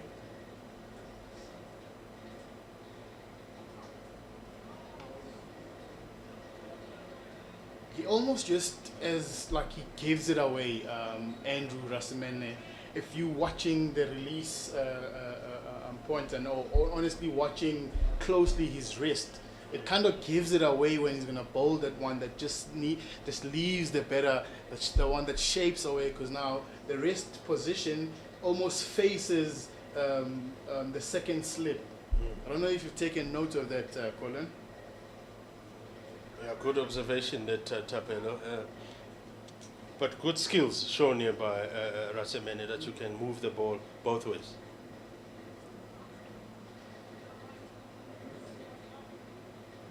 Really, really good skills. And that finishes the over by Eastern Storm.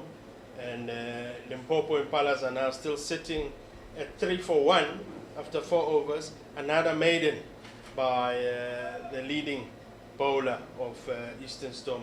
He's now bowled 2 overs for 2 runs. This one obviously being a maiden. His first 2 runs being hit in his first over. And both Aman Khan now coming in to bowl his 3rd over, of which both his previous one also got a maiden wicket. So he'll be looking to continue from where he left off.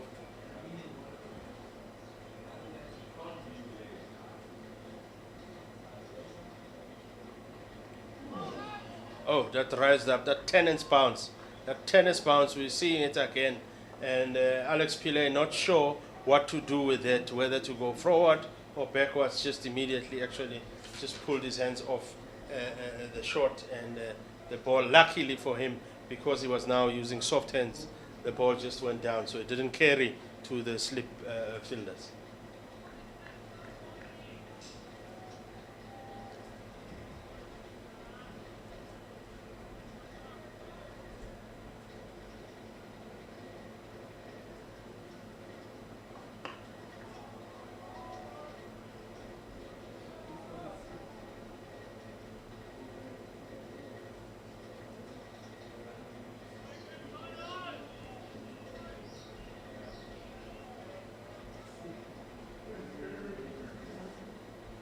Khan is looking like he's gotten into his rhythm here. Tapelo is bowling with some good pace, running in hard, and he's got the line. And as you see from that other ball, even that area where to pitch, that's got that tennis bounce.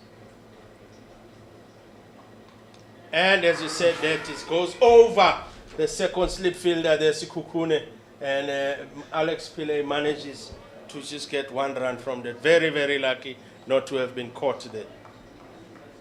It's very, very good bowling there by Man Khan. If at all Grant Thompson and Kabelo switched position, we would be talking a different story now. As you can see, that Kabelo is not the tallest on the field, but a very good opportunity created by Man Khan. Again, it goes back to that area, Colin.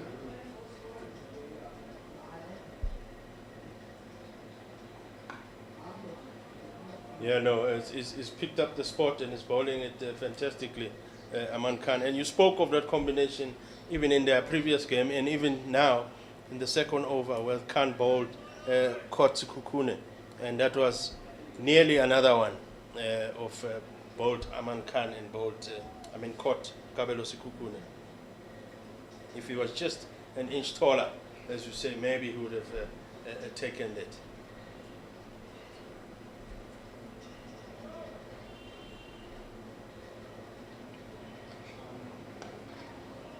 Man Khan finds again that outside edge. Devon Murray does the tidying up. No run. This 50 over campaign has proven to be quite a very difficult one for Ludwig here, as he averages 18 after 4 innings with a high score of 27. It must have been a very uncomfortable one for him. He's probably looking to redeem himself as this is the last game of the 50 over campaign. Drives out one straight to mid off. Chris Brits does the tidying up, and that's the end of the over. A very, very eventful over by Aman Khan yet again. Eastern Storm here will literally want to squeeze and strike as early as possible, and you probably don't want to spend the rest of the overs being on the field. You know, you've got to push hard and make sure that you squeeze these guys and keep them in the box. Don't allow them to actually have a say in this chase as they did. You know, Wembro's Impalas, they kind of had the say for the longest of time in their bowling, but at the end of the day, the patience and the experience of Grant Thompson and Leandre Luba proved to be quite very significant at the end.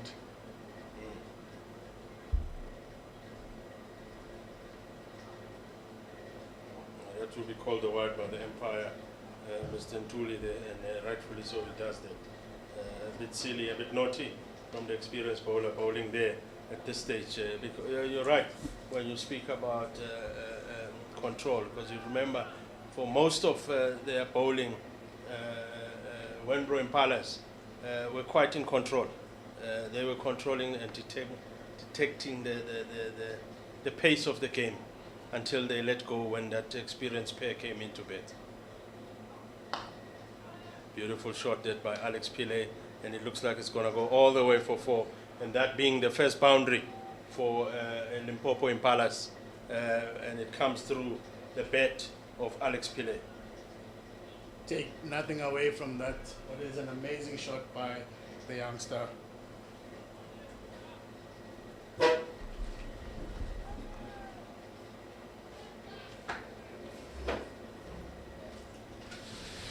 It'll be interesting to see now what Rasemene will respond with after that shot from the young man Alex Pillay.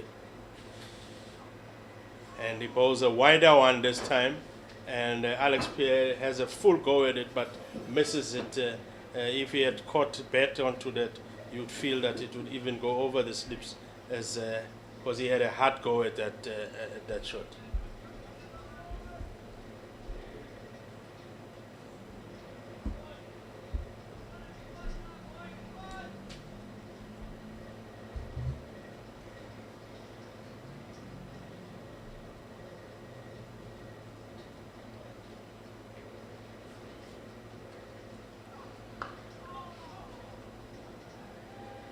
Good awareness, the good quick fielding by Devad Mare there, just to make sure that they don't even think about the one.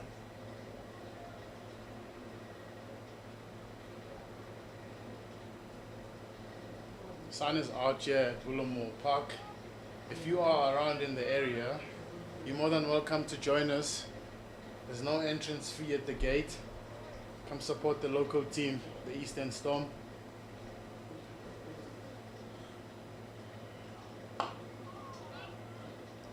Great shot there by Alex Pillay, and it's just like a typical batsman.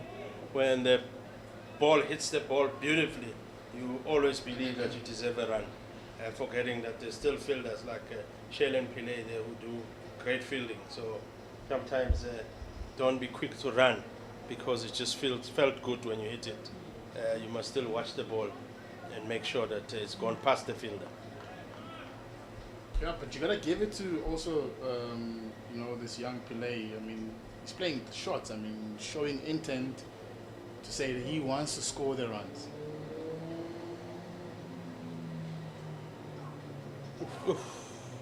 There's that ball again from Rasemene that comes back and goes in fact on top of the wickets and misses the wickets. You'd want to bowl that ball, but with the result of it being the ball hitting the stumps.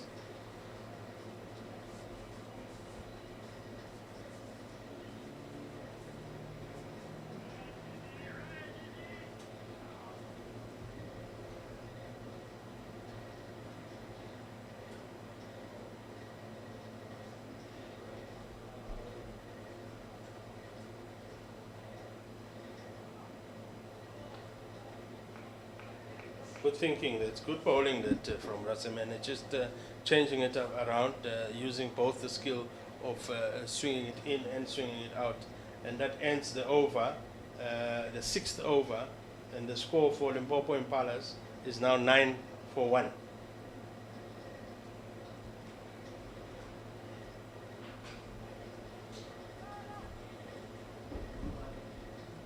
To continue bowling from the south end is Aman Khan.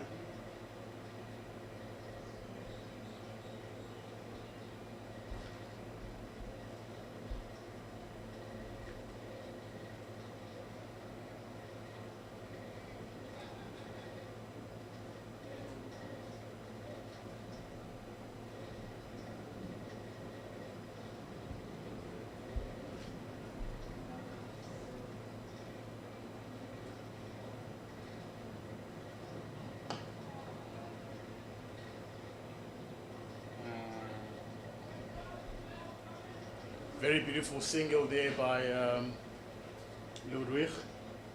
Just took advantage of the fielder, saw that Chris Brits was just hanging back there. Took a bit of time to get onto the ball.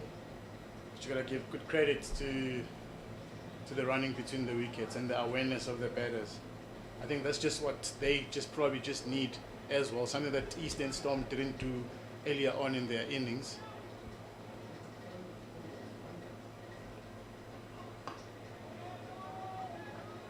solid defensive shot there by Pillay. So if you compare the two, I mean, there was less strike rotation in the Eastern Storm's innings. Probably if Limpopo could look to improve and kind of rotate the strike better, that will also kind of put the bowling side a bit under pressure. Because the fielders have just been there, you know what I mean? They haven't literally just been given any sort of work.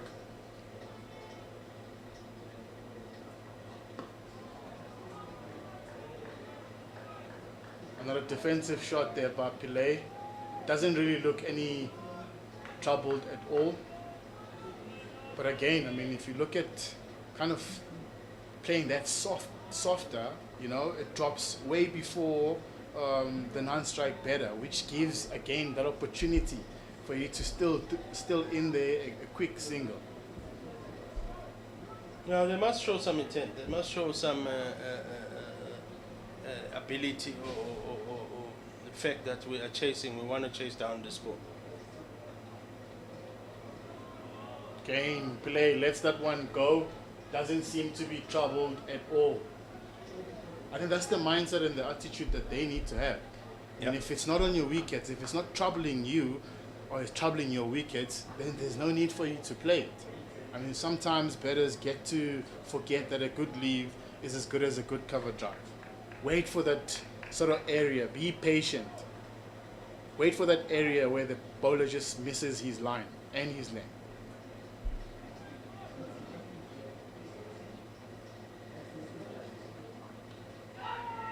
There again, bowling and pitching short of the second slip fielder, there's Kukune.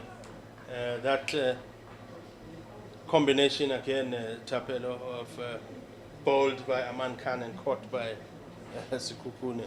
That was also another chance, but like we saw earlier on when Limpopo was fielding, there were a couple of those that were pitching short of either the wicket keeper or the slip fielder.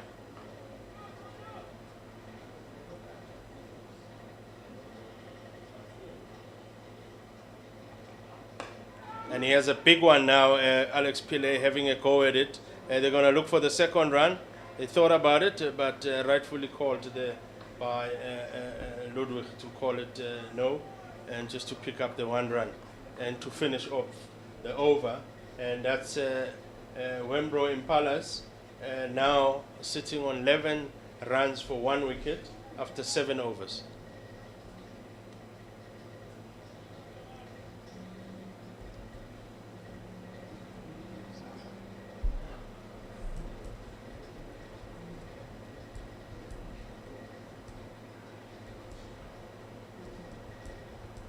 It looks like now we're going to have a change of bowling from the north end.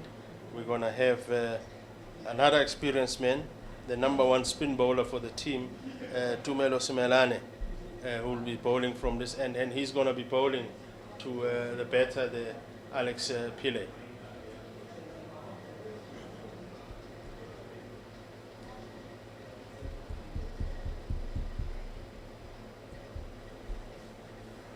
Definitely a different approach from the Eastern Storm skipper today, introducing Tumelo Simelane early on.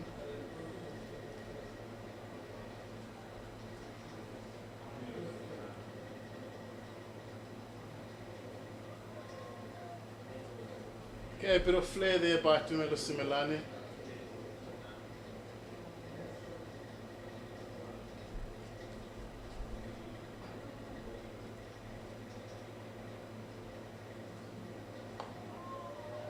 Right on the money, first up here is Tumelo Simelane. And Pillay defends that comfortably.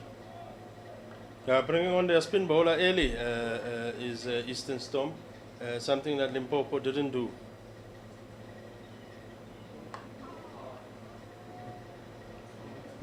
If you remember, Limpopo Impalas brought their spin bowler a bit later on. The captain himself, Howdy Semolef, and then later on, when there was 15 overs left, when they bowled Atwell Mohopoloto to come in late So here's Eastern Storm bringing theirs earlier. And I mean, rightfully so. Colin, their front-on bowlers did quite well for them. I mean, they went out of that power play without any sort of damage.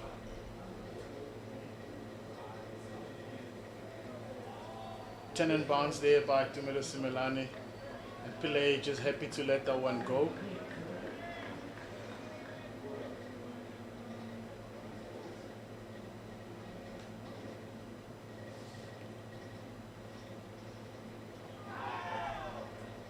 Yeah, a bit of a shout, but I think it's quite clear, man. Even Simelane could see from where he's standing, because it's just right underneath our viewpoint here. We could see that that ball was going to miss leg stump. That appeal, half-heartedly appeal.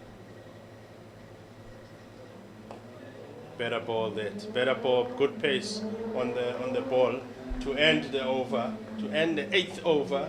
And Limpopo Impalas are now sitting at 11 runs for 1 wicket down. And it looks like we'll continue from the south end with Aman Khan. Is the captain, Grant Thompson, still backing his men there to continue from bowling that side. And Ludwig this time around, who hasn't faced much of the strike since Alex Pillay has come in, he will now be facing Aman Khan.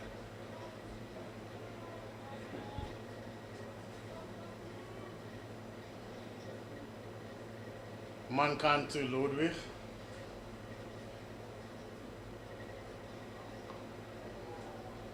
Plays uncomfortably off the hip, down to fine leg for a single. I mean, it's an interesting change to see that Eastern Storms have actually brought in an extra spinner in Leandre Libba, which he also just kind of brings that extra bat. You know, you always want your spinner to be able to contribute immensely in terms of the batting lineup. But what puzzles me the most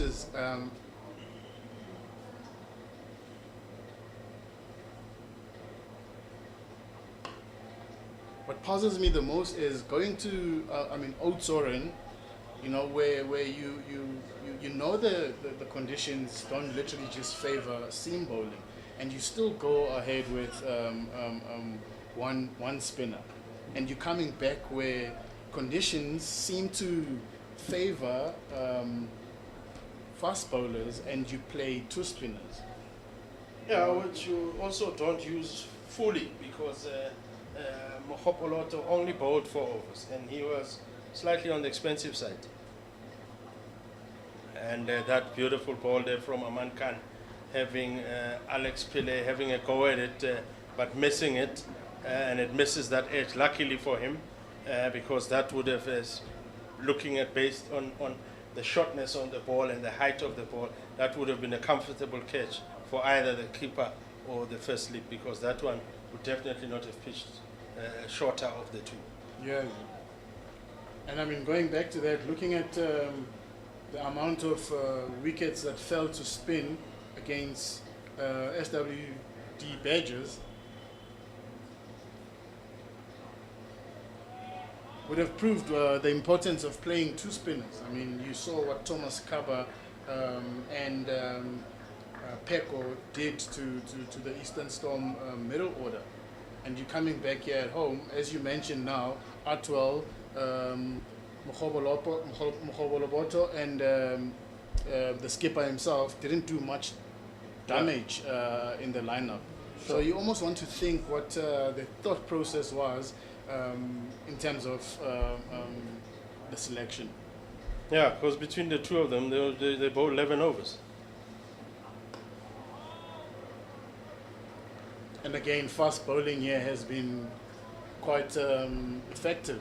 I think that's just what worked out for the Limpopo. And obviously looking at our start, how we started, you know, it just tells you that obviously a young and upcoming Martin Kumalo would have been quite vital in the bowling lineup here, given the conditions and how fast bowling has been actually effective on this deck.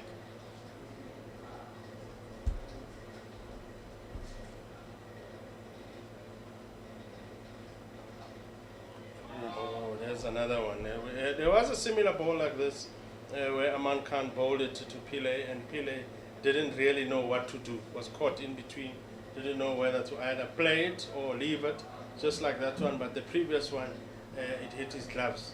And it ends the over, the ninth over, at 12 runs for 1 run for Limpopo Impalas.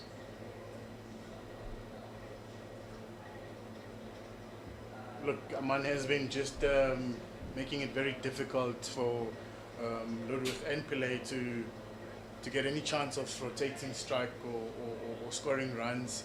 They'll probably want to kind of relieve that with Temi, which then will give them more chances to grab the wickets that they're looking for.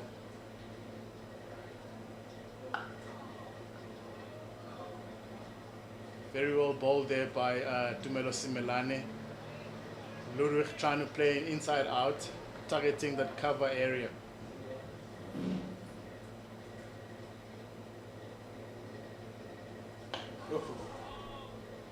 It kept just a little bit low. It rushed the batter a bit from Tumelo Simelane, Terminator as he's known around these areas, as the #1 spinner of the team, looking to do the job early on. And it's hit straight over his head. 1, 2, 3 bounces, and it's a 4. It beats the trying Chris Brits, was trying to chase it, but didn't make it. 4 runs for Ludwig there, and 4 much needed runs for Limpopo Impalas to give them that confidence that they need, because in comparison, if you look at where Eastern Storm was at this stage, they're already in their 30s. They were 32 runs for 1. And now we see that Limpopo Impalas are sitting at 16 runs for 1. So they would know that they are behind the ball, and they'll keep on looking at that scoreboard and telling them that scoreboard that the required rate is 5 runs, 5.7, and currently you are taking it at 1.7 runs. So you're way behind. Gives a bit of width. Poor fielding there by Aman Khan. And they scrambled through for 2 runs. Tumelo Simelane will not be happy with that. That is just poor fielding from Aman. Should be doing better. A dot ball that turns out to 2 runs can really be frustrating to the bowler.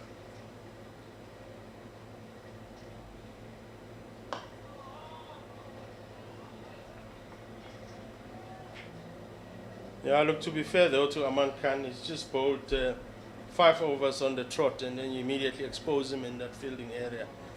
He's still a bit wobbly in terms of legs, because he's still trying to catch his breath and his strength back, but it's all good and well. Fact given, Colin.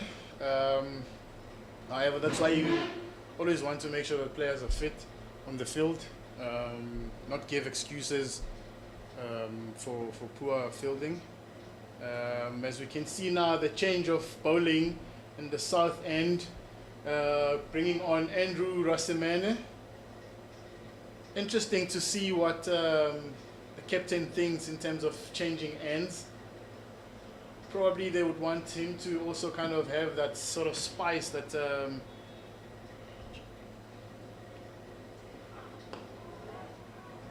and immediately just on the money is Andrew Rasimane. Ludwig looks a little bit uncomfortable in that defense.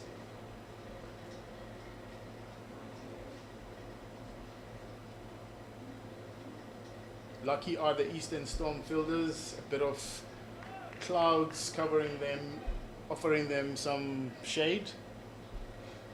Yeah, because it was beginning to heat up and being hot when Limpopo was fielding later on. It's a beautiful shot, Ludwig, past the bowler for 4 runs. Fantastic shot again, much needed runs, much needed 4, much needed boundary for Limpopo Impalas.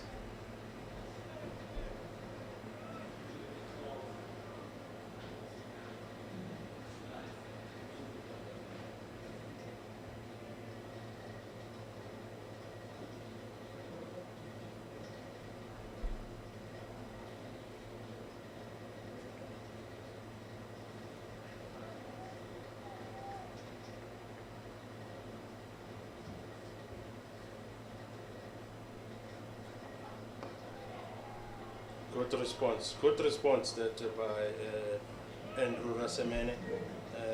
Experience. It's just been hit for a 4. It's easy to come back and look to bowl a bounce or bowl quick because you just want to prove a point as a bowler that you can bowl quick. But sometimes it takes skill and it takes experience to just come back and just say, okay, I'll put it up front there, I'll put it out there, just for you to come through. That is the spicy area that we actually been talking about, and hopefully just thinking to the captain himself by sending Andrew that side to say, Andrew, look at targeting that sort of area as well, you know.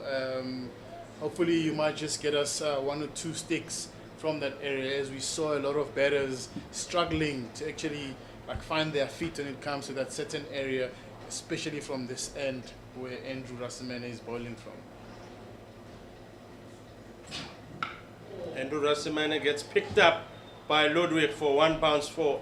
Beautiful shot, good confidence shot. In fact, 6 runs there by Ludwig. Proper shot, and they always tell you that if a batter can pull you in front of square, he had enough time as a batter, and that's a good shot. Not really sure if that's probably that's the area where, I mean, with Andrew and then the pace that he's bowling, you know, you almost don't want to play around there, you know. Ludwig picking that up, very, very well balanced and confidently just putting that away to the boundary. Yeah, you mentioned earlier with Ludwig that he hasn't been doing well scoring-wise. I mean, last on the log as a team, last game, they got nothing to lose. And this is maybe him just sending a signal, knowing that at this time of the season, it's now when contracts are being discussed and negotiated between players and unions, just putting out there. Oh, beautiful bowling, Rasemene. Great shape there by Andrew Rasemene, just beating that outside edge and turning Ludwig square. That's the way he would want to probably just finish his over. As we just completed over number 11 with Wembro Impalas 29 for the loss of 1 wicket.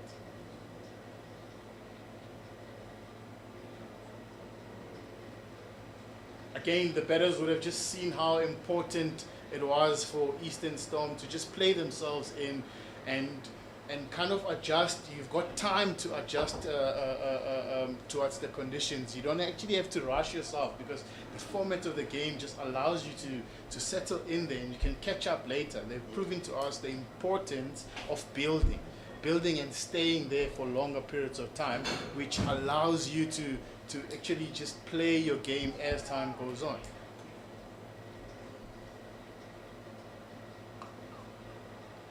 Tumelo Simelane to Pillay, tosses that one up, asking Pillay to just look for that gap in the offside.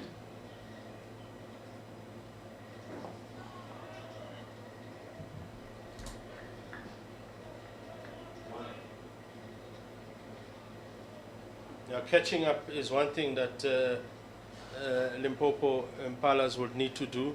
I mean, at this stage, I remember Eastern Storm were 35 for 2.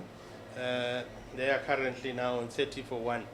And in terms of run rate, chasing that big score, which is one thing they will need to catch up. Their current run rate is at 2.6, and the required run rate is 5.6. So they'll be aware that they'll be at the back of their mind. They'll keep on being aware of that, and they'll look to improve.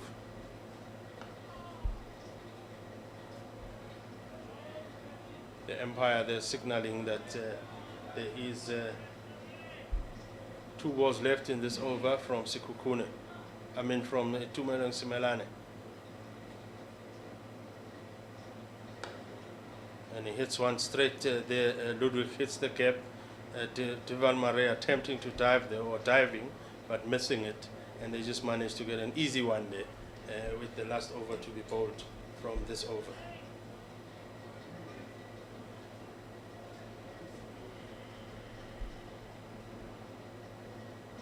Oh, beats everything. There beats the bat, the wicket keeper as well.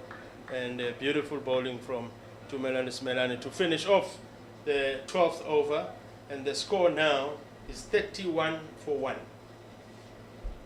Look, I mean, Ludwig and Pele, they're actually showing good signs. I mean, the previous ball, the back foot punch that we saw now from Ludwig, the positions that he finds himself in, he gets into very good positions. And as you can see, when he connected the bat on ball, how still his head was. That's what you probably want to encourage more to Pele. As you saw the last ball from Simelane, his head was also kind of just falling on the offside, which doesn't actually have him in a very good position to execute that cover drive as he wanted to play it on the offside well.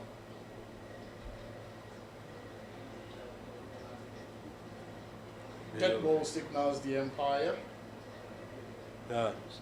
Stop and start and stop from the bowler, the Rasimene. He'll have to start all over again, coming in to bowl to Ludwig, maintaining bowling from that new end now that is swapped ends.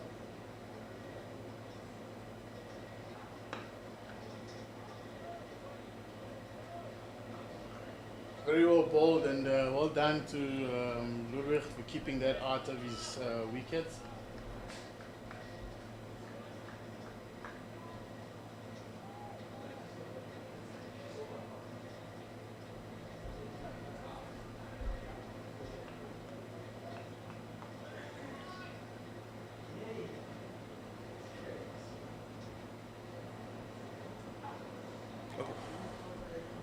Short and not wide, but short, and Ludwig attempts to have a go at that, but misses it, and I'm sure the umpire is signaling there to Rasimene that is the one for the over in terms of shortness.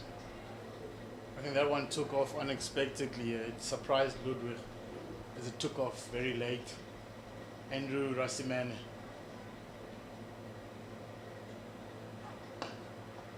Confidently played now. Confidently played by Ludwig, and the fielder is going to have a chase at that, but the ball will win the race. Good shot from Ludwig to bring up 4. Getting good value for the shots here is Ludwig. Boundaries of excuse me, of the highest order here. Take nothing away from him. In cricket terms, we call it a stun and cake. It's a pity he didn't do that. He ran it, so takes away that cricket term saying.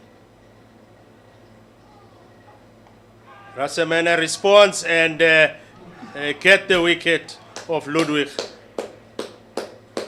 Good, great response from Rasimene to Ludwig after being hit a beautiful 4.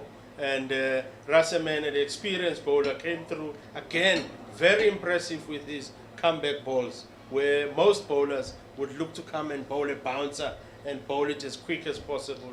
But again, Rasimene bowled it in the run, short of a length, and it moved away a bit, and it squared up the batter Ludwig, and making it, or giving a very, very comfortable catch to the fielder.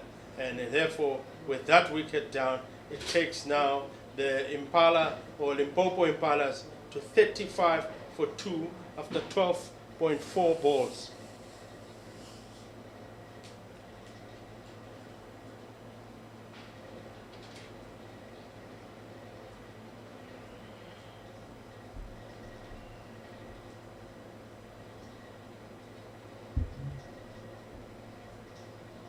I think we saw how Ludwig has been constantly being turned square, which now that kind of exposes that outside edge. As you see, that ball catches that top edge, which is an unfortunate one after that beautiful drive for 4. Very, very unfortunate here for Ludwig.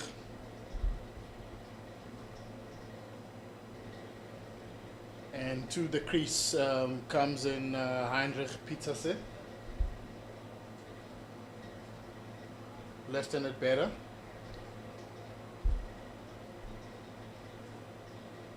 Bit of change here to just get the bowlers tested, that left and right combination.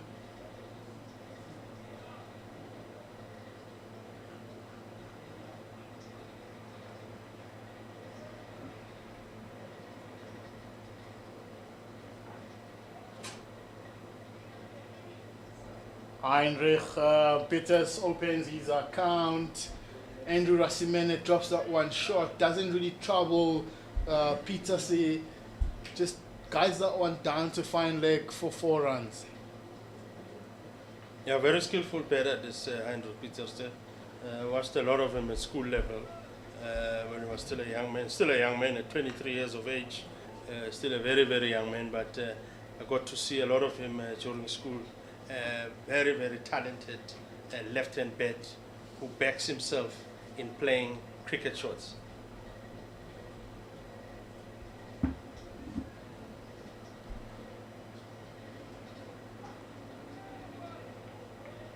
Happy to let that one go. Good comeback there from Andrew Rasimene. And that takes us to the end of the over. Limpopo Impalas now currently 39 for the loss of 2 wickets after 13 overs. With the last wicket being that one of Ludwig, showed very, very good signs. At one stage you thought that he would take his innings forward and push to get his team over the line, but unfortunately the brilliance and the resistance of Andrew Rasimene, who is a fighter, who is a go-getter, so Ludwig leaving and exiting very, very early.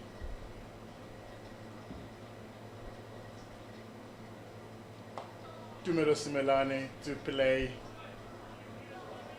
Defends that one comfortably with no run. Tumelo Simelane continuing to bowl here from the north end.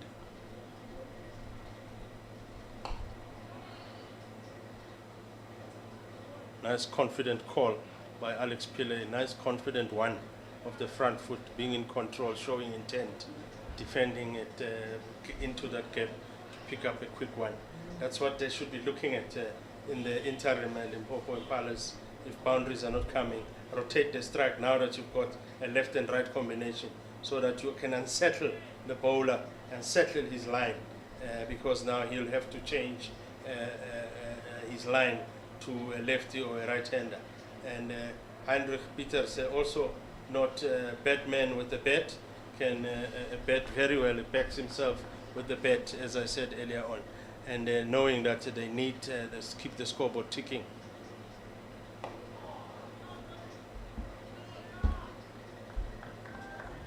Good fielding that by Divan Mare to stop that one run, even though there was a second thought by the 2 opening batsmen to take the 1 run from the midfield.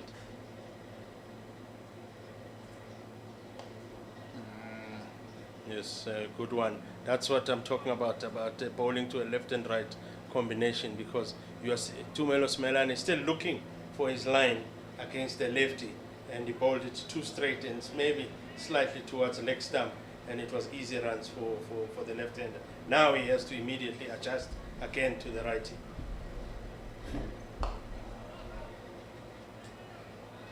And luckily there for Tumelo Simelane is on the money with the right-hand bat, because he's been bowling to right-hand batsmen in this Limpopo Impalas, Heinrich Peters being the first lefty to come in.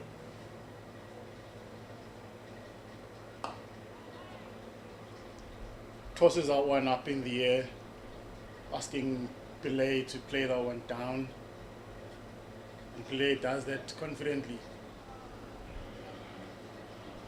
Yeah, and that brings the end of the over, the 14th over, and that Limpopo Impalas are currently sitting at 41 for 2 wickets down in 14 overs. That run rate, as I mentioned earlier on, the run rate achieved by Limpopo Impalas is 3 runs and over, but the run rate required is 5.6.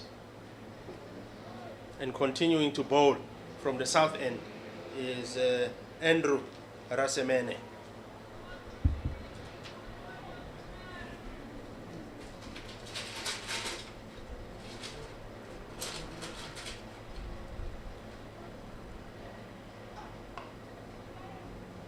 drops it short, and Pillay responds to that with just a nice and easy back foot punch for a single.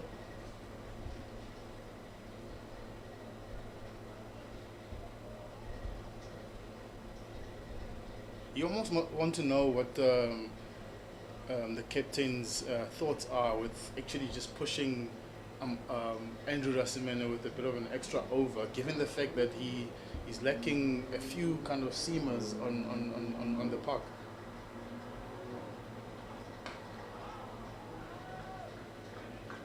Defends that on the move is Heinrich. Because coming to think of it, you only got two strike bowlers, which is your Aman Khan and Andrew Rasimene. You've got someone like Mikhail Pillay who just brings in that bit of variation, who takes the pace of the ball. And then other than that, you just only got the two spinners, which is Leandro Leba and Tumelo Simelane. Not forgetting, obviously, the part-time spinner, which is the captain himself and Kabelo Sekhukhune. Oh, beauty. What a beauty. Yeah, that ball just deserves a wicket. I've seen now 3 of them today going just over the middle stump, coming into the batter and going over the middle stump. Yeah, you're just asking yourself, how did that miss? Just went slightly just on top of the bails. That's very good bowling from Andrew Rasimene. However, Heinrich Pieterse just survives another ball.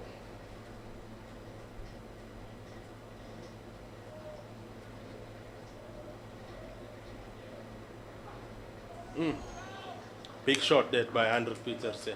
Big shot. Wanted to hit it back to where it comes from. Back over past the bowler. But missed it. And especially for a person who's just come in early. I mean, Heinrich Pieterse has only faced 5 balls. So it's still early for those kind of big shots. If anything, they would have learned from the partnership between Leber and Thompson how to go about this patiently, because there's still plenty of overs to go.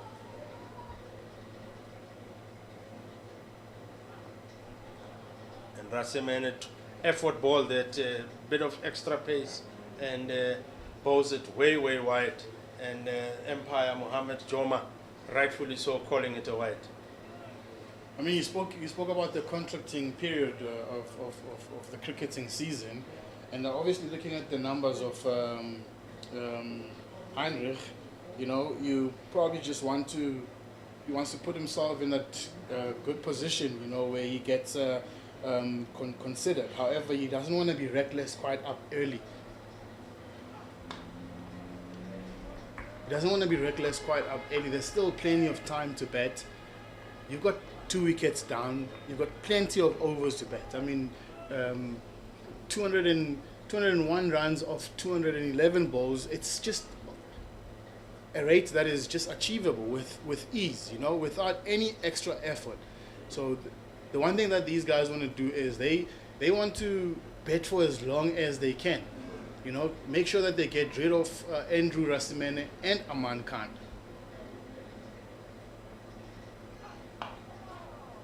Yeah, good one that by Hendrik Pieterse. Just to also finish off the over, to take the one, keeps him on strike, and it takes the score for Limpopo Impalas to 41 for 2 after 14 overs. At this stage, Eastern Storm was sitting on 51 for 3.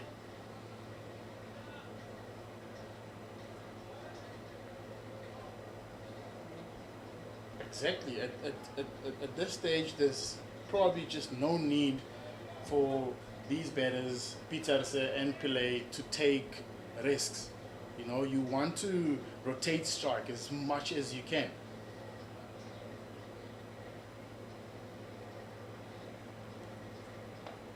Tumelo Simelane continuing from the south end, and immediately Heinrich Pieterse picking up the one. And Heinrich Pieterse is the guy that he's got the capability of controlling the inning, controlling the tempo of the game as a batsman, because he's got that experience. It's something that he also did well even during his schooling days. picking up one again. That's good to see from Limpopo Impalas. This rotation of strike, again putting Tumelo Smelane slightly under pressure because now he's bowling to a left and right combination. We talk about this left and right combination, but it's no use if you don't put it into action. And here we're seeing exactly that.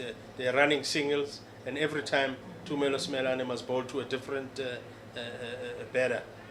Every ball is not bowling it to the same batter, which therefore means you have to be changing your line each and every ball.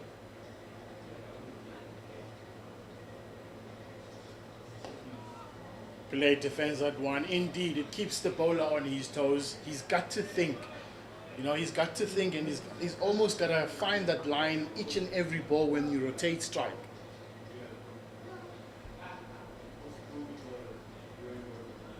There again, just tossing it up there to Tumelo Smelane, and immediately Alex Pillay was on top of it and hit a beautiful drive, cover drive through the covers there, but just for one run. It's a very healthy over so far for Limpopo Impalas.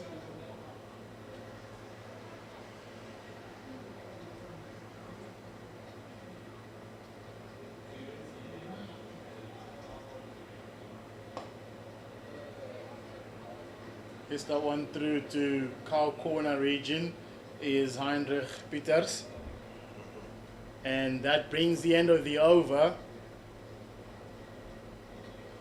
It brings the end of the over number 16.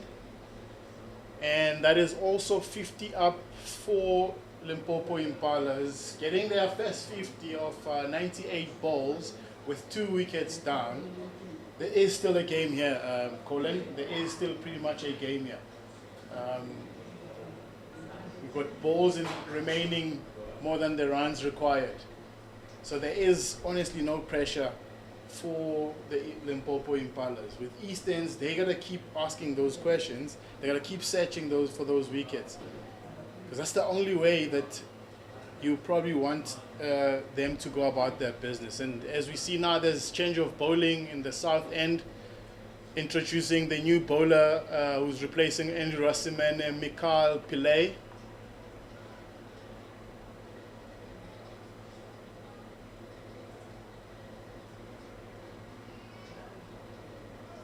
He's got a very good potential of being a proper all-rounder, this young man.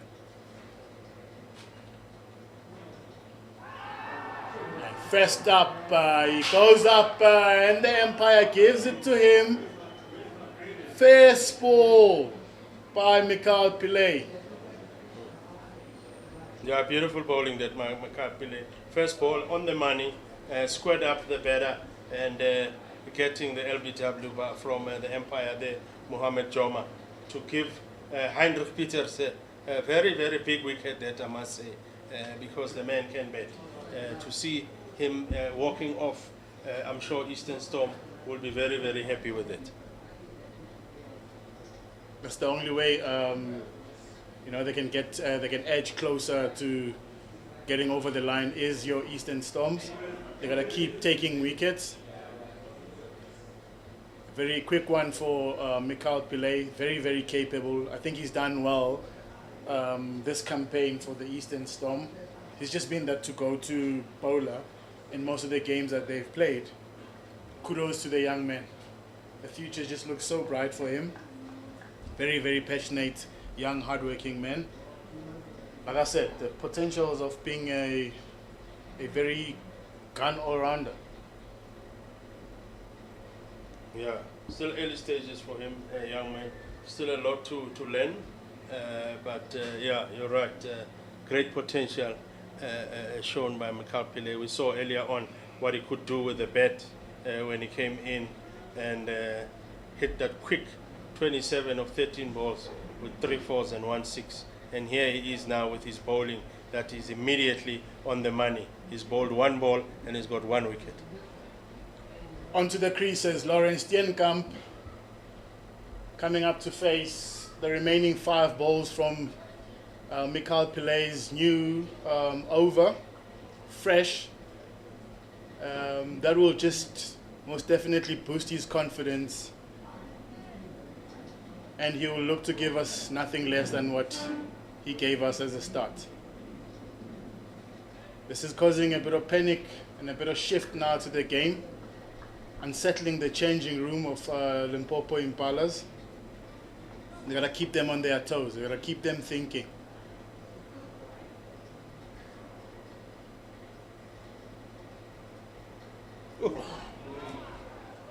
There is just something about this end, Colin. You know, even guys with not much pace are getting that sort of zip and bounce that area. You probably just want to ask the groundsman what literally happened there. Did he throw in some stones there a little bit there in the morning, Bosman? No, remember that even earlier on when Don Khadebe was bowling from that end, who's military medium. Again, we see that ball hitting that area and leaving the batter. At this stage, as an early batsman, you would want those balls. Those that don't affect you, don't require you to play them as much. You want those sighters, as you would call them, and Steenkamp would be happy with those. But as I was saying, Tapelo, early on, Don Khadebe was also bowling from that end, and you could see also with him just bowling from that end. So there is some life into that end, and all we need is bowlers to action it. And here's Another opportunity there.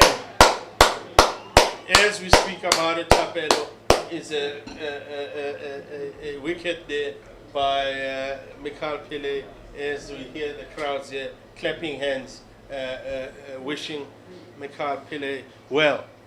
Top bowling that and that live area that you spoke about came to the effect there once again. Steenkamp Lauren there doesn't really trouble the scorers much. Very, very well done there by Mikhail Pillay. 2 quick wickets, changes the game, puts the Storm in a very, very, very driving and commanding position. That's very good from the Storm players playing their last game at home. And that wicket will bring on drinks. Are they taking on field drinks? Or as we can see, the match referee, Lawrence Willemse, heading on to his colleagues to just offer them something to drink. They haven't really been working very, very hard. As we can see, the wickets tumbling and wickets falling at regular interval.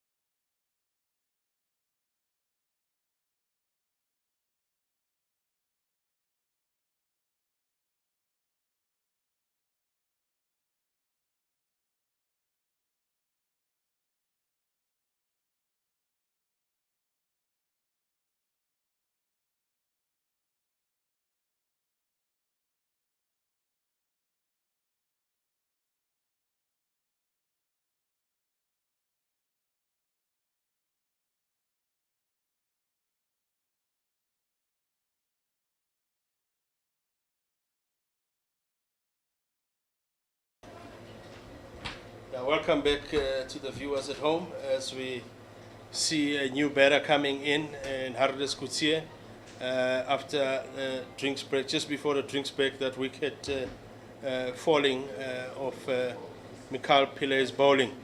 And we just saw a brilliant catch being taken there at point by Devalt Mare. And that now brings Hardes Kutsie on strike. We saw Hardes Kutsie earlier on with his bowling. Let's see how his capabilities are with the bat. And immediately he's welcomed by a white ball from Mikhail Pile, and I'm sure he will take that, he'll appreciate that as a sighter for himself. And earlier on, Hardes Kutsie bowled 9 overs for 54 runs, and he picked up 4 wickets. He was the main strike bowler for the Willowmoore Impalas, and he is now coming in with 4 wickets down to come and bat. I'm sure he would not be looking to bat so early on. Lets that one go. Good bowling there from Mikhail Pile. I'm sure you'd want to bring that one more closer, asking the batter to just play some shots as he's just gotten on to bat. Yeah, you'd want, as a bowler, you want a new batter to be facing, but you want him to play. Because by him playing, you've got a huge opportunity or chance of getting him out. Good fielding there again from the young man, Devalt Mare. And that finishes the over, a very, very good over from Mikhail Pile. In that over, he's picked up 2 wickets for 1 run in his first over. Picked up the first wicket with his first ball. And Willowmoore Impalas are now sitting at 51 runs for 4 wickets down after 17 overs.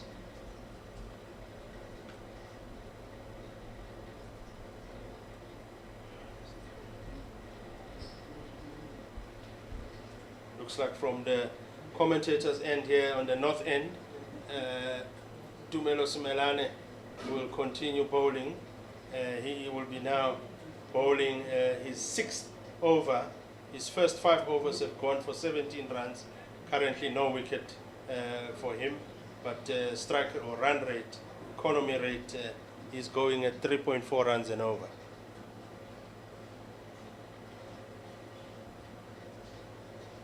I think his job is just to continue applying that pressure. That looks pretty adjacent. Empire Katsuntuli, not convinced. I'm also not convinced sitting up here, just looking at where that ball was going. It just does look like it wasn't hitting the wickets at all. Could it be the one that's sliding through? Could it be that one that's sliding through and missing leg? That one was looking better. Bit ambitious with the previous one from Tumelo Simelane. The pitch is actually offering some bit of exchange of words there between the bowler and the umpire.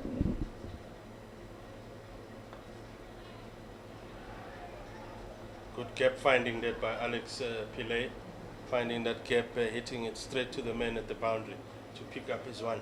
It's been impressive, this Alex Pile just going on about his business. A bit patient for his 12 runs. He's faced 42 balls.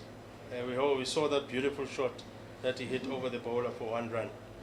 Other than that, he's been watching his mates on the other end falling with now 4 wickets down.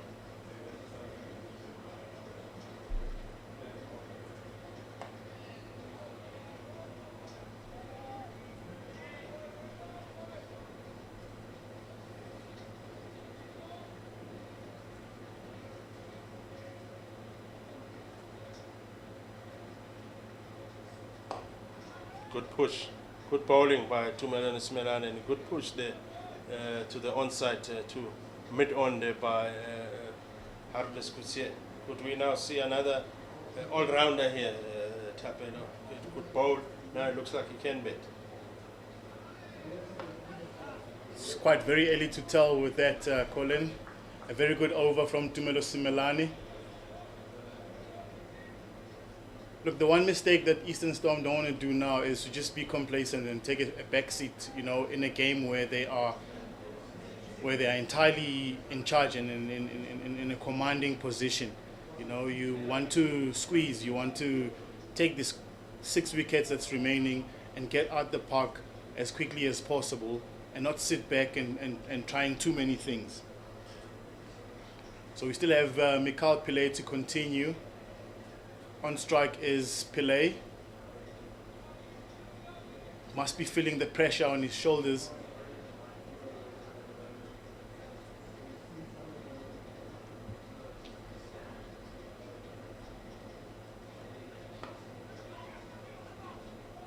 Oh, good pick up, one hand pick up there by Willowmoore and have a shy there, but good call, good early call by Alex Pillay, and running also to the danger end, ended up making it comfortable. That is the kind of energy you want to see as a bowler, from your fielding counterpart, your mates. Very good energy there from Devon, young, talented champion. Pushes that one wide.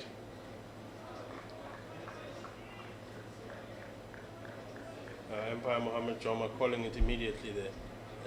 Trying to bowl some extra pace, I think, is Mikhail Pillay. Getting a little bit greedy because he's picking up wickets here now. You want to also add on the pace, whereas he just needs to just continue what he's been doing.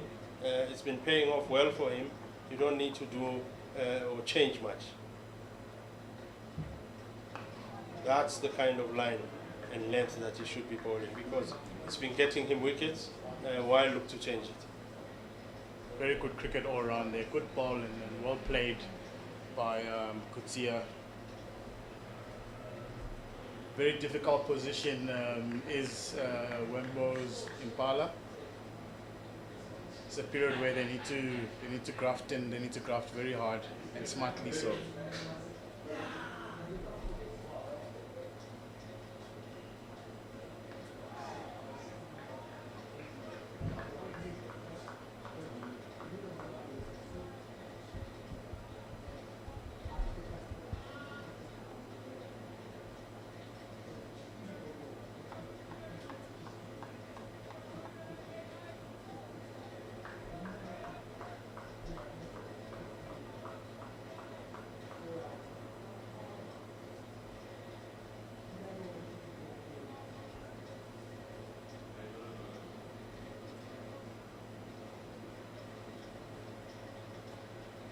Oh, tempted. Good bowling there by Mikhail Pillay. Saw Kutsia pulling out. A pull-out game is very spot on there. God knows what could have happened there had he just committed to that. But he was actually looking to flash at that very, very hard. Yeah, I thought about it for a minute or a second there, but wisely so, pulled out of that shot.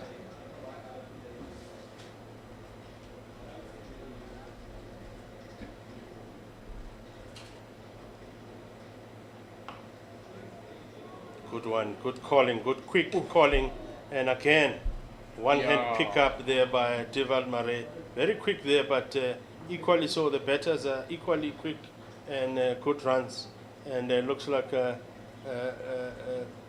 physio for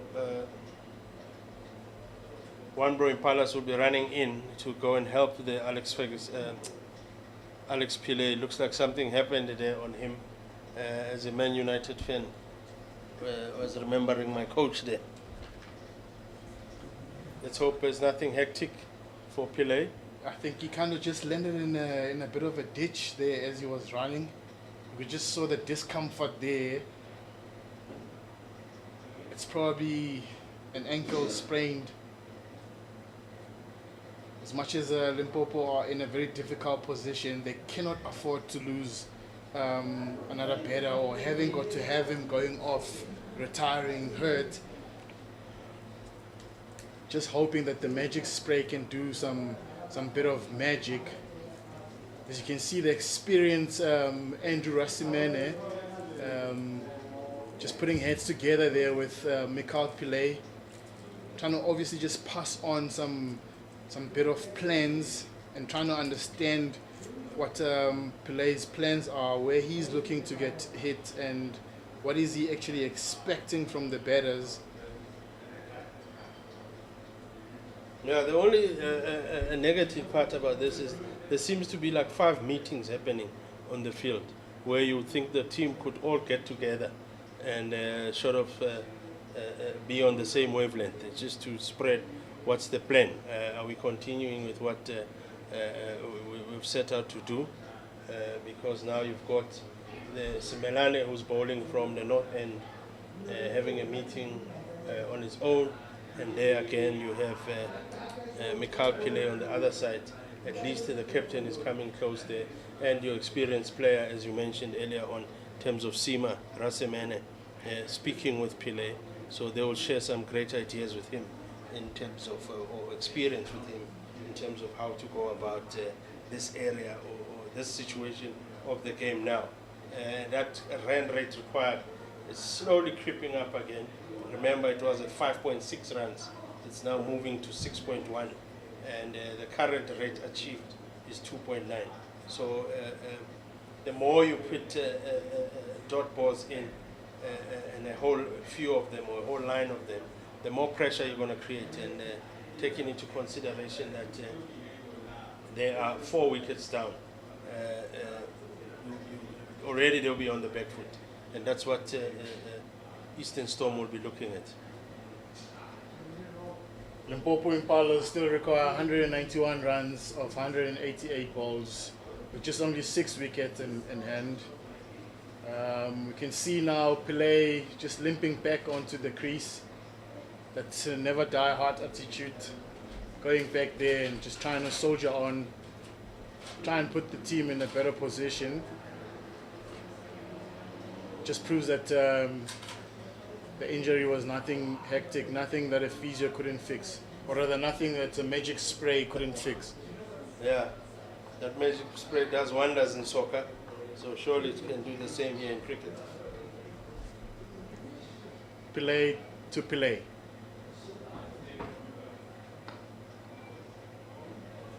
Goes on the front foot and defends it for a no run. It was the Pillay battle. Bowlers Pillay, batter is Pillay. End of the over number 19, with the current score at 55 for the loss of 4 wickets.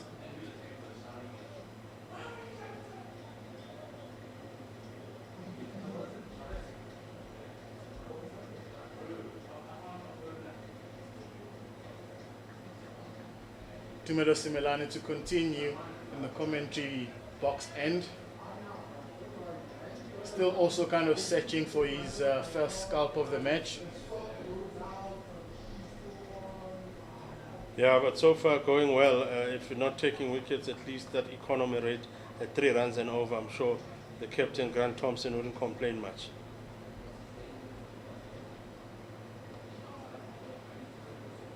Good stop, good fielding there by Sikukune. Great stuff, and you can see Chris Britz just going across to give Sikukune a hand, just to say well done on that fielding.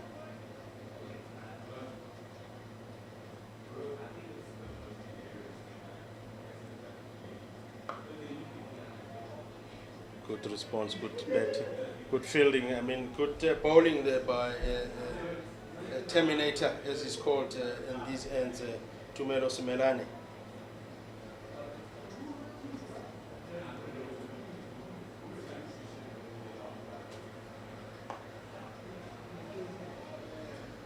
Pushing on dot balls, 3 dot balls in a row, and we will see if he's got some field changings or is continuing with his field changing. The current field setup. Because you would feel that a batter would want, after about 3 dot balls, there will be that form of pressure where now they are thinking of a release shot. In that case, Kutsia just playing a good shot, just playing it down to the fielder sweeper at the boundary there. Not looking to hit that big shot for boundary of 4 or 6. Very good bowling from Tumelo Simelane. He's been very consistent. I think he's also due that reward, that 1 or 2 scalps, which if he remains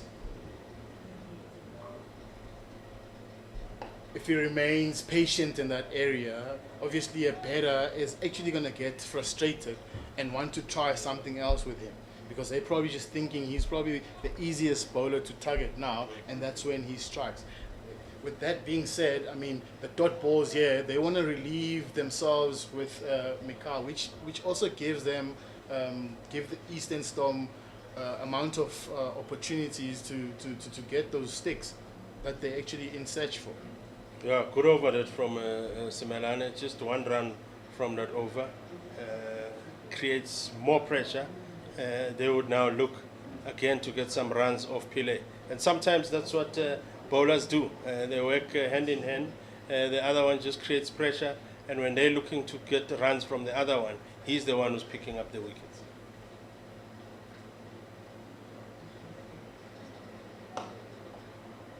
Pillay to Kutia, drives that one straight to mid-off for no run.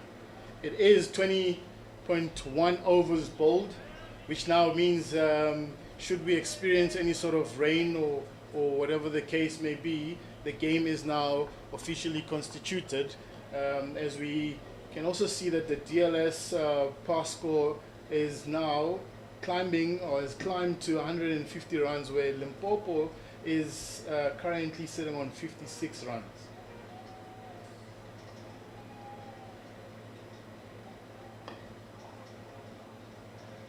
Very good bowling there by Mikal Pillay. Wicket to wicket. Not doing too much. Sometimes you just want to keep your plans simple. Yeah.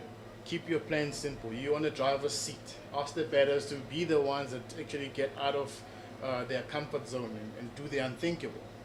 Definitely. They are the ones that must change their game plan. So far, your plan as the bowling team is working. The batters must change. If they keep on doing that, just defending, all they are doing is putting themselves under more pressure. And with just 6 wickets in hand, yes, you want a partnership going just to create a situation where you can have something to fight from.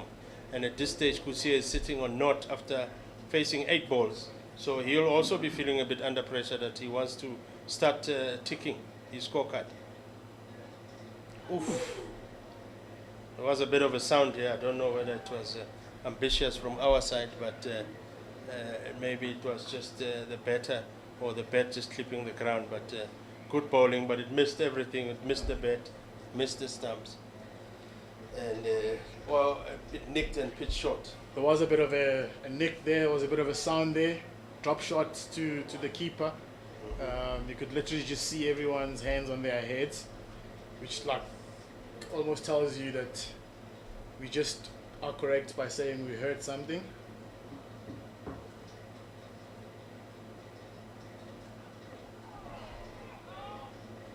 Good call that by the batter Pile, because he picked up that the fielder Willowmoore was immediately on that ball, and while Kutia was thinking of the run, good early call by the batter Alex Pile to just make sure that there's no run out.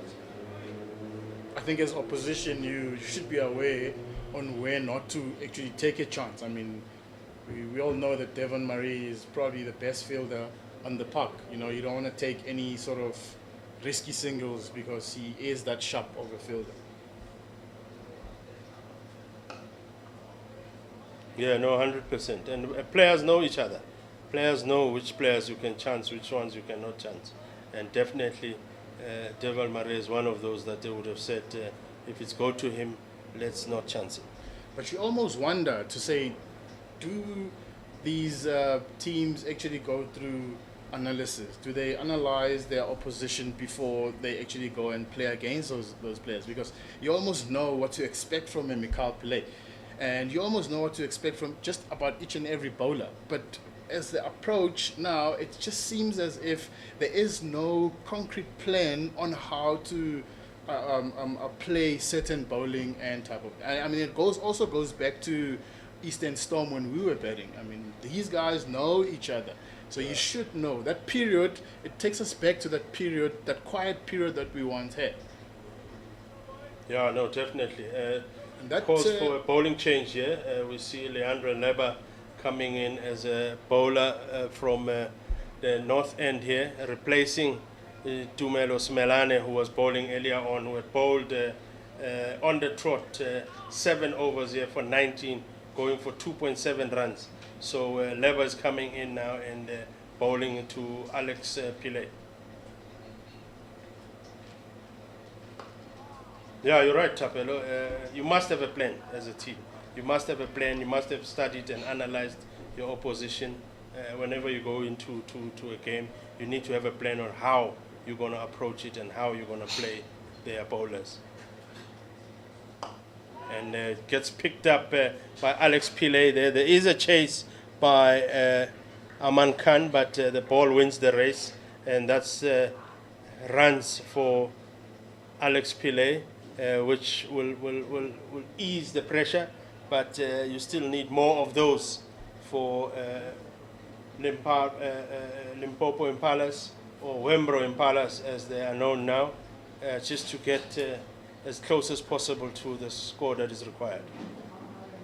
And this time around, Leba responds with a beautiful ball that misses the bat, the inside edge of the bat, and it goes to the keeper's hands. And I mean, looking at the spinners, they literally just not troubling the batters.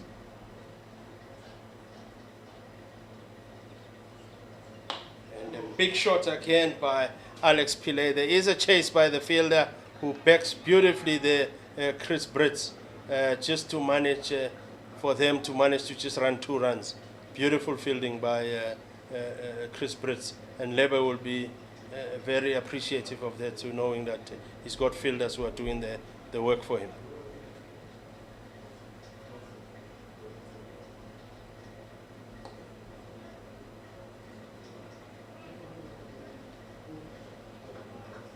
Another one day by Alex Pillay. It's been a good, handy or healthy over this for Limpopo Impalas.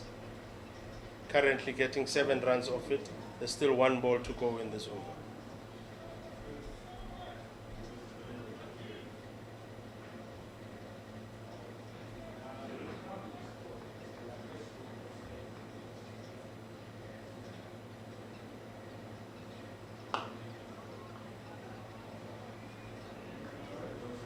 Good bowling that, to finish the over by Luandre Lube, and it takes now the score of Wembro Impalas to 63 for 4 after 22 overs.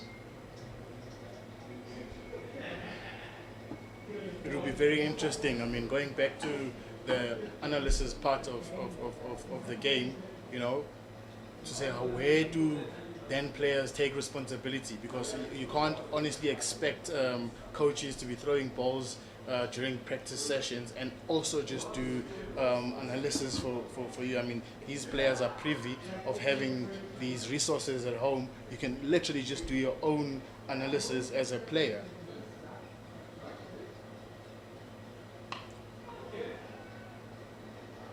Mikhail Pillay drops that one shot, and Pillay hits that one over, lands safely for a single.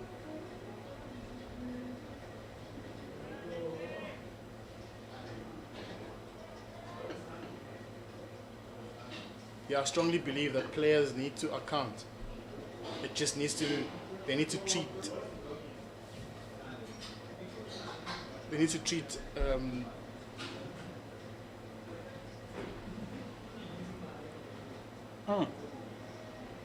Missed the edge there. rather, instead of treating, they need to just take themselves a lot more serious. Because it's like you're going into a war with a bullet with a gun with no bullets. and expecting to come out victorious. So at what stage do you then hold players accountable? Because it's like everything needs to be spoon-fed to them. Coming to practice to be told this is what you need to do and everything. At this stage, you're expecting these guys to know what's expected of them. That's why we talk about role definitions.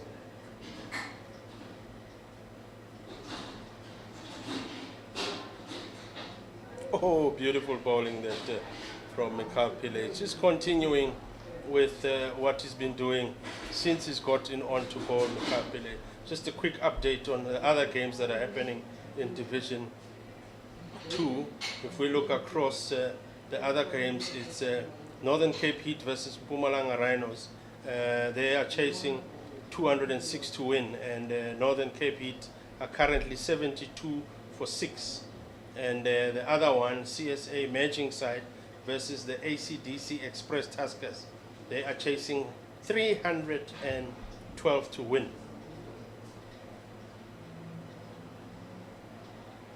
Good bowling, good Let shape. that one go.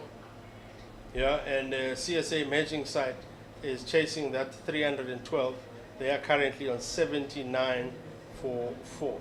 And going across to the Division 1 games, Momentum Titans, multiple Titans chasing 231 to win against Knights. They are 110 for 2 currently. And Boland, Gold Rush Boland chasing 182 to win. They are currently 146 for 2 against Western Province.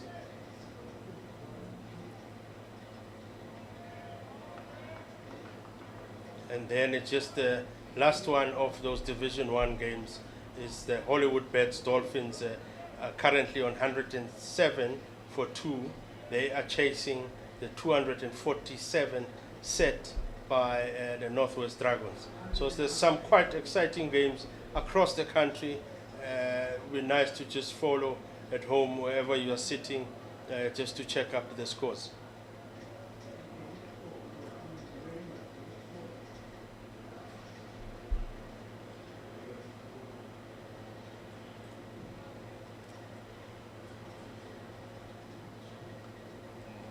Good dive there by the old man, Grant Thompson, to save what could have been easy one down to third man, but he stopped it to finish and end the over, the 23rd over, and Wembro Impalas are now sitting at 64 runs for 4 wickets.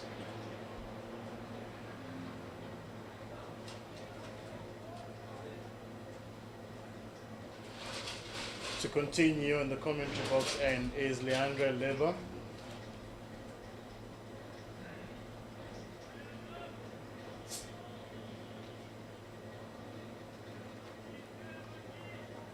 I think the conversation between Pillay and Kute is let's just bet, because it doesn't look like there's like sort of small targets that they've been setting for themselves.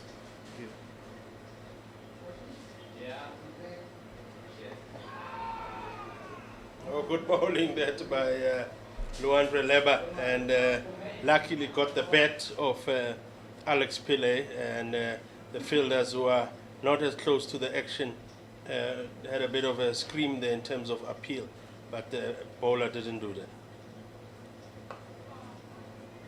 Yeah, Tapelo, you're right. There needs to be some form of plan, form of action in terms of intention, what to do, because as you can see, with just that dot ball, the run rate required is now 6.8. Flushes out one through to super boundary and comes back for 2. Yeah, and those are the kinds of intention they need. Just not wait, because we tend to see that batters tend to wait for a boundary ball or a boundary shot in between the boundaries. They don't look to take those ones and twos.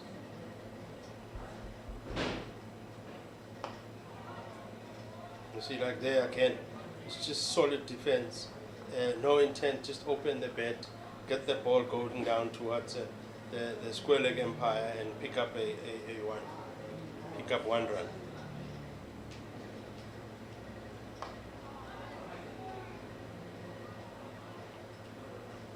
drops that one left of the cover field and sprinkles through for a single. I think more of and above Colin is these players. Most of them are just a fearing of failing. You know, the fear of failing. You know, and those are the things that you literally just cannot coach. You know, if you gotta walk out there, you gotta be fearless. You know, you gotta believe in what you're capable of.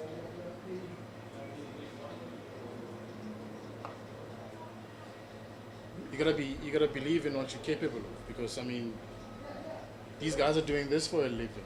You know, they're getting paid to do what they're doing. You know what I mean? And if there is no will to improve or wanting to improve, you know, it just doesn't cut it for most of the guys. Back to the field, Wembro's Impalas are currently 67 for the loss of 4 wickets after 24 overs.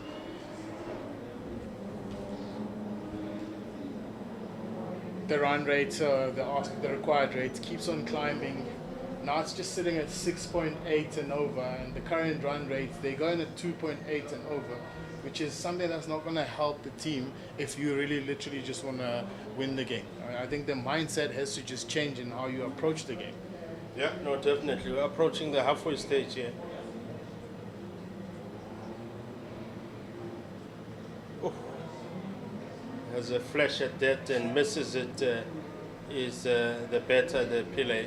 And yeah, I mean, we approach, if you remember, at 25 overs gone, Eastern Storm was sitting at 97 runs. So at this stage, we are 24.1, and clearly, Willowmoore Impalas are behind the ball here, and the run rate required is creeping up again to 6.7.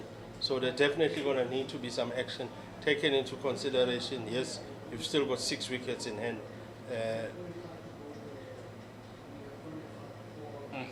Tempted again. Yeah, you're going to need to play, you know, those kind of balls. If you're going to get anywhere close to your score, anywhere close to chasing that score that is set, which is 244, you're going to have to show some intent. And just looking at how Willowmoore Impalas is playing today, I'm actually not surprised, Tapelo, that they're sitting at the bottom of the log.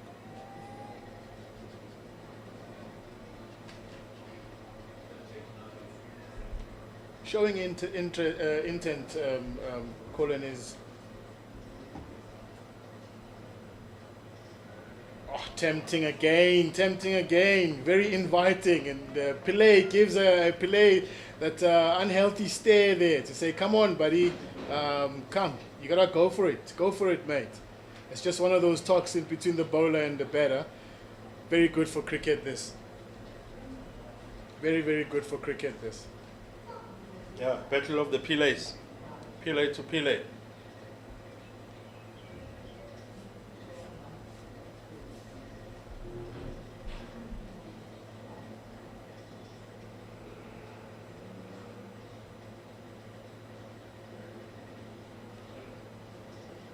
And Pillay has a go at that. Alex Pillay has a huge shot at it. Was looking to hit it back to where the bowler is coming from. Hit it to the field, that field C, but not missing it by a huge mile there. But at least we asked for intent, Tapelo. At least he showed us some intent there. This is where then you come in as a non-striker. I mean, you've done that 3 times. Surely there's just something wrong. Same shot 3 times, and you're not coming all right. So surely there's just something wrong.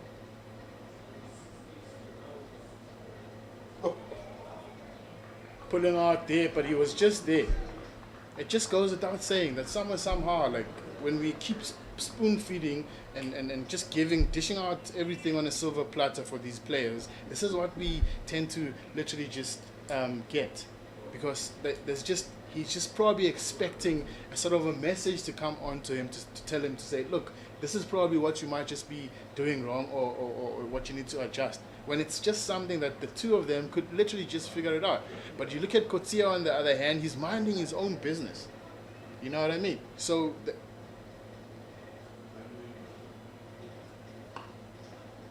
it's just proven how we just growing selfish cricketers, because it's not in the best interest of the team. If it was just in the best interest of the team, surely we'll get a different result. But you can literally just tell when players are just playing for themselves. I mean, you just mentioned the contracting season, you know, that's the only thing that's just on their mind. I mean, at this level, this is not a development level. Results are everything at this level. Yeah, and looking at where the game is now, halfway stage, 67 for 4 is Willowmoore Impalas. And remember earlier on I said at this stage, Eastern Storm was sitting at 97. So in comparison, Willowmoore Impalas are behind. And at this stage, they were also just a few wickets down. So they're going to need to change and go into second gear or third gear if they are going to have any chance of winning the game or getting as close as possible to the 244. That was Leandro Leba to Coutier.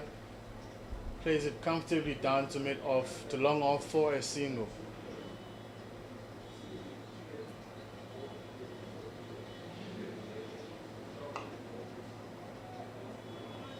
Bowling there by Leandro Leba. Now we see the total runs to win going to 191. The balls being a bit lesser now. Pushes that one slightly quicker. But I think that was just almost predictable because you could just see the body language type of change, the approach changing.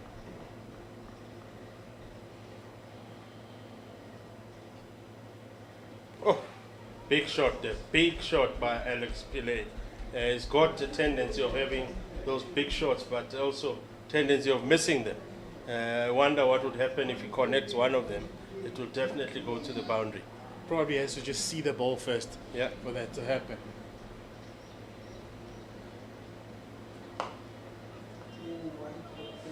There's one that he connected, but not very well. Fortunately, I think for him, because if he had connected it very well, it would have gone straight to the fielder there, who is Aman Khan, to catch it.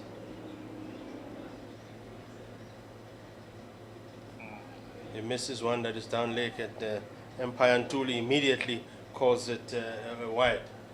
Naughty that from Leba. And looking at that run rate required, going up again, now it's in 7.3.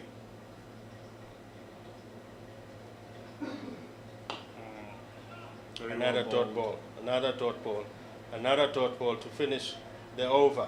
And we just finished the 26th over. It's now 69 for 4. They're just managing 3 runs from this over. I mean 2 runs from this over. So they're really Eastern Storm squeezing them for no runs here is what Eastern Storm is doing to Willowmoore Impalas.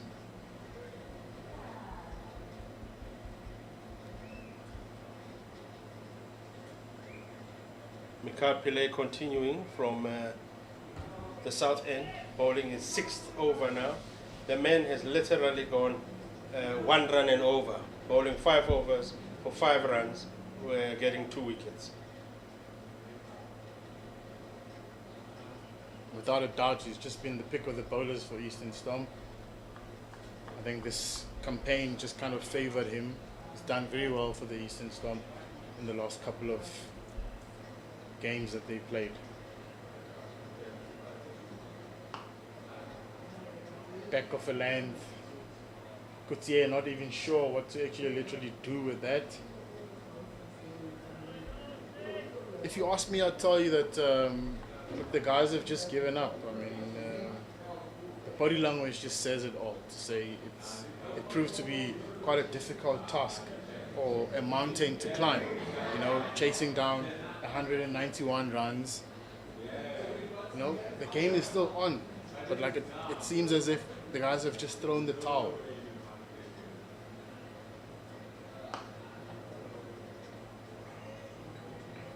There again is a hit by Coutier or a hit by a batsman that is just harmless. It just goes straight to the fielder and it gives them no run. That run rate moving now from 7.3 to 7.4. Just amazing what dot balls do. And it's got that look, Tapela, that they've given up. And they'll give up more once that run rate keeps on going up and it gets to double figures. And then they will start having immediately the feeling that we can't get there. Because as you see now, they are showing that they are willing to just give dot balls to Mikhail Pele, not looking for ones. And if you look around, if you look at how the field placing is placed by Grant Thompson, I mean, there is a gap there in the covers that with those straight balls that are being bowled, they could just look to, not even looking at hitting it hard, but just look at placing it into that gap and getting ones. Because once you just keep the scoreboard ticking, it's an old saying, you just keep that scoreboard ticking, you're getting closer and closer to the runs. Let's see if they will look to run 2 runs there. There was intention, but wisely so by Alex Pile, who called no to Hardus Kutsia. Look, I mean, credit to Eastern Storm's bowlers. I mean, it proves to be very difficult for the batters to put them away. You know, they're now back on the driver's seat. I mean, this is where now they also can't be sitting back, because at one stage they were also kind of in a similar position. But the difference between the two,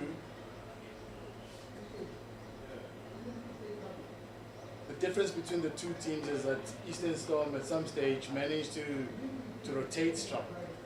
Again, we're boiling down to basics. I mean, how many times do we practice those type of things? You know, and yet we get here, the execution is just poor. I know cricket, as we watch this beautiful game that we'll have. I mean, there are match-winning moments. One for me was that partnership between Leber and Grant Thompson. And it sort of opens him up, that Pile, but luckily for him it lands in no man's land, and he manages to come back for 2 runs. 2 runs that were not necessarily in his control. He wanted to clip it and hit it over the onside there, maybe just over that mid-wicket area, but it caught the outside edge and it went to that vacant area on the offside. And that finishes the over, and Willowmoore Impalas are now 71 for 4 after 27 overs. Yeah, what I was saying is you know, match winning moments. That partnership between the captain, the Grant Thompson, and Leber of that 105 runs. That was a match-winning moment. That moment there, where that first over by Mikhail Pile picking up those 2 wickets. And then you can see now he's now bowled 6 overs, just gone for 7 runs, still at 1.2 runs per over. So these are changing moments, and at some stage, Willowmoore Impalas need to show us that. Where is this the partnership that can say, let's turn it around, let's pull a match-winning moment here and put up a serious partnership.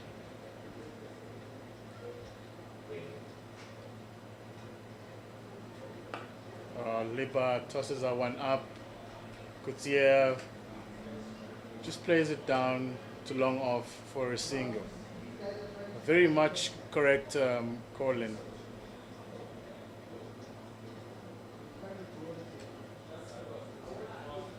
Eastern Storm just keeping Impala Limpopo quiet now in this middle period.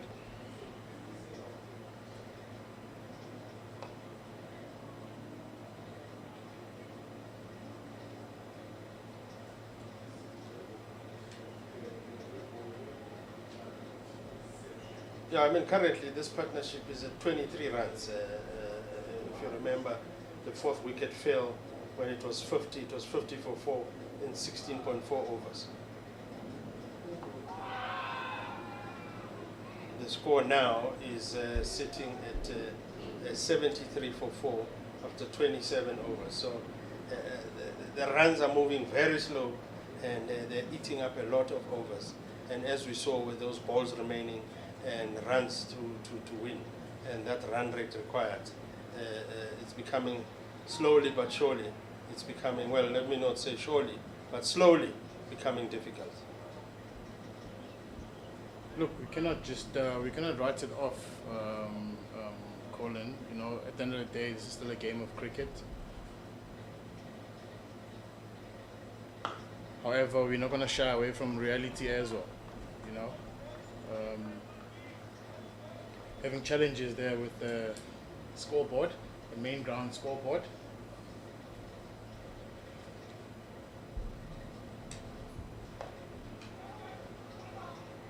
Kutia attempting to steal a single there. Pillay sends him back. Very good call there from Pillay.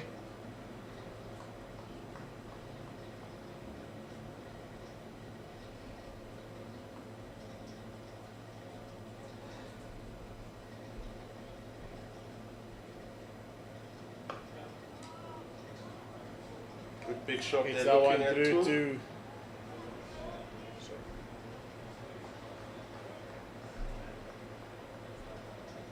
End of the over that from Labour.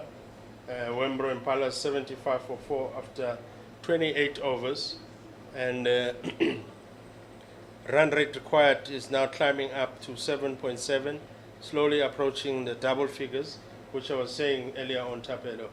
Once it gets there, it will give that sort of an impression that Willowmoore Impalas have given up on chasing the score.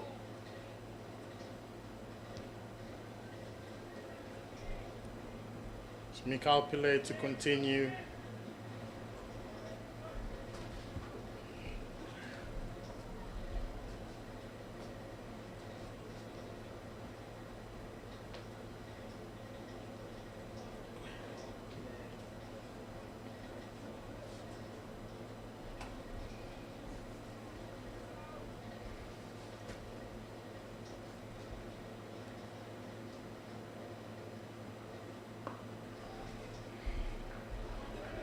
Carpenter is continuing from where he left off with the dot balls, and maybe in an over just being hit for 1 run. Good work luck from his own bowling. You can see the energy that he still has. I mean, the will to make something happen. Like, he's not waiting for things to happen. He's in the batter's face, putting lots and lots of pressure on the batter.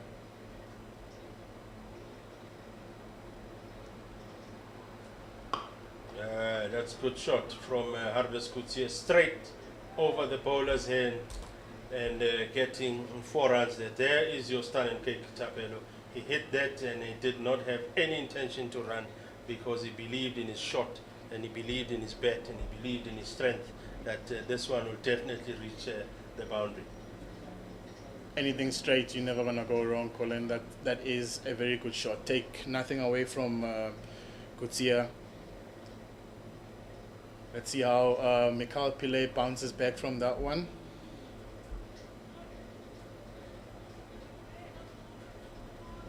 I think he's that one of a bowler that gets excited if you want to take him on.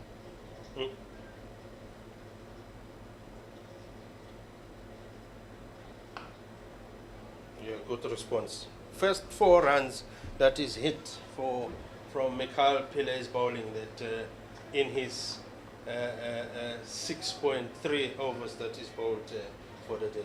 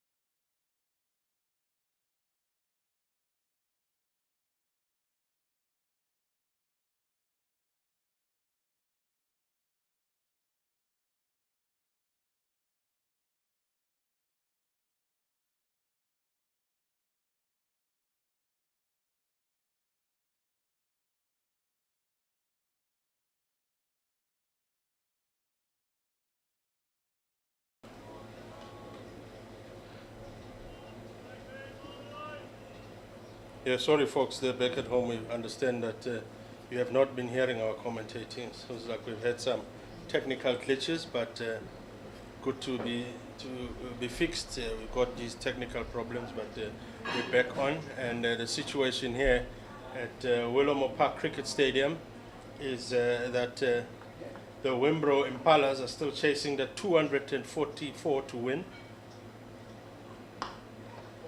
As we see a bigger shot from Hardes Kutsie for just one run of Aman Khan's bowling.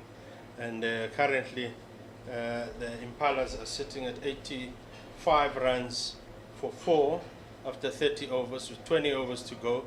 The current run rate that they are at is 2.8, but the current run rate that they require is 8.2 runs and over. So there's still plenty of runs to be chased, and they've got 6 wickets in hand. And so far they have not really been showing intent of chasing it, but with just bowling change, maybe let's see something. And there's Pillay looking to get that gap.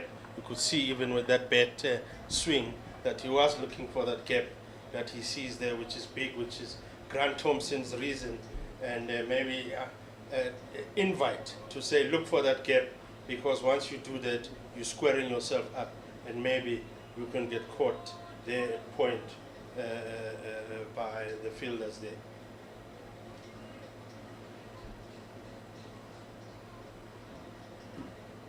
Aman Khan to Alex Pillay.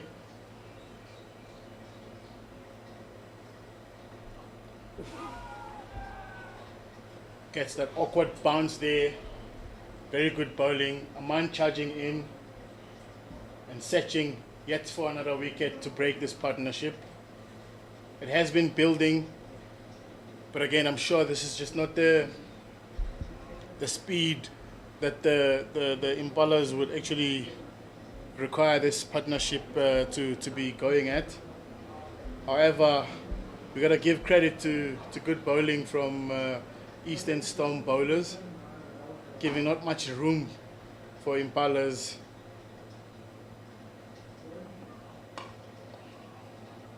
There's a bit of a shy there from the fielder, Chris Britz, but Alex Pillay makes it comfortably home to get that one run, to take the Impala score to 86 for 4 after 31. And at this stage, if we look at that's the batters themselves, Alex Pillay has been there for some time now. He's on 32 after 78 balls, and Hardes Kutsie is on 12 runs after 47 balls.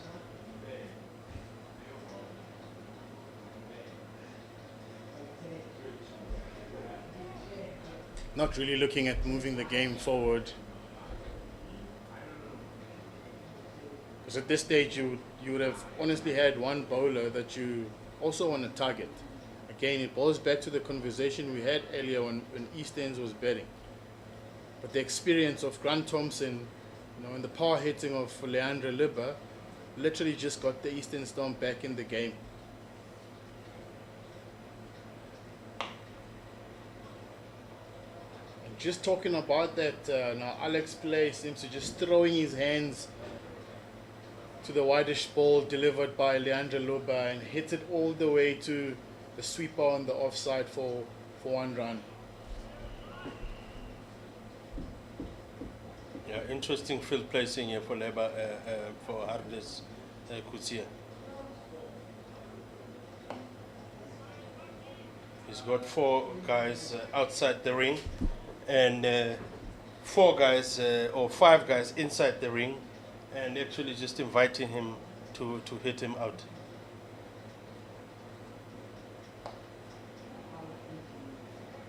And he just picks up one, Hardes Kutsie. That big gap on the onside.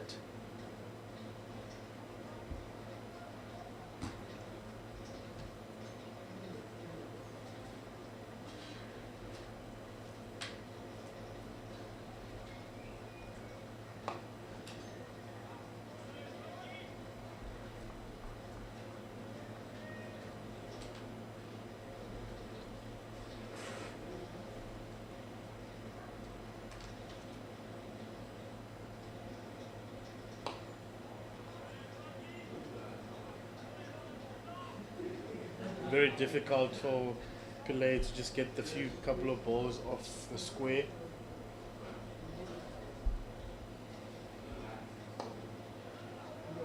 Just quick sharp fielding there by Devan Marais to finish off the over, Labour's over, keep the score at 88 for 4 after 32 overs.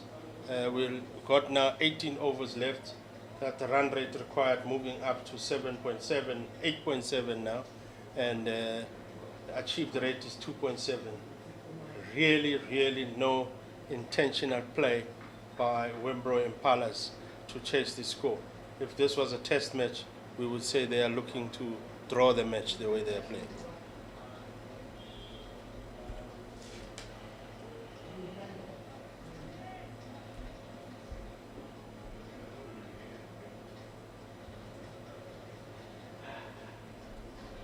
So again, with the more than day cricket, you know, you have players practicing how they play.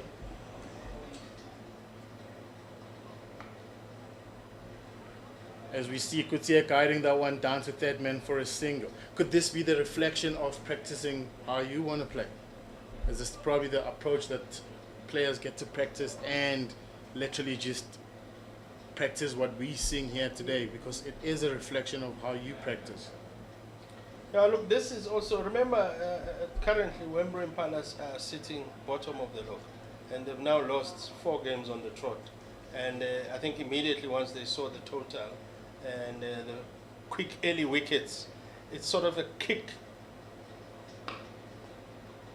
As we see Alex Pillay hitting that one over the fielder there to pick up 4 runs, which is runs that they need, and they need more of those. But what I was trying to say, Tapelo, earlier on is, you know, those the total that they're chasing and those early wickets that were taken by Eastern Storm of the Willowmoore Impalas is a quick reminder to Impalas that here we go again. You know, here we're gonna lose again, and they go into that mode. So it's not necessarily how they practice; it's just how they've been playing and the results coming out from those games. And they were just reminded very quick that, by the way, we've been losing, and the confidence of the team is very low because of if you just look at the results of their previous games. Credit to the Stormers, because equally so, they also lost the last 4 games of their 50 over campaign, and for them to come back at home, you know, obviously with the home ground advantage and the confidence of playing at home and being around, you know, familiar faces, the families coming out to support you and everything like that, guys doing their best to not disappoint their families and their friends. And Aman Khan with the one that shapes back in, takes off the off stump of Alex Pillay, who has been grafting, and it is unfortunate that we're going to have to see the back of Alex Pillay after such hard work and such patience on his innings today. It is Aman Khan who wins the battle, and that puts Limpopo Impala on a very setback, on a back foot, so to say. They are currently now 93 for the loss of 5 wickets in 32.4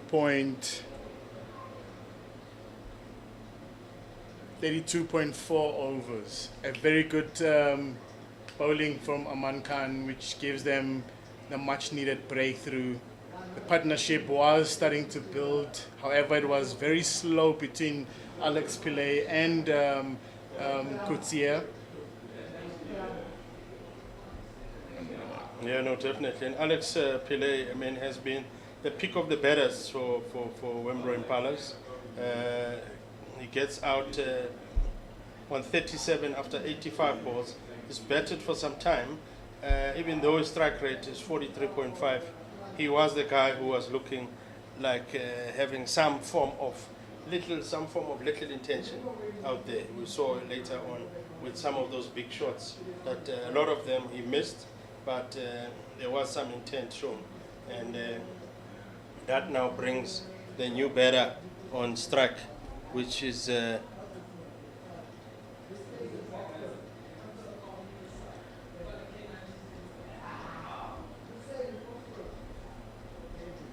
is the keeper. Richard, the man who was batting earlier, who was keeping earlier on, is now the new batter coming in, and he comes into a tough situation, a situation that requires 8.8 runs and over, and with currently the run rate that's been achieved by his team is 2.8. So he's going to need to up the tempo in order to allow them to have some form of a chance in getting as close as possible to that score.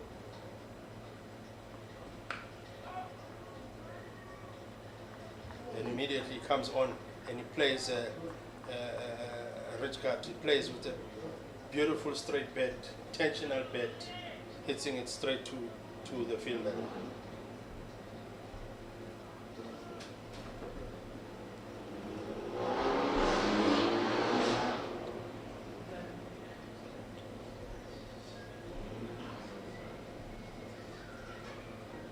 Aman Khan to De Villiers, read guard.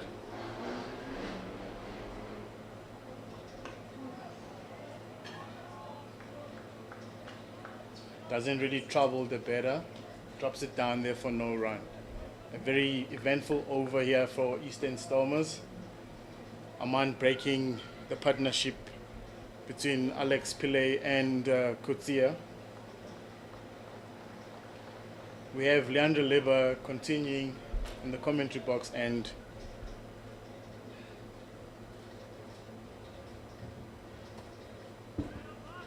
he's bowled 6 overs, not for 19.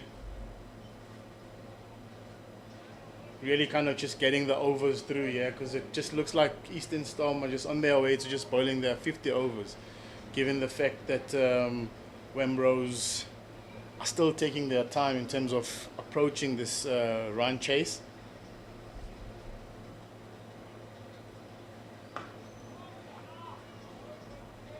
Yeah, it looks like Grant Thompson is going to look to bowl Leandro Leber out here.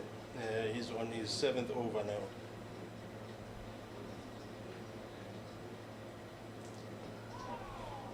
Inside edge onto the pads.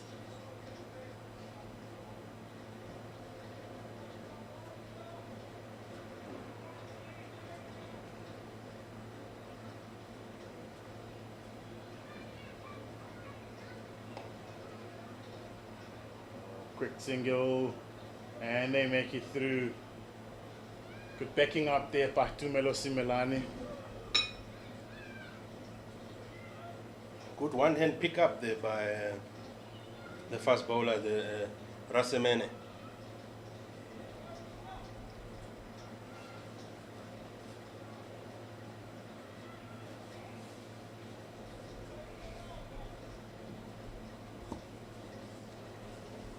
This will be the first time that the new batter, Richard, is facing Leber.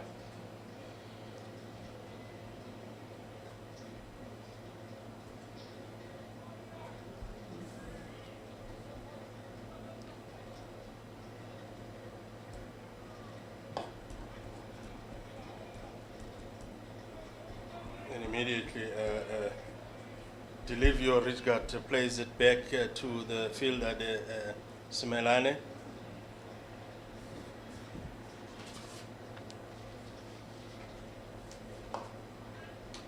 And they're beating the fielder. They won't be looking for 2 runs there. There is a quick call there by Ricardo, and good running between the wickets, between these 2 batters to come back for 2 runs. Where has been this Richard? Because that's like the kind of intention that is needed to be showing earlier on. Maybe just quite too early to tell, because I mean, if you look at most of them that came through, these are the good signs that they're showing, but they're not actually able to stay in longer. And when they stay in longer, you see runs actually drying up as they stay longer. They're actually kind of doing the opposite of what should really happen. You know, because the longer you stay, the upper your strike rate should be. There's now umpires calling drinks.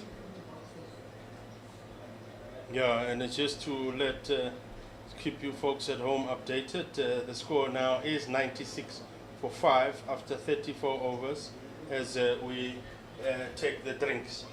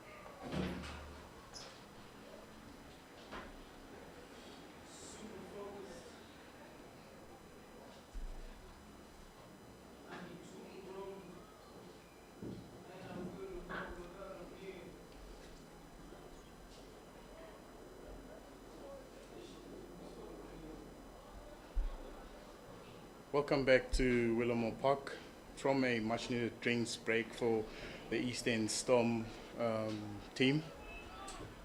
To take us away straight after drinks is Aman Khan.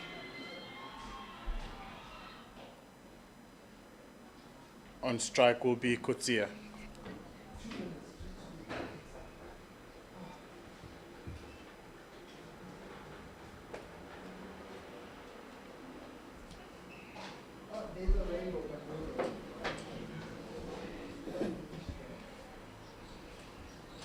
Welcome back, Colin.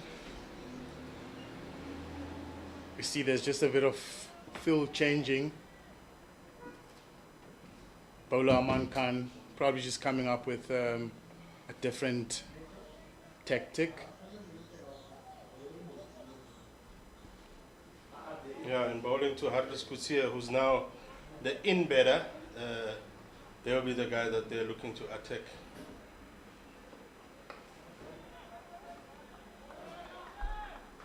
I must say, Tivan Mahe has been brilliant on the field, just picking up those one-handed and diving around and just saving some runs.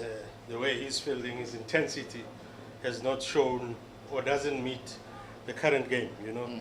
If you look at the intensity part of Willowmoore Impalas. He's still intentionally, the intensity is still high up there, showing a professionalism from the young men.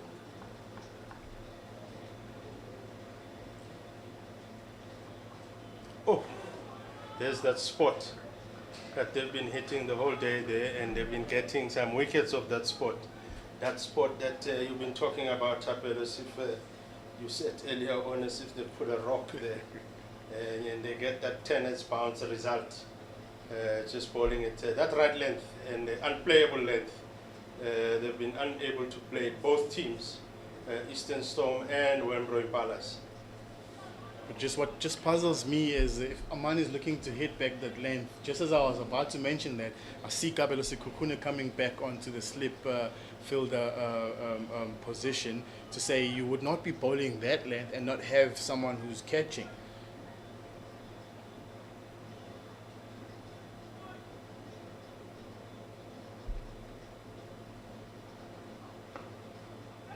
Yes, that's spot. Risky run there, but makes it home safe is the better there, Ricardo. Makes it home safe. It was his call. He was the man running to the danger end, and Richgard, sorry, made it home safe. And it was a risky one, but runs that they still need at this stage. They'll take any run that is coming their way.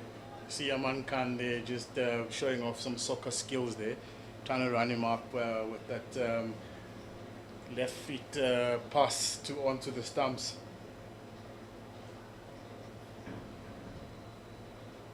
But yeah, the energies have gone quite a bit down all around.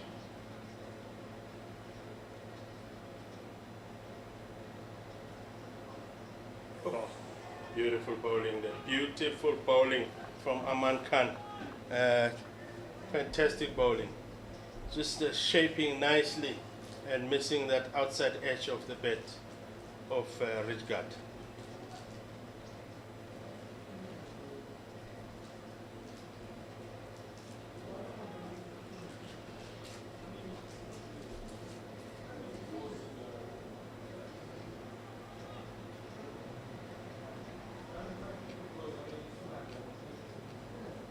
Aman Khan will be looking to finish this over strong with 2 balls left in this over. Sekhukhune drops one at second slip, and that it was here for. And as he drops that catch, a huge lightning goes across behind that side screen, and that was a chance. And at this level, those chances must be taken, Tavel.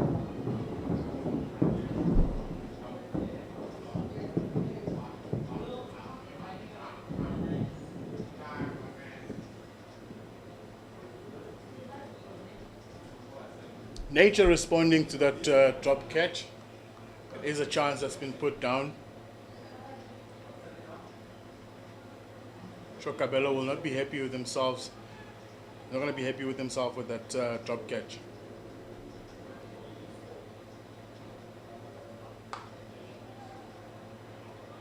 Yeah, it's sort of like he wasn't expecting it, you know. By the time he moves, because Sekhukhune is known for having good hands. That one, it seems like he wasn't really expecting it. It looked like it surprised him, which surprises me. Why? Because if you're standing, in fact, anywhere on the cricket field, you should expect a catch, but even more at slip, because they'll be coming, flying at high speed, and you should be ready to be taking those catches, because now that catch could have changed the game. And again, it goes back, to the energies that are spoken about. To say the energies are a bit down. You know, put a Devon Murray, it's a different ball game because he wants to be there. He is there. He is present. When we're talking about emptying your tank on the field, he is a true definition of that. And from a senior player like Kabelo Sekhukhune, that is just totally unacceptable. Yeah, no, at this level, you should be taking those catches.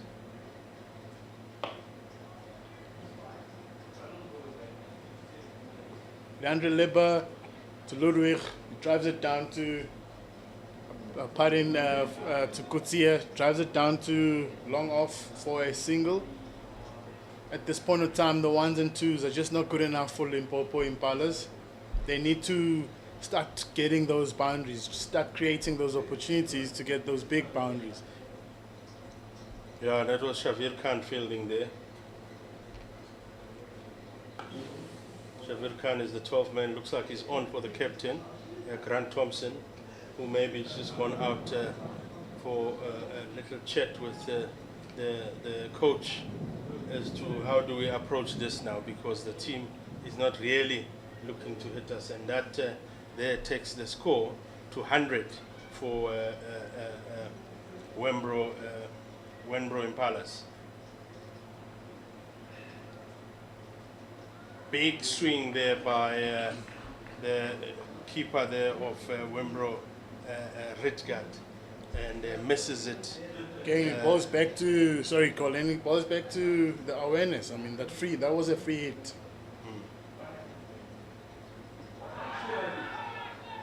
That was a free hit from a no ball, purely because of Eastern Storm had 5 players outside the inner ring.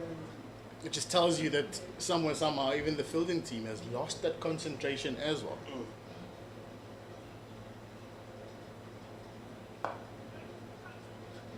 Yeah, it's been that type of a game, Tapelo, which hasn't really tested the fielding, and has just made the fielders to sleep a bit, if I may say that. That's why I've been impressed with a guy like Devon Murray, because he hasn't dropped his intensity, he hasn't dropped his intention. He's still running out, he's still diving, he's still picking up one hand and having a shy and all of it. You know, but the intent from the batting side, Willowmoore Impalas, have just sort of dropped that intensity of the game.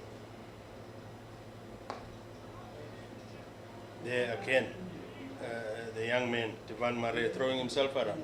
And that's exactly what I've been talking about. And that ends the over. And Willowmoore Impalas, 102 for 5 now, after 36 overs.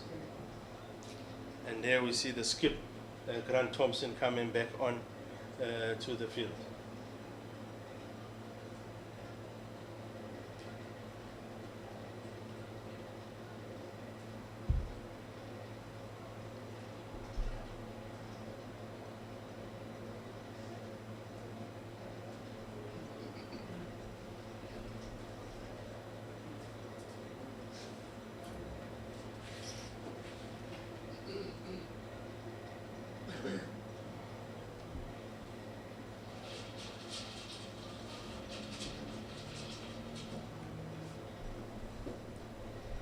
We see that there will be some bowling change from the south end.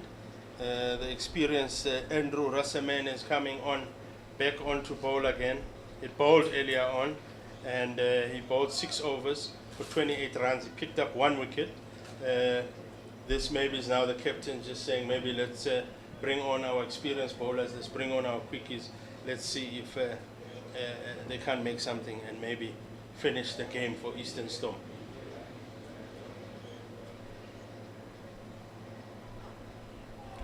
Man is just bowling it down leg, looking at coach, the umpire there, Mohammed Joma, and thinking about it. I think it just clipped the thigh pad. That's why it's not called a wide.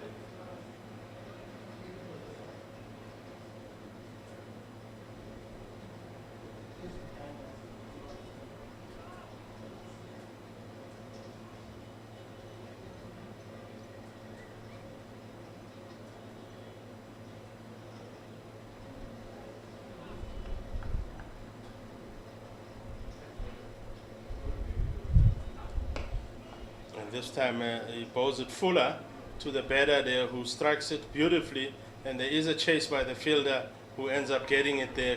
Good stuff there by Chris Brits, who chased it all the way.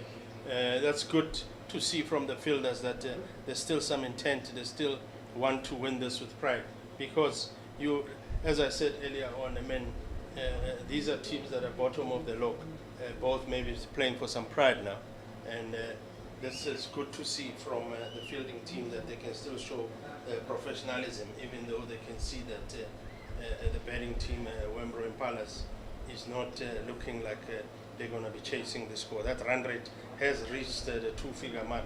It's now 10.2 runs required per over, and they've just managed 2.9 runs an over.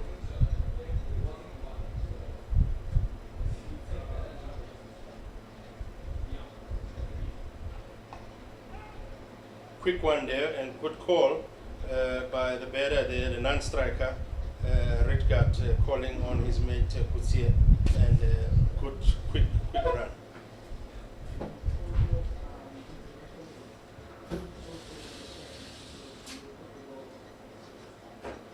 At this stage, even the rain cannot save either of the team, but the game just seems to favor Eastern Storm, the host. They're looking to finish off their 50-over campaign on a high. Andrew Rasimene to Redgard.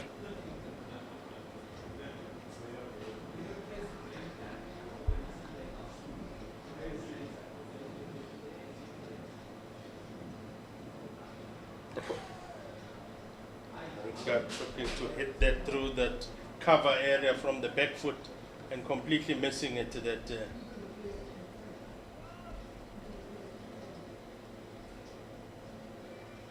Not too sure if the umpires are actually literally just quite aware of the lightning strikes that keep popping up, but I'm sure they're too experienced to understand and know when to literally just look at the lightning detector.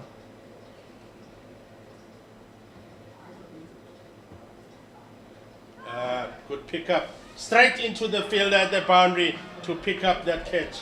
Beautiful catch by Mikhail Pillay at the boundary to pick up the wicket of Redgard. Fantastic that after a good pull by the batter, it went straight to the throat of the fielder and taking a brilliant catch and taking now that score of Willowmoore Impalas to 106 for 6.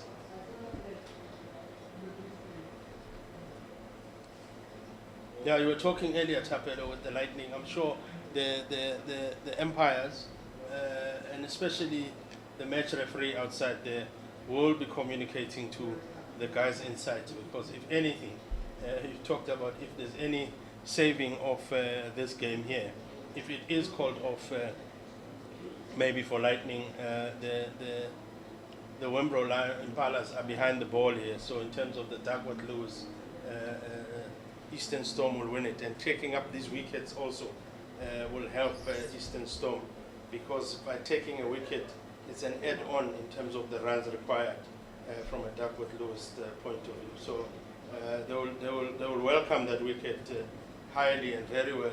Is Eastern Storm, knowing that those are the possibilities.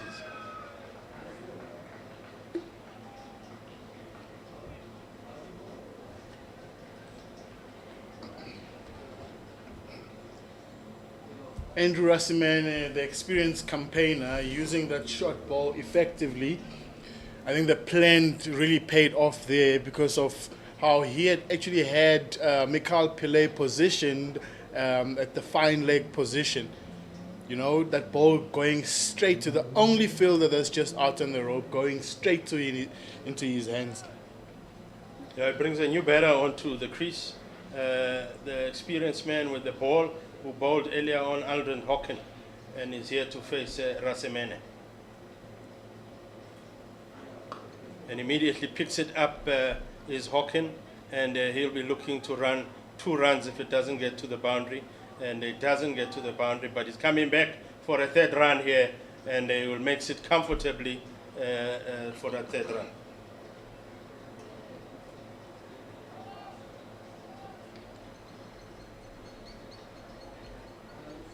And that ends the over for Rasimene, and the Willowmoore Impalas are now 109 for 6 after 37.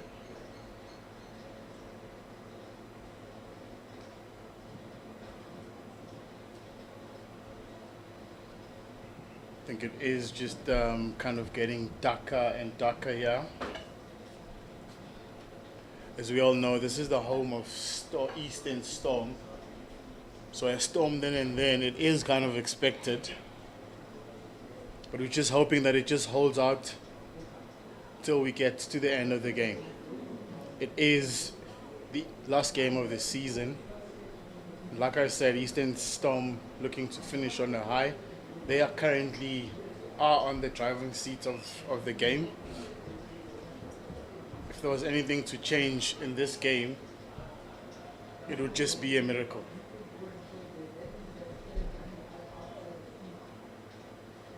Leandro Leber to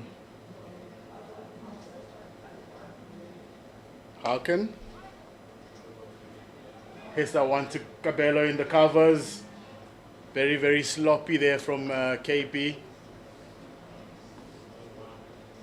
Yeah, very sloppy that from him. There was definitely no one there. And just after giving them a one, there was now a chance of a run out, but his throw was wild.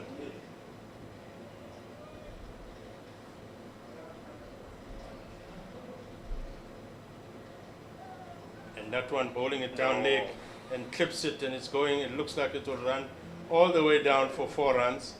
And the umpire and Tuli, they're signaling that yes, it is from the bat of Hawkin, and that is 4 runs for him. In fact, sorry, it's his partner there, Peters, Kutsie, Hardes Kutsie, clipping that one for 4.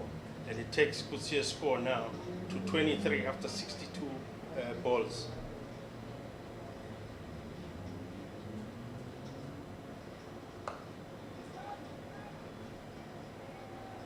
It was interesting to see a signal there earlier on after the end of the over, the umpires signaling to the ground staff. And I think that signal, looking at the ground staff now, gently taking a walk towards the covers. Tosses that one wide. Is Leandro Leber. Cabello tries to hit.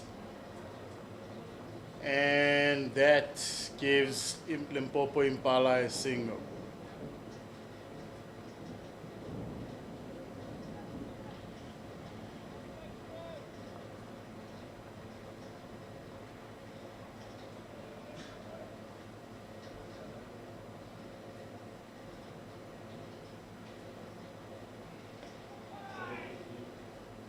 Hawken missing out on that one.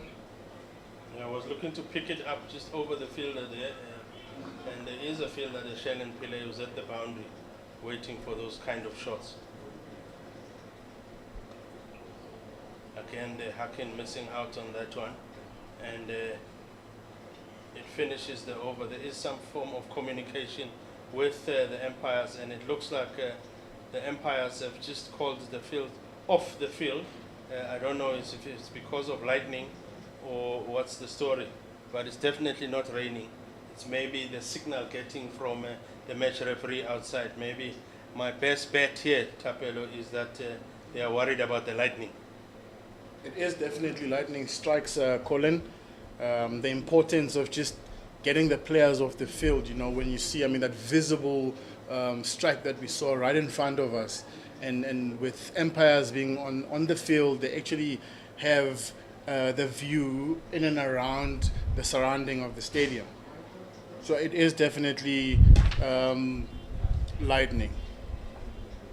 And just as the players walk off, see Captain Grant Thompson there leading his pack.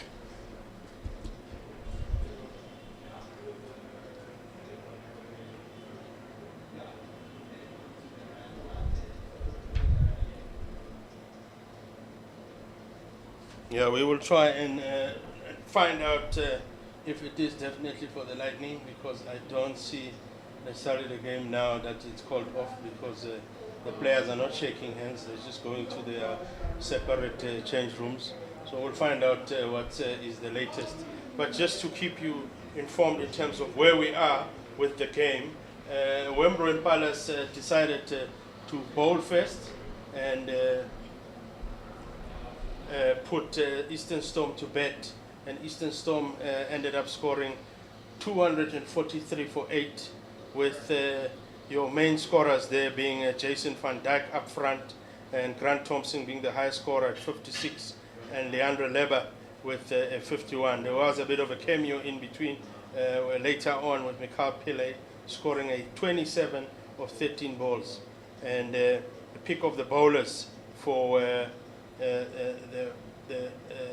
Wembro Impalas was one Hardes Kursia, who's currently batting now. He picked up 4 for 54 runs in his 9 overs. And we had JC Albani taking 3 wickets for 58 runs in 10 overs. I'll get my colleague Tapelo to update you with where the Wembro Impalas are now and the bowling of Eastern Storm. It has just been really tough for the Limpopo Impalas, showing zero intent and the will of chasing what Eastern Storm has put out as a total, which is 243 runs. Looking to try and build up a few partnerships there, losing wickets on regular interval, and having got to see Eastern's bowlers coming up and putting their hand, with Aman Khan taking 2 wickets for 16 runs after his 8 overs, and the experienced Andrew Rasimene picking 2 wickets for 35 runs after 7 overs. And one of the bowlers that has been just very consistent today, Tumelo Simelane, the left-arm spinner, getting 0 wicket for 19 runs after 7 overs. And another pick of the bowlers, which is someone that has really turned the game around, getting 2 key wickets for Eastern Storm. Mikhail Pillay with 2 wickets, 14 runs after 7 overs. And Leandre Leber, who has proved to be very difficult to actually give away runs, who's bowled 9 overs, went for 32 runs and for no wicket. We will be back shortly once the Empires give us a go-ahead. At this present moment, we are experiencing lightning here at Eastern Storm home ground, Willowmoore Park.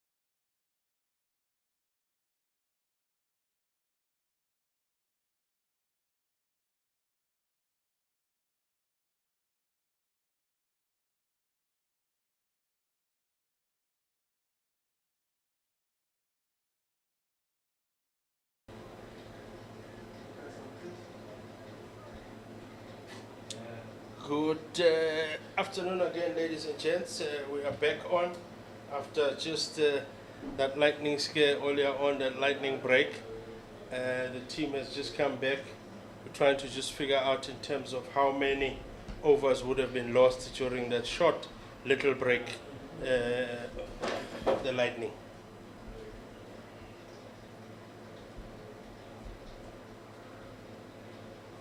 It just seems a little bit dark out there in the park. But it just helps because it is a white ball.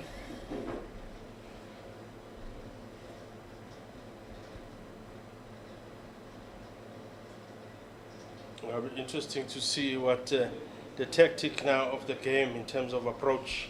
What would it be based on what is the intention of both the teams, Eastern Storm or Willowmoore Impalas.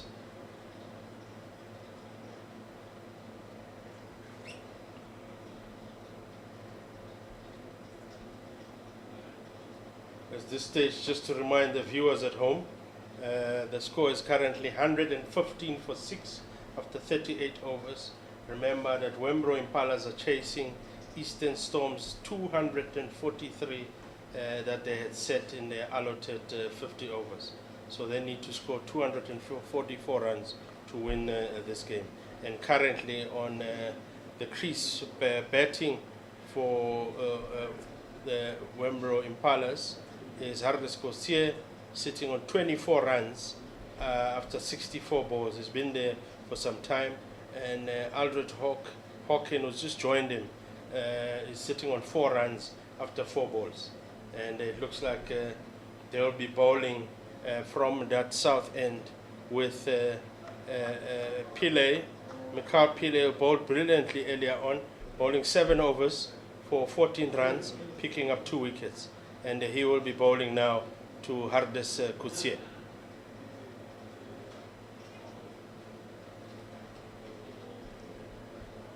Empire signaling the final power play of the innings.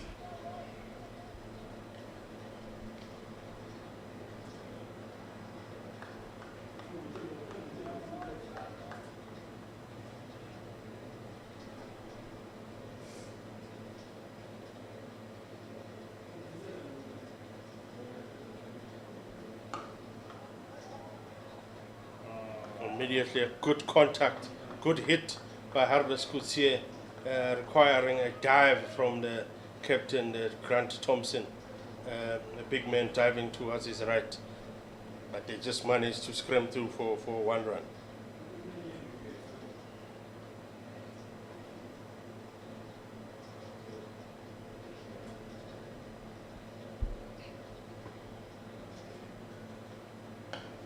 Peter getting picked up there by Hawkin. Just not hitting it far enough. Coming back for a second run. A bit of a shy there. And there is a taking off by the keeper there, Van Dijk. But the umpire says not out. They just managed to come back for 2 runs. Hawkin just managed to pick that one from his legs. And hitting it to the fielder was Aman Khan, who's at the boundary. But the ball just managed to bounce a few times before reaching him. I think from the get-go, as they set off for that first run, it was just evident that they're going to take 2. It's good running between the 2 batters.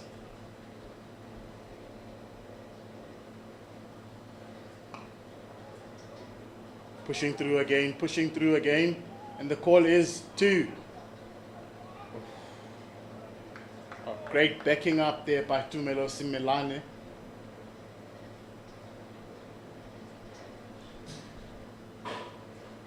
I think the plan now for Willowmoore Impala is just see ball, hit ball.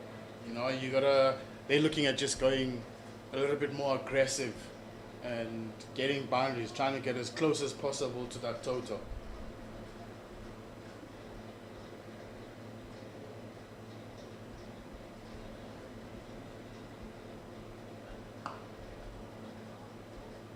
Mikhail Pillay drops it short.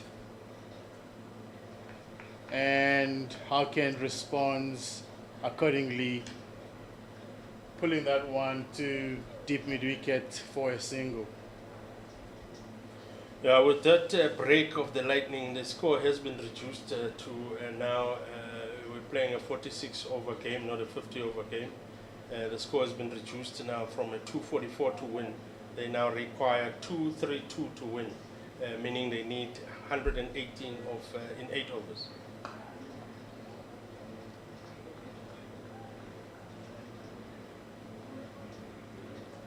Kutsia pushes it through to Grant Thompson in the covers, and they get through for a single. I think at this stage, knowing where they should have just gone onto the puck, knowing exactly what's required of them. So the approach should be just different as to what we see at the moment. Again, Mickey drops it short, takes the pace of the ball, doesn't really get through to Harkin, and finds that mid-wicket area for a single. Yeah, and at the end of that over, the score is now 122 for 6. Remember now the game has been reduced to 8 overs. Now there's 7 overs left. The score required now is 232 to win.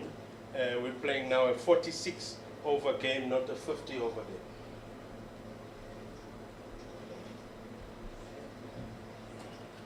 Captain Grant Thompson confidently bringing back Tumelo Simelane.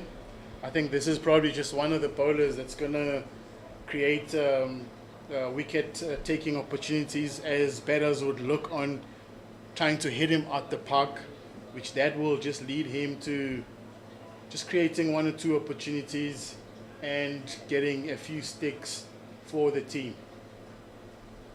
Yeah, bowling change from the north end brings Tumelane Simelane.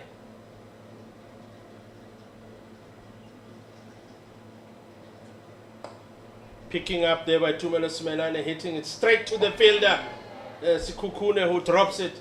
Comfortable sitter. At this level, he should be taking those Sikukune. This is the second one that he's dropping in this game. He dropped one earlier on as a slip fielder. He's now dropping one at the boundary fielder. Tumelo Simelane not very happy with that type of an effort.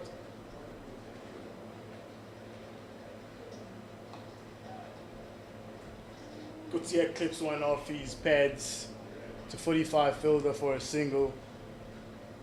Tumelo Simelane dropping his head there, not very happy with Kabelo Sikukune, and I'm sure Kabelo is not happy with himself where he is. Was very complacent approaching that catch. And here he goes again. Another chance for the young man, Tivan Mare. Good attempt, dive, but the ball hits the boundary just once, twice for the boundary for 4 runs. That's actually what that drop catch brings. All of a sudden now boundaries are just flowing.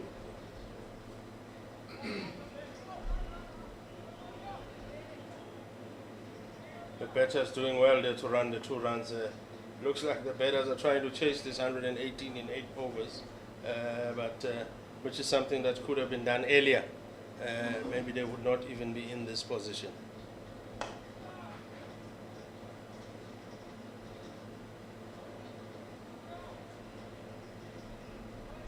The Stevan Murray, you can actually put him anywhere. You can literally just count on this young man here. He gives everything. He goes for it. In that previous one, he attempted to go for that catch. Oh, stealing that single. There was a bit of a shy there from the keeper. He's done well, Van Dijk, to take off the glove and have a shy at the bowler's end, but not enough to get Harris Kutsia out, because Harris had run that first one very hard and made it comfortably home. And that will end the over, and the score now for Willowmoore Impalas is sitting at 133 for 6 after 40 overs. There's now 6 overs left in the game, and that run rate required has creeped up now to 16.7, and the current run rate achieved is 3.3. So there's still a lot to happen in this game in terms of chasing that score and not enough time, taking into consideration that's now 6 overs left.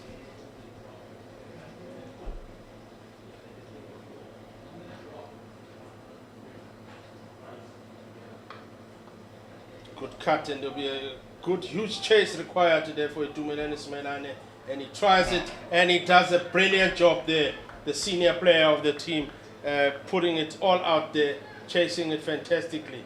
What a great save there by Itumelane Simelane, saving what was all overwritten 4 runs. I'm sure Mikhail Pile will appreciate that effort from one of his senior players in the team.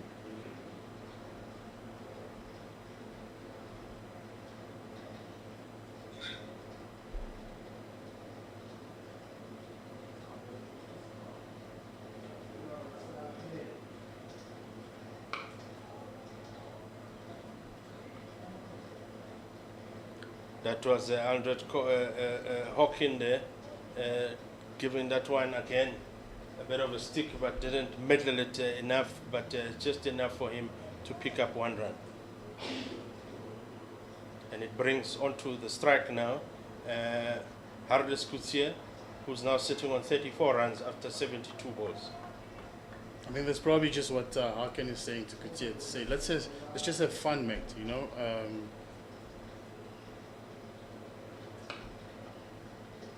And there's go again. I'm sure there's a shout for 2, and immediately 2 is what they'll get.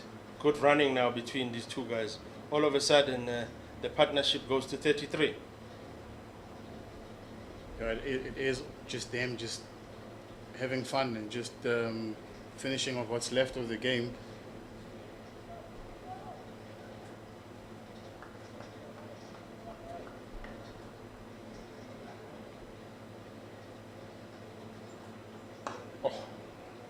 Middled it that Hardes Kutsie past the left hand of the bowler there, Mikhail Pile, but there is a man there behind the ball at the boundary there, managed to save that Chris Brits and throw it in.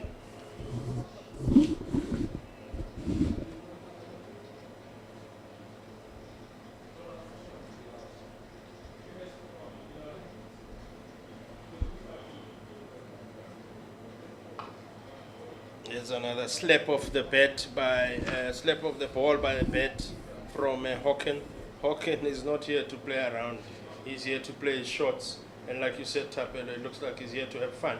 He's now sitting on 13 runs of just the nine balls. Look, Mikhail's got freedom to just get that ball up there, as he is protected all around the hitting areas. And now he goes again. This is now Hardes Kutsie, and they are looking for that second one. And immediately a no from Hawkin as he turned around. And that finishes the over. And it takes the score now for Willowmoore Impalas to 141 for 6 after 40 overs. And there's now 5 overs left in the game. In fact, sorry, there's 6 overs left in the game. Remember, the game has been reduced to 46, so we are now 41 overs gone and 5 overs left, just to correct myself. And the score is 142 for 6. To continue on the commentary box end is Itumelane Simelane, who has created a few chances in his best over for his second spell.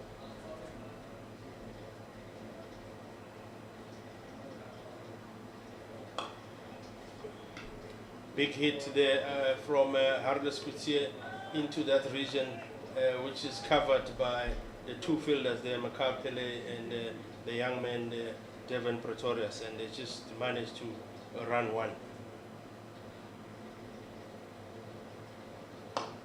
There's that shot again from Hawkin, hitting it straight to the fielder there at long on, Devon Murray, and just managed again there to get 1 run, Hawkin. It's Itumelane Simelane still bowling from the south end, or the north end. And this time around, he bowls one in the dark and manages to get Argus Gutierrez just to dig it out, but not managing to get a run now. Oof. How was that? Big call and appeal, and immediately Empire Ntuli giving it out. Hardes Gutierrez getting given out LBW by Empire Ntuli. And Tumelo Simelane picking up his first wicket for the game. Very well deserved wicket for Tumelo Simelane. Guess if catches just get to be put down, you just want to DIY, you just want to do it yourself. You know, get the ball up there.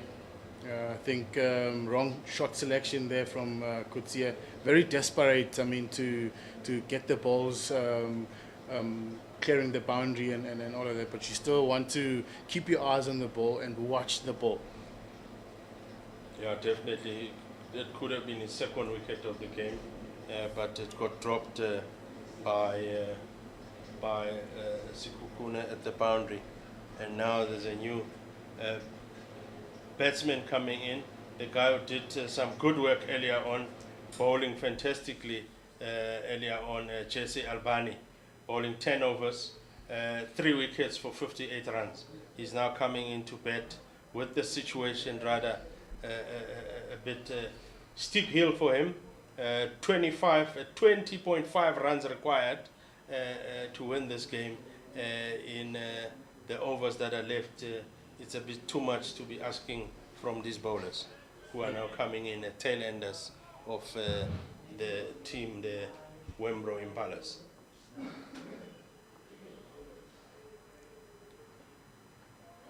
Good 10 and bounce there from Tumelo Simelane. I'm sure with Eastern Storm as well, they would want to wrap this up as quickly as possible, seeing that they just need only 3 wickets of the tail.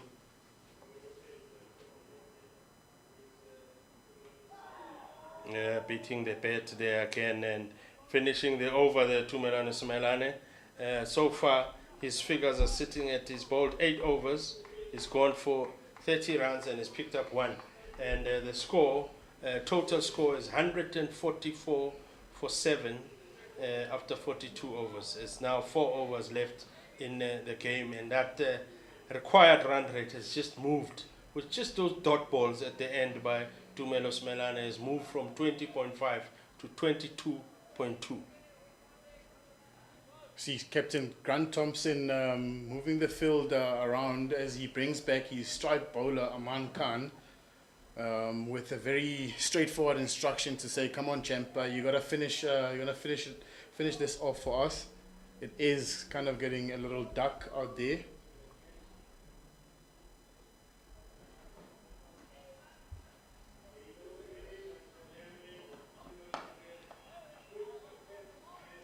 Hawkins still very ambitious in this game, still hitting it and looking very positive, which is what sometimes maybe you'd like to see.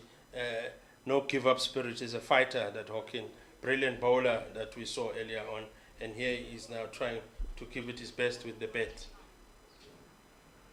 And it builds the new man, brings the new man, JC Albani, to face the informed man, Aman Khan.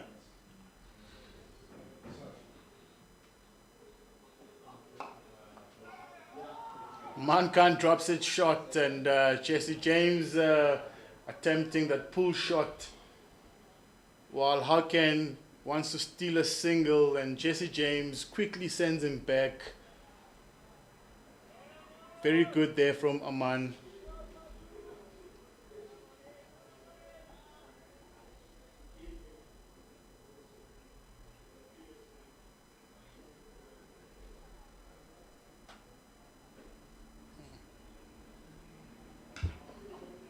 Oh, beats the edge, beats the outside edge of the bat, misses it. The bat of Albani is Aman Khan, the bowler there, still looking to pick up those wickets to finish off this match. I'm sure the players as well, it must have been a very long season for them. They're also looking forward to that bit of a break, you know, just to get away from the game itself.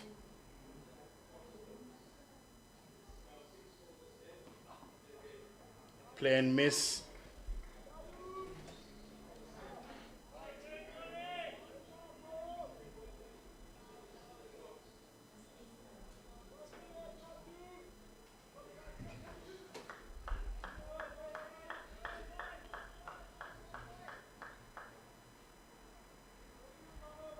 And some players actually don't actually have any sort of rest because they actually go overseas and play cricket during our winter.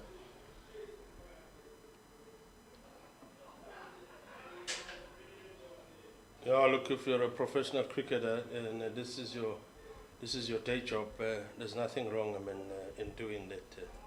There's people who work in the mines all around the year, so if that's what it takes for you to upskill yourself, get your skill levels up, and go get tested in areas like England and so on, especially for young guys to get used to bowling into different surfaces or batting in different surfaces. So there's nothing wrong in that. And I keep on referring to that run rate required because that just shows how far this game is. And there's a wicket about to be taken by Devant Mare of Aman Khan's bowling, picking up Hawkin, who just came out fighting. Hawkin just showed intent. He was willing to just chase every ball and hit every ball. That hit ball, see ball, hit ball type of mentality. And the score now is 146 for 8 after 43 overs, with obviously after this over there will be 3 overs left.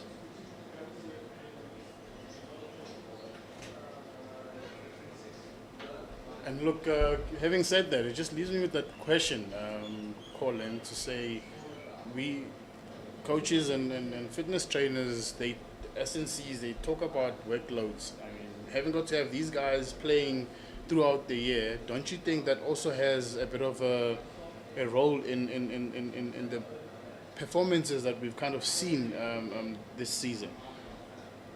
Yeah, look, you know, if we look at other sports like rugby, it's becoming a right around calendar type of a sport. Whereas when we grew up knowing that you know, cricket is a summer sport and rugby is a winter sport, but now with the opportunities of moving across countries, it might be winter in South Africa, but it's summer somewhere else, and it allows some of our players to move across. You know, we've seen it even with rugby, where some of the players will be moving to areas like France and Japan and so on to go trade their skills that side, while it's sort of a break time this side. But yeah, I hear the issue of workloads and stuff. It's good though for batters, maybe not necessarily that good for bowlers. We've seen it in many players' careers where bowlers move across to England and they get over bowled there. By the time they come to a South African cricket season, you can just see that this bowler's tired because he's been bowling a lot in England. Rasimane now having a shout, bowling from the north end, bowling to the batter there, who was bowling earlier on, Jesse Albani, and now just trying his bit with the bat, and the umpire and Tool is saying not out. If we look at the replay, you can see that it was shaping down towards the leg side. Joining James Albani is the captain himself, Khadise Molefe.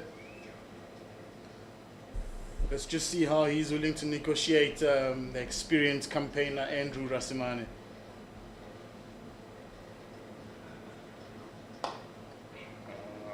Digs out that Yorker, and they scamper through for a single. A good stop there by Jason van Dijk, and good backing up there from the experienced men there, Tumele Simelane, doing a good job.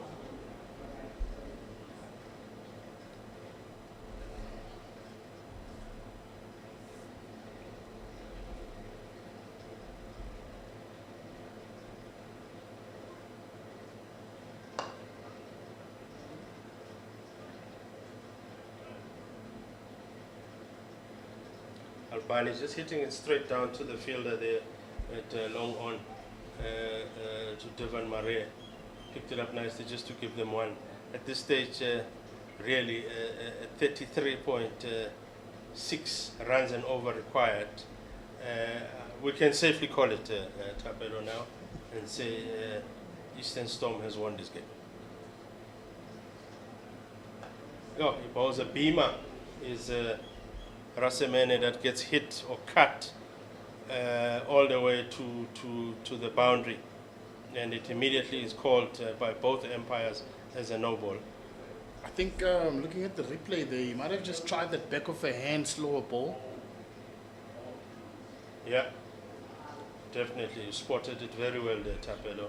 Tried to bowl a slower one, but it came out wrongly, and Captain Gaudise Molifa said thank you very much and opened his bank account. And he comes back with a ball down leg, which is called a wide by Empire Ntuli. And so now you've bowled a beamer and you've bowled a wide. I'm sure the captain, Grant Thompson, won't be happy with this from his old man, from his reliable seam bowler, to say, what are we doing here? Let's finish strong here.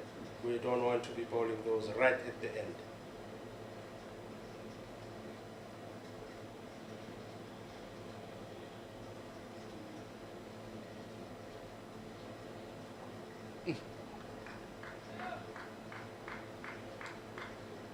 Empire Joma there at the square leg, just signaling that that's just over the shoulders, and that's the one allowed for the over. And at the same time, Empire Tool is just coming down Rasemene to just come down. No need to be now roughing up feathers here with the batter. I mean, this game is already decided, so there's no need for it. Yeah, Gaudise closing his eyes there.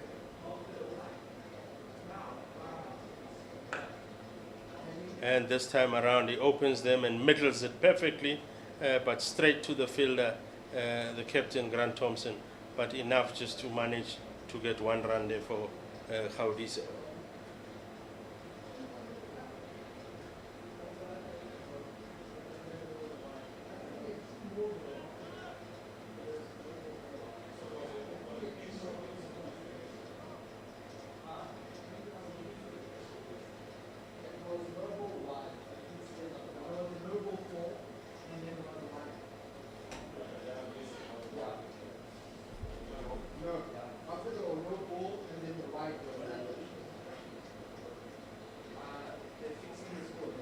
Another short ball by Andrew Rasemene.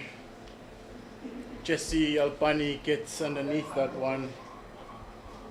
It is over up. Over number 44 done and dusted. 156 runs for the loss of 8 wickets.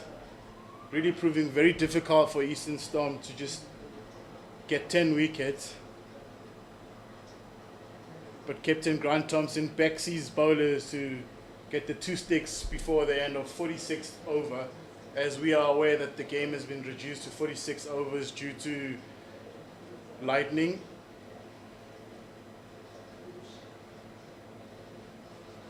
Yeah, and bowling now from the south end is Aman Khan, who looks, he'll be bowling his last over for the day, and bowling it from the end that he had started on earlier on, and bowling to Gaudise Molefe.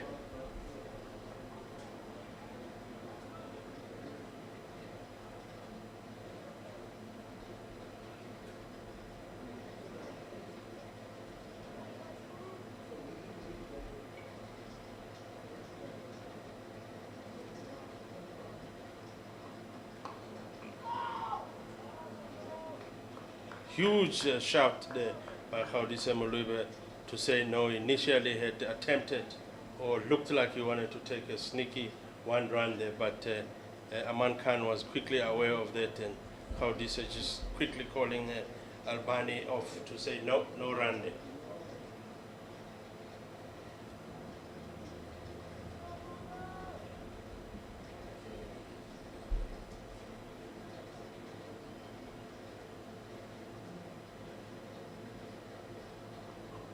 Oh, big hit, but hitting it up, not too much far away from the ground. And the fielder there, which is Tival Murray, having a chase, but just enough for the fielders, Gaudisa Molefe was looking to get a third run, but nothing that could be achieved. But they just managed to get 2 runs from that.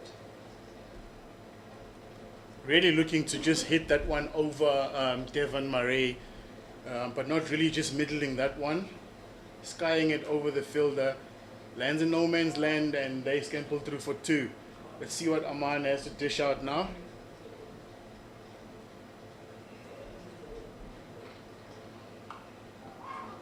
Okay. And he gets himself run out.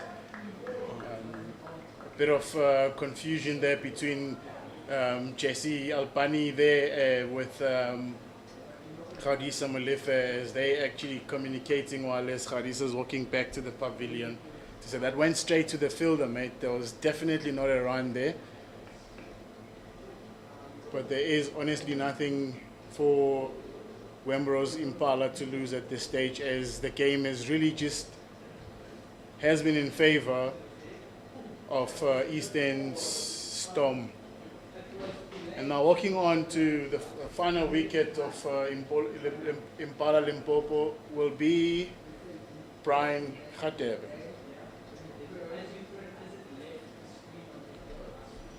Pardon me, that's Don Khatebe.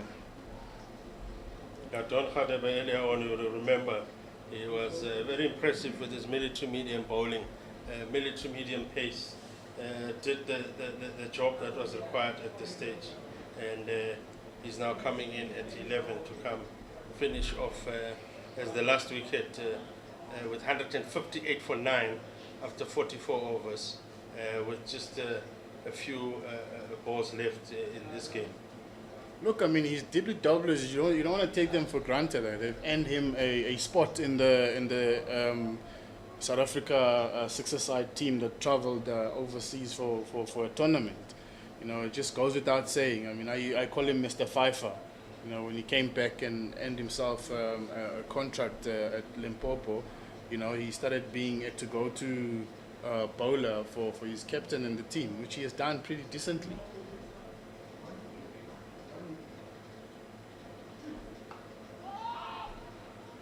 A very loud call now from Jesse Albani, having learned from the previous run-out between himself and his captain, Gaudisa Molefe.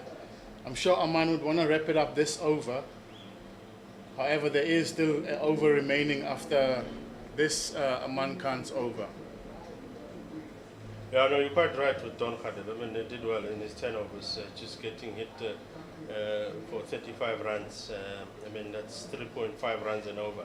You can't ask for more, even though he didn't get a wicket, but he was very economical. Aman drops it a bit short there, misses the outside edge. Albani seemed to be a little bit clueless on how to respond to that. You know, like, it's very funny with the lower order, the tail-enders, you know, wanting to carry themselves like top order batters. I mean, at this stage, you probably want to really just have fun, you know, something that you don't actually kind of do, which is exactly my point. I mean, just that. I mean, throwing hands at it and hitting over extra cover there, races down to the boundary for 4. Yeah, and it finishes the over for Eastern Storm, and the score now for the Impala, Limpopo Impalas or Wimbro Impalas is 162 for 9 after 45, with this now being the last over. And funnily now, the last over will be bowled by Shailen Pillay, who is the first time today that he's bowling. He's bowling his first and last over for the day, this being his last over for the game, and last game for Shailen Pillay for Eastern Storm.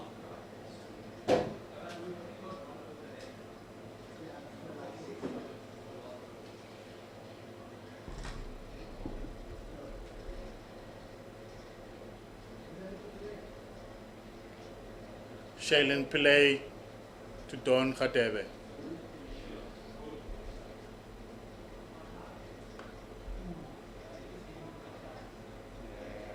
plays that one towards backward point, goes all the way down. Third man fielder does the tidying up. They get through for a single. I think Captain Grant Thompson just saying to his top order batter, just have fun here, champion. Just give us the last one here.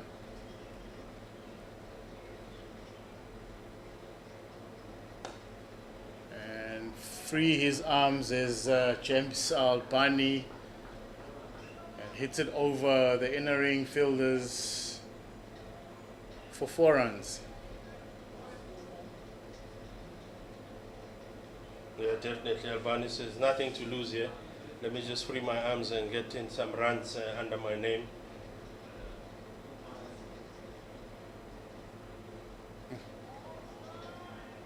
Shaylin Pile bowling is short and wide and very lucky to get away with it. If it was a fully established batter, that would have been a boundary, because that was a boundary inviting kind of a shot. Kind of a ball. It required a shot, just looking at the replay. That was Albani just missing that one. You'd swear he had a side arm in his arm. Yeah. Catch is the call. Chris Brits under it. It lands safely and they'll come back for 2. Yeah, good attempt, a good effort there from Chris Brits, running hard to try as much as possible to get underneath that ball, but it was hit properly, but Albani there to just run away from Chris Brits, but good attempt. That's what you like seeing, especially towards the end of the game, this being the last over. Pulls a 1 wide. Empire Ntuli calls it wide.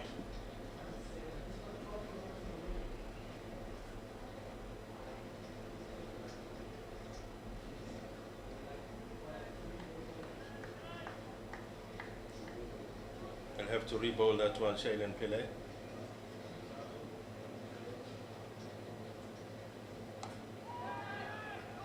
Albani picks it beautifully, picks it up just like an uppercut to that vacant region towards the fine leg there, but just not enough for a boundary, but enough for him to pick up 2 runs.